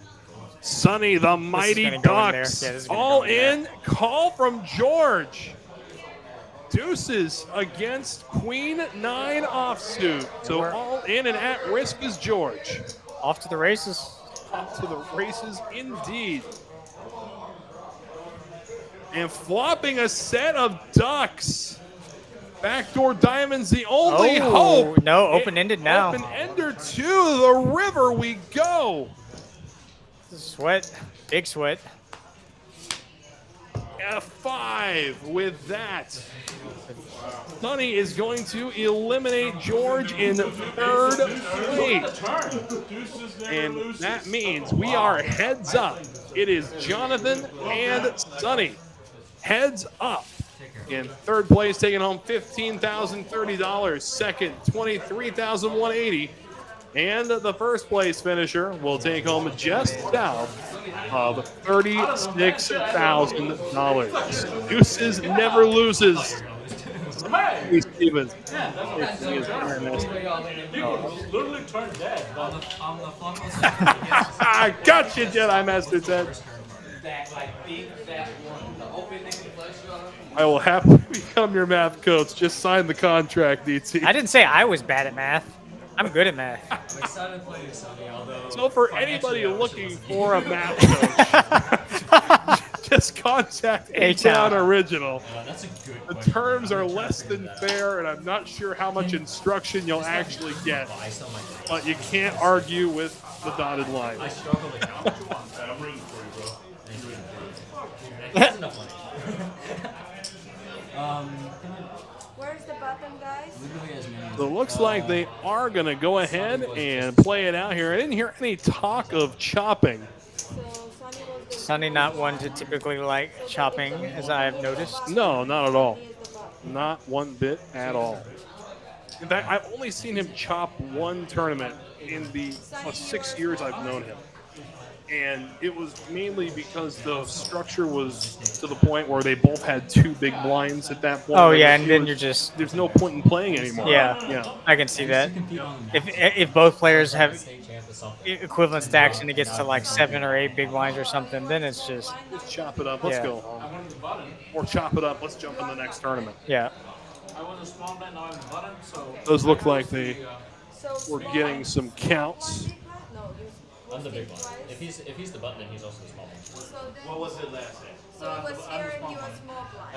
I think the button. Again, with the heads Small up blind last I was the button, so he gets. This is play always- about to begin, the button is always going to be the small blind. So just got to figure out where the button's going to rightfully land. You can't be the big blind twice in a row. So that's why tournament director Chris Hall was called over to help make sense of what is going on. So it was a fun little dance to watch switch the heads up, and sometimes this happens where where's the button? Oh, yeah. Sonny, this can your cards. Sonny, did you hear me? This can your cards. Good to go. Away we go. Heads up play. Starting off with a monster heads up, ace-10 offsuit.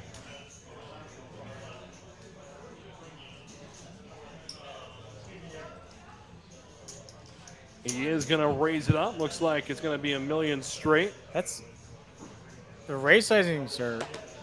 That I guess Sonny just wants no light defense. That's true. I mean, the blinds have gone up. We are at 150,000, 300. Jonathan still has 30 bigs. That's a ton to work with. That it is. That it is. Always thought 1 + 1 = 3. Does that upset you at all, DT? No, Just one more. people can think whatever they want. Shit, really? 1 + 1 Have = 2. you seen how the math in schools nowadays is taught? It's like rocket science. And as someone who's actually studied rocket science, the way they explain these things, it's ridiculous. Well, look at this heads up. A pair of jacks. Interesting to see if he's gonna. Well, just limps. Just limps him. Sonny 5 tray. Gonna. There we go. Big mistake flop. here. Letting Sonny see a flop. Thankfully for Jonathan. No connection. Yeah, none whatsoever. He's got to go perfect for anything. Running a 4-2 would be pretty bad for Jonathan. Yeah. I would like to see Jonathan check this one back. He's trying to get value from 7-8, 6x, but there's just every bad hand in Sonny's range, and he's just going to fold the really bad ones. And I don't think Sonny's really going to bluff at this that often. Since Jonathan just limped.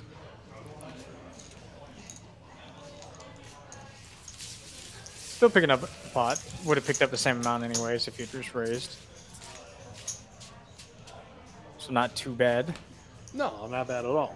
Mr. J-Dub, I told you I'm going to be busy with the day 2. You did say that. Yeah. And time's running out for the September time promo. But again, you got free time all September from 6 a.m. to 10 a.m. So for you early birds looking for a game, come on through. We got games going overnight. I mean, came in this morning to find a really juicy 1-3 PLO going. Really wish I could have joined in there. But a lot of fun there. You play much straight PLO, or you still trying to stick to mainly Hold'em, DT? Mainly Hold'em. I'll dabble in PLO every now and then. If I feel like really getting in the mix, or if I'm stuck a bunch and I don't want to play Hold'em anymore. You know, the standard reason to play PLO.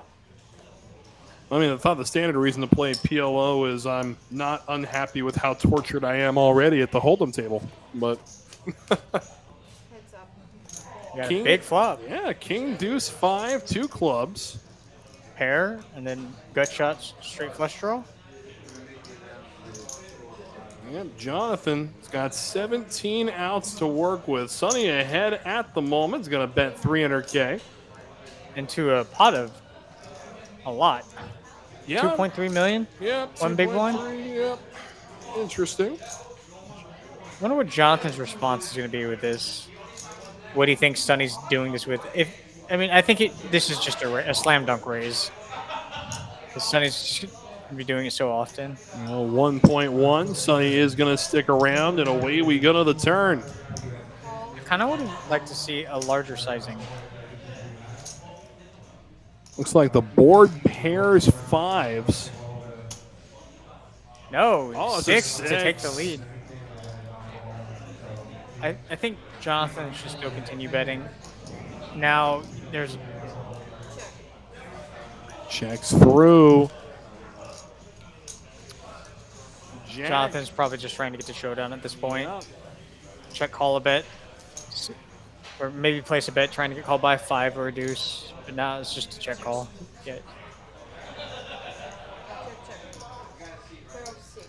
You go, A-Town needling you in the channel. So you must play PLO a lot, DT.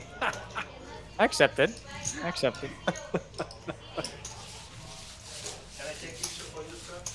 And Sonny and Jonathan heads up for the top prize of just south of $36,000. That's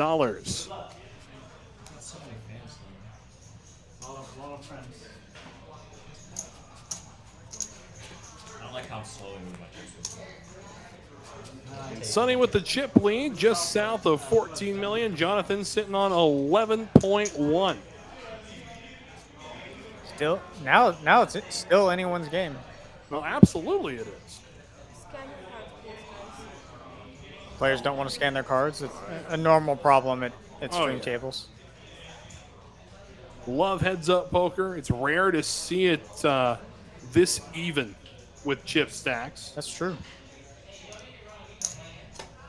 This deep and this even with, yeah. Oh, yeah.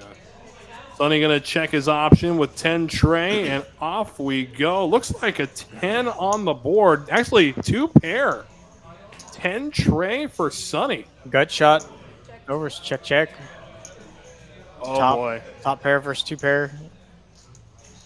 Sonny looking to check raise this turn. Most Easy. certainly.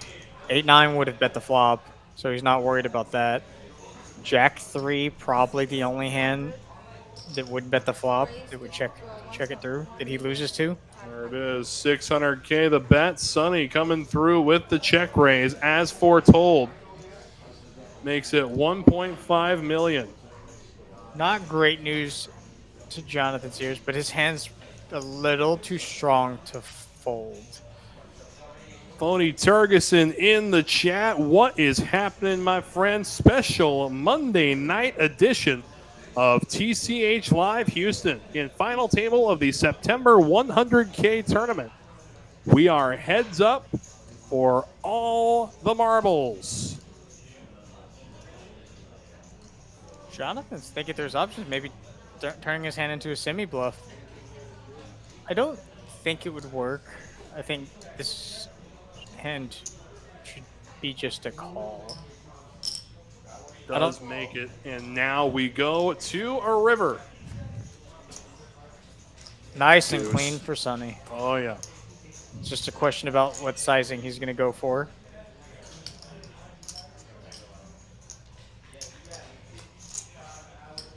And 3.9 million in the middle. He's definitely going for a larger sizing. I like it.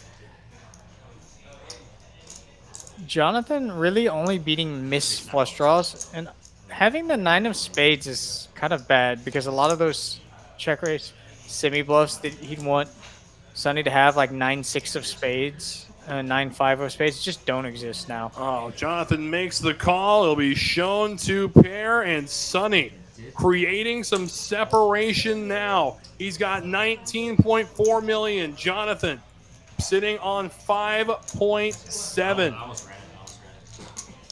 I would have been live, but So things tip back in favor of the man in seat 2. The man who's been dominating the table all night. The true table captain of our tournament this evening. Picking himself back up a 3-1 chip lead almost. Oh, yeah.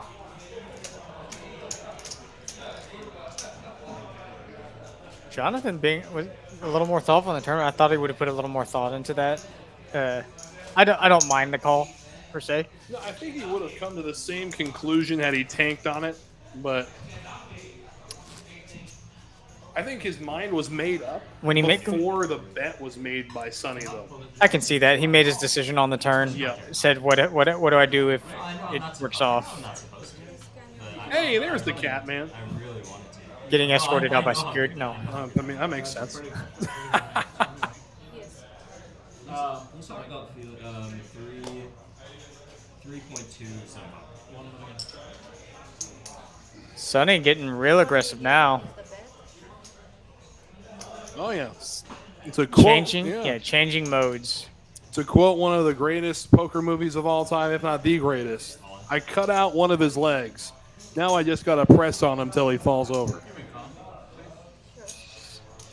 Jonathan, with the computer hand, knowing Sonny's capable of raising super light, says, let's play for it all. Knows if he gets called, probably has 30 to 50%. 75. In this case, more.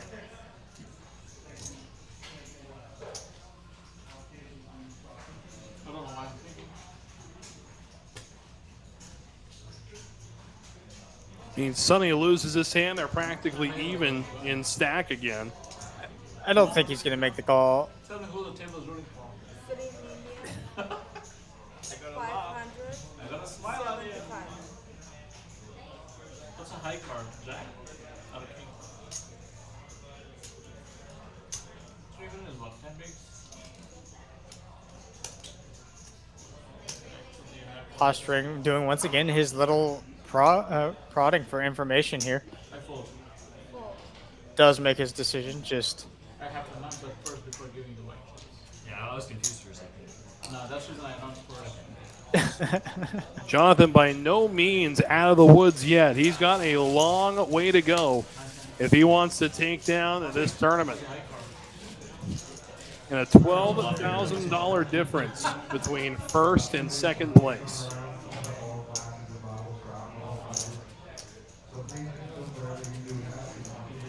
I think if Sonny ever asked me what my hard card was, I'm just going to say the left one. Yeah, valid response. I mean, or you just point at the muck and say that one. Yeah, just pick one, pick a spot. 5-3, see if Jonathan's going to get it to do some work. 5 tray, a natural 8. Imagine he's going to limp or fold.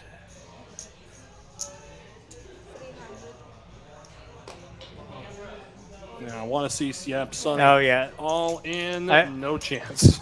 And I think Sonny's going to do this with such a wide. I don't think Jonathan should be limping the 5-3 offsuit. No, I think Sonny should be really taking a And tip out of the what is it? The Australian airbag at this point. I'm going to put you all in every single hand, no matter what I got.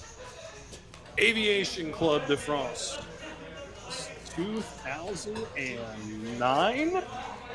Yeah, 2009, I think.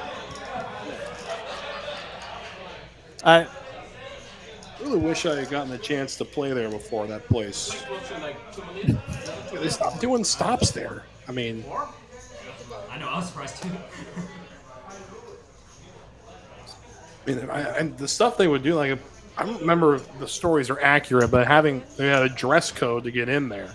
So, no shirt, no shoes, no service here, but they had to wear jackets and stuff like that, if I remember. play to avoid people walking in like me with sandals, basketball shorts, and a t-shirt on. Yeah, that makes sense.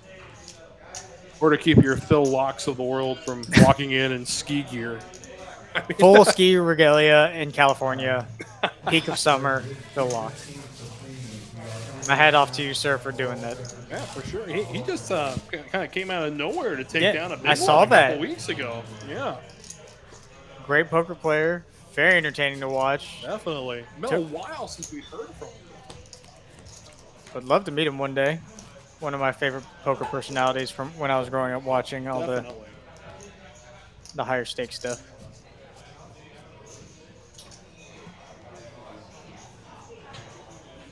Good to go.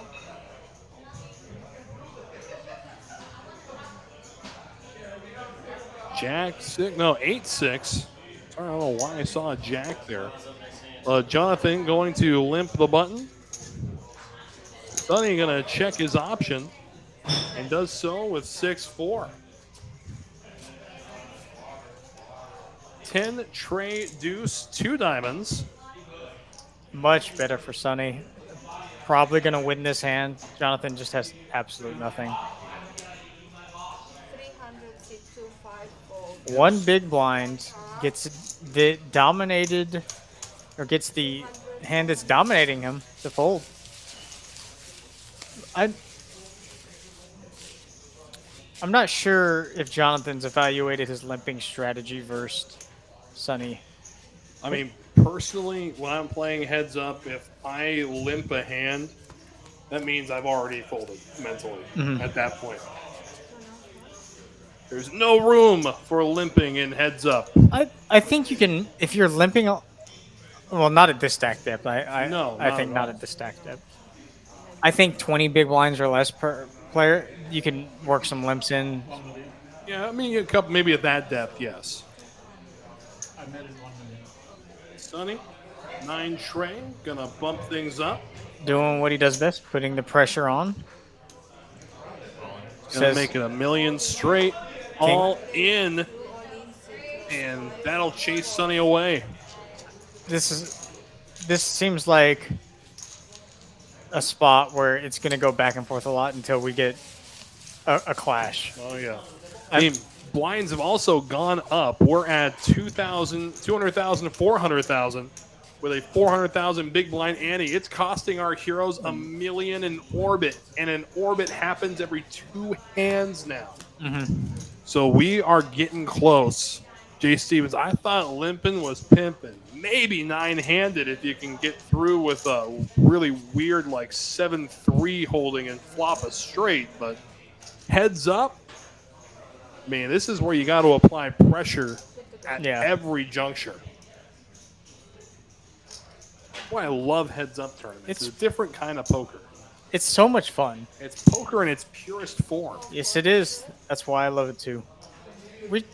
They should add one to the stop.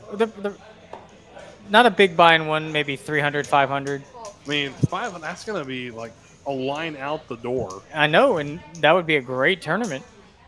Brilliant analysis. We're going to not play till we play. Heads up. Flop comes king, queen, deuce, 2 hearts. Once again, nada for both players. Check 62, check 65. See, I think 500 is too cheap for a heads-up turn. I think we got to do at least 1,000. Just you want to make sure the field's not 800 players. Exactly. I mean, and you got to cap it Yeah, that's true. at some point. I mean, I think the best way to do it is to treat it like a March Madness bracket. You get your 64 players each in there for $1,000. You randomly seed the bracket, and then the elite, the Sweet 16 are in the money. I like that. Yeah, Sweet 16 are in the money. Or you can do Elite 8 even. I think 8 would be better. Got to get through 3 rounds to even get through to the money. I know, Jedi Master Ted. I know. Jonathan chipping up a little bit now, up to 7 million. Although with the blinds, that's just short of 20 bigs. Sonny sitting healthy. I'm sitting on 16 million. Not Delta hand, but the reader thinks he's been dealt Jack 5. I like this. Let's see if it can pick up 2 more cards. Get him a PLO hand. There we go.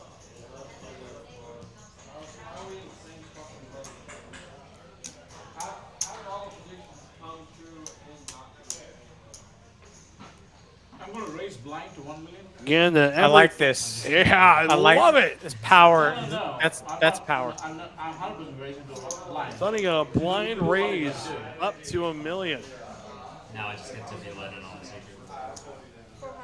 Now you can choose to shove or not. Doubt he's holding Jack 5. I doubt too.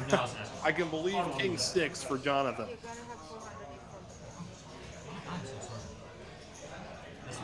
400 You know, every time, Jonathan, you're in the big blind, you have to post the big blind. It's just, Yeah, even if he's blind raising, it's still gonna happen. and versus blind raise, King 6 is a shove. I'm pretty sure.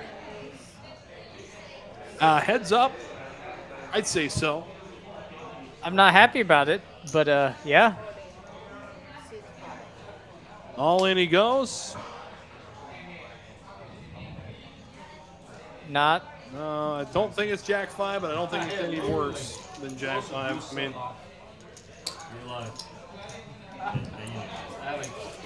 I'd like to see Jonathan bet blinds. Do it back. I think. I doubt we would see Jonathan, who's facing a 3-1 deficit at this point, raising blind. But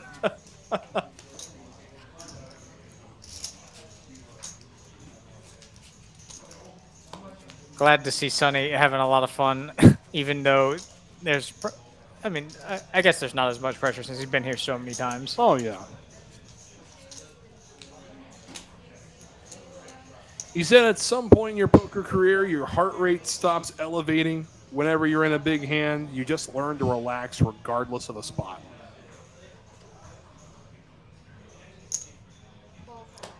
Gonna limp 4 deuce.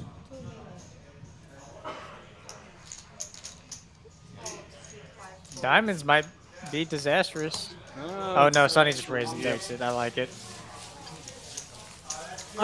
And yeah, Jonathan, I hope at this point in time has realized that he just can't lamp. Right. It's fold, raise, fold or raise. And Jedi Master 10, that reminds me, I got a bone to pick with you. I was in Austin looking for you at the new TCH social, and I could not find you, sir. So we got to set up that meetup to play heads up at some point. I raised 1. 1 million, raise to 1 million. 6 to 1 million. And Sonny, blind raising again, 10-7 offsuit. Jonathan with 10-9, feeling the pressure. All in. Oh, all in. Here we go. I feel it. I don't know why. The blind raise. Now he's Jonathan gotta pouncing on look. it again. Man. Yo, like how much? 4, 4.5? Dastardly, disastrous diamonds. Interestingly enough, Sonny's, at least other than the Jack 5, well, the Jack 5 is probably still fine. Sonny's doing what he would do normally. Blind raising is just probably, I think he's trying to induce Jonathan to shove lighter so he can call lighter, And do you follow height over? which is kind of cool. Do you? This hand, Pretty genius. swear now, 1 Making Jonathan gamble a little bit more call with this hand. than he should be. His favorite hand. Do you remember? You want a bracelet too.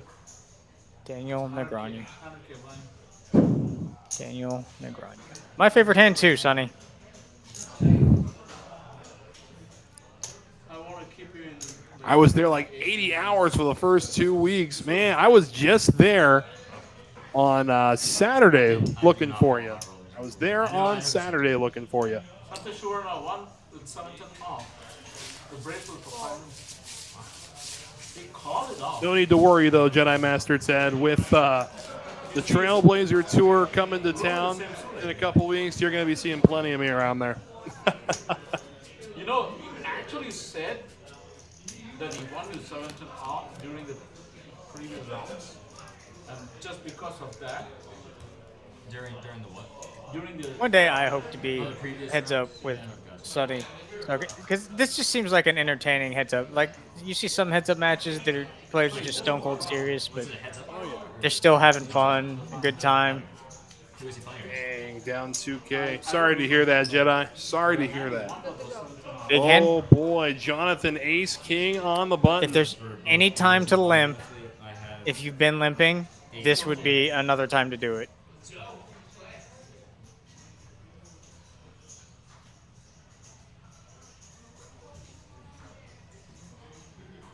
You've been limping all day with hands. There you go. Yes, yes, yes. I like it. Sure. Sonny gonna check. Gonna check his option. 5 into the flop we go. 4, 6, 4. Check. Sonny with 10 outs.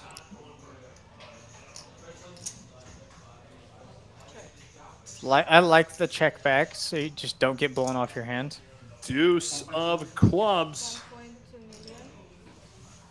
And as played, I think Jonathan's gonna go with a call. Yes, 1. You think so here? 1.2 million the bet. Still the best hand. He doesn't know that. And Sonny gets there. Yes. That's dirty. Dirty indeed. 4 million. Sonny's got this pot on lock. And a quick fold by Very Jonathan. quick. I like it. Don't have anything other than his side. You can't really beat anything, so just lets it go.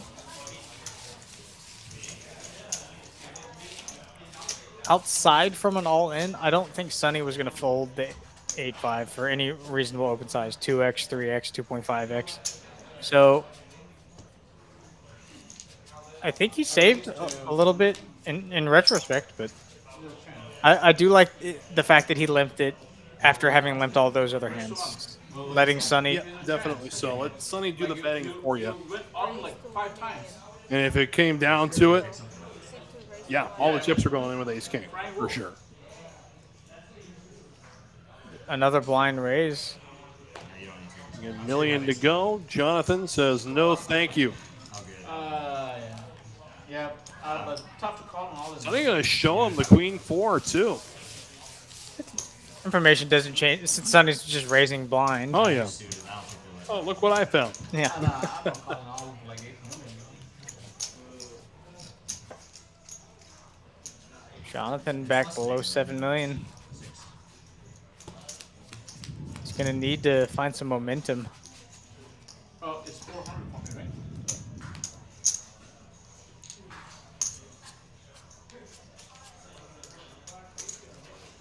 Good to go. You know what? Finds the computer hand here on the button. Yeah, that's been the hand of the night. For a while, we thought it was going to be Jack 10 suited. But Peter hand's been popping up. My Oh, yeah. presenter will say, fuck no. Raise. make it 800K to go. I don't think Sonny's gonna be folding much of anything for this sizing. 3-betting some, calling most. The price, especially a hand that can make a straight, just too good.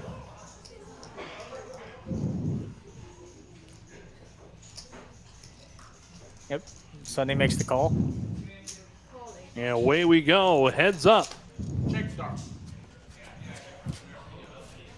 Check.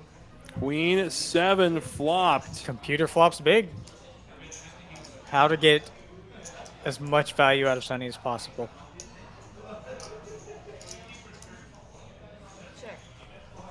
Check, check. There's a tray. So now a gutter ball for Sunny to a 5.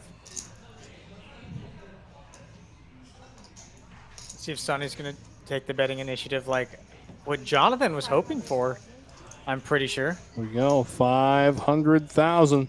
Now to put in the raise.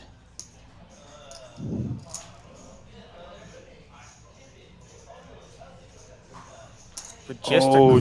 Just calls. I think this is a mistake. I think so too. To the river. Oh, Oh, my goodness. no. Sunny gets there on the gutter ball. This is it. I'm calling it right here. Jonathan has too much hand too. He beats value bets by Sunny. 3 million. Oh, The bet by Sunny in a 3 million chip pot, and he's going to bet the pot. This is a bigger name a little bit. Big Daddy bets the pot. I don't think he can fold. Just too much hand. Makes the call, gets shown the bad news, and with that, Jonathan is down to just 2.2 million. Wow. That's sick. Wow, indeed. That was sick. I mean, this is why I shouldn't check back the turn, but I think it's okay. Boy, I oh boy. I like the check back by Jonathan on the flop, but I think checking back that you should be raising the turn. Sunny's just going to be betting so frequently. Now I'm on my last legs. Do you fire the turn? Or do you fire the river in this? 10 high. I'm definitely trying. Jonathan, I think Jonathan's mentally checked out starting to ask these questions. Absolutely. This is, Sorry, actually. I raised the one. yeah, this is not good. Again, on dire constraints, looks like Sunny's going to raise blind again on the button. Might as well just put them all in. Yeah. I think Sunny is going to be jamming basically everything outside of 4 deuce and 3 deuce. Yeah. I mean, 7 deuce has good showdown value. Yeah. Heads up, I suppose. It beats 4 deuce and 3 deuce. That's fair. Utter domination. Sit 5 this time. This might be it. It's going to be all in and call. Yep, all in. Oh, Calls. and Sunny wakes up with a monster. Ace Yeah. 9 of hearts. Yeah. Let's see what Jonathan's Oh, Ace ace queen. Oh, buckle up, everybody. Oh, 15, 17. That doesn't look like a 9. 9. Bro, I think I'm gonna hit the deuce. Oh, it's a deuce. It's ace deuce. Ace deuce against Sunny's ace saying queen. he thinks he's going to hit the Bro, deuce. if I'm winning the last hand, I should win this hand. I guess we are to blame for that one. Always to blame. Yep. If I'm winning the last hand with the river straight, I'm winning this hand. So AC Deucey against Ace Queen. To the flop we go. Deuce. There's a deuce on the flop. Oh my goodness. Jonathan does have a spade, so there's a little bit of hope, but not a lot. Not a ton. Trey, Oh. it's got to be a queen. A queen and only a queen. To the river. It's That's over. Sunny gonna take it down. He'll take the top prize I know, if I'm winning the of last hand, I told him I'm winning this hand. $35,930. Meanwhile, Jonathan out in second place. He will collect a cool $23,180 for his efforts. Well played, everybody. What a tournament, and what a heads-up match between Sunny and Jonathan. Very exciting, very exciting. Good job, Jonathan. Good job, Sunny. Good job, everyone that made the final table. Definitely so. And a big thank you to everybody who fired in this tournament. Was a lot of fun from start to finish. Congratulations again to Sunny for taking it down, outlasting 868 runners I know, man. to take down this 100K tournament. Well, that's going to about wrap things up from TCH Houston. Anything to share with TCH Live Nation before we turn it off for the night, DT? Thank you all for joining us this fine evening, and be sure to check out the Thunder You want over there? he said you want to go play heads I'm thinking Yeah, the Railbird on your mind. Yeah, the Texas Card House Trailblazer Tournament Series coming. I don't know why. I'm advertising for different casinos that aren't in it. The Texas Card House Trailblazer Tournament Series is coming up next month. Be sure to see some of y'all there. That is right. Until then, on behalf of the entire TCH Live crew, the illustrious staff here at TCH Houston, and my broadcasting partner, Dave Thomas, I'm Wes Tucker.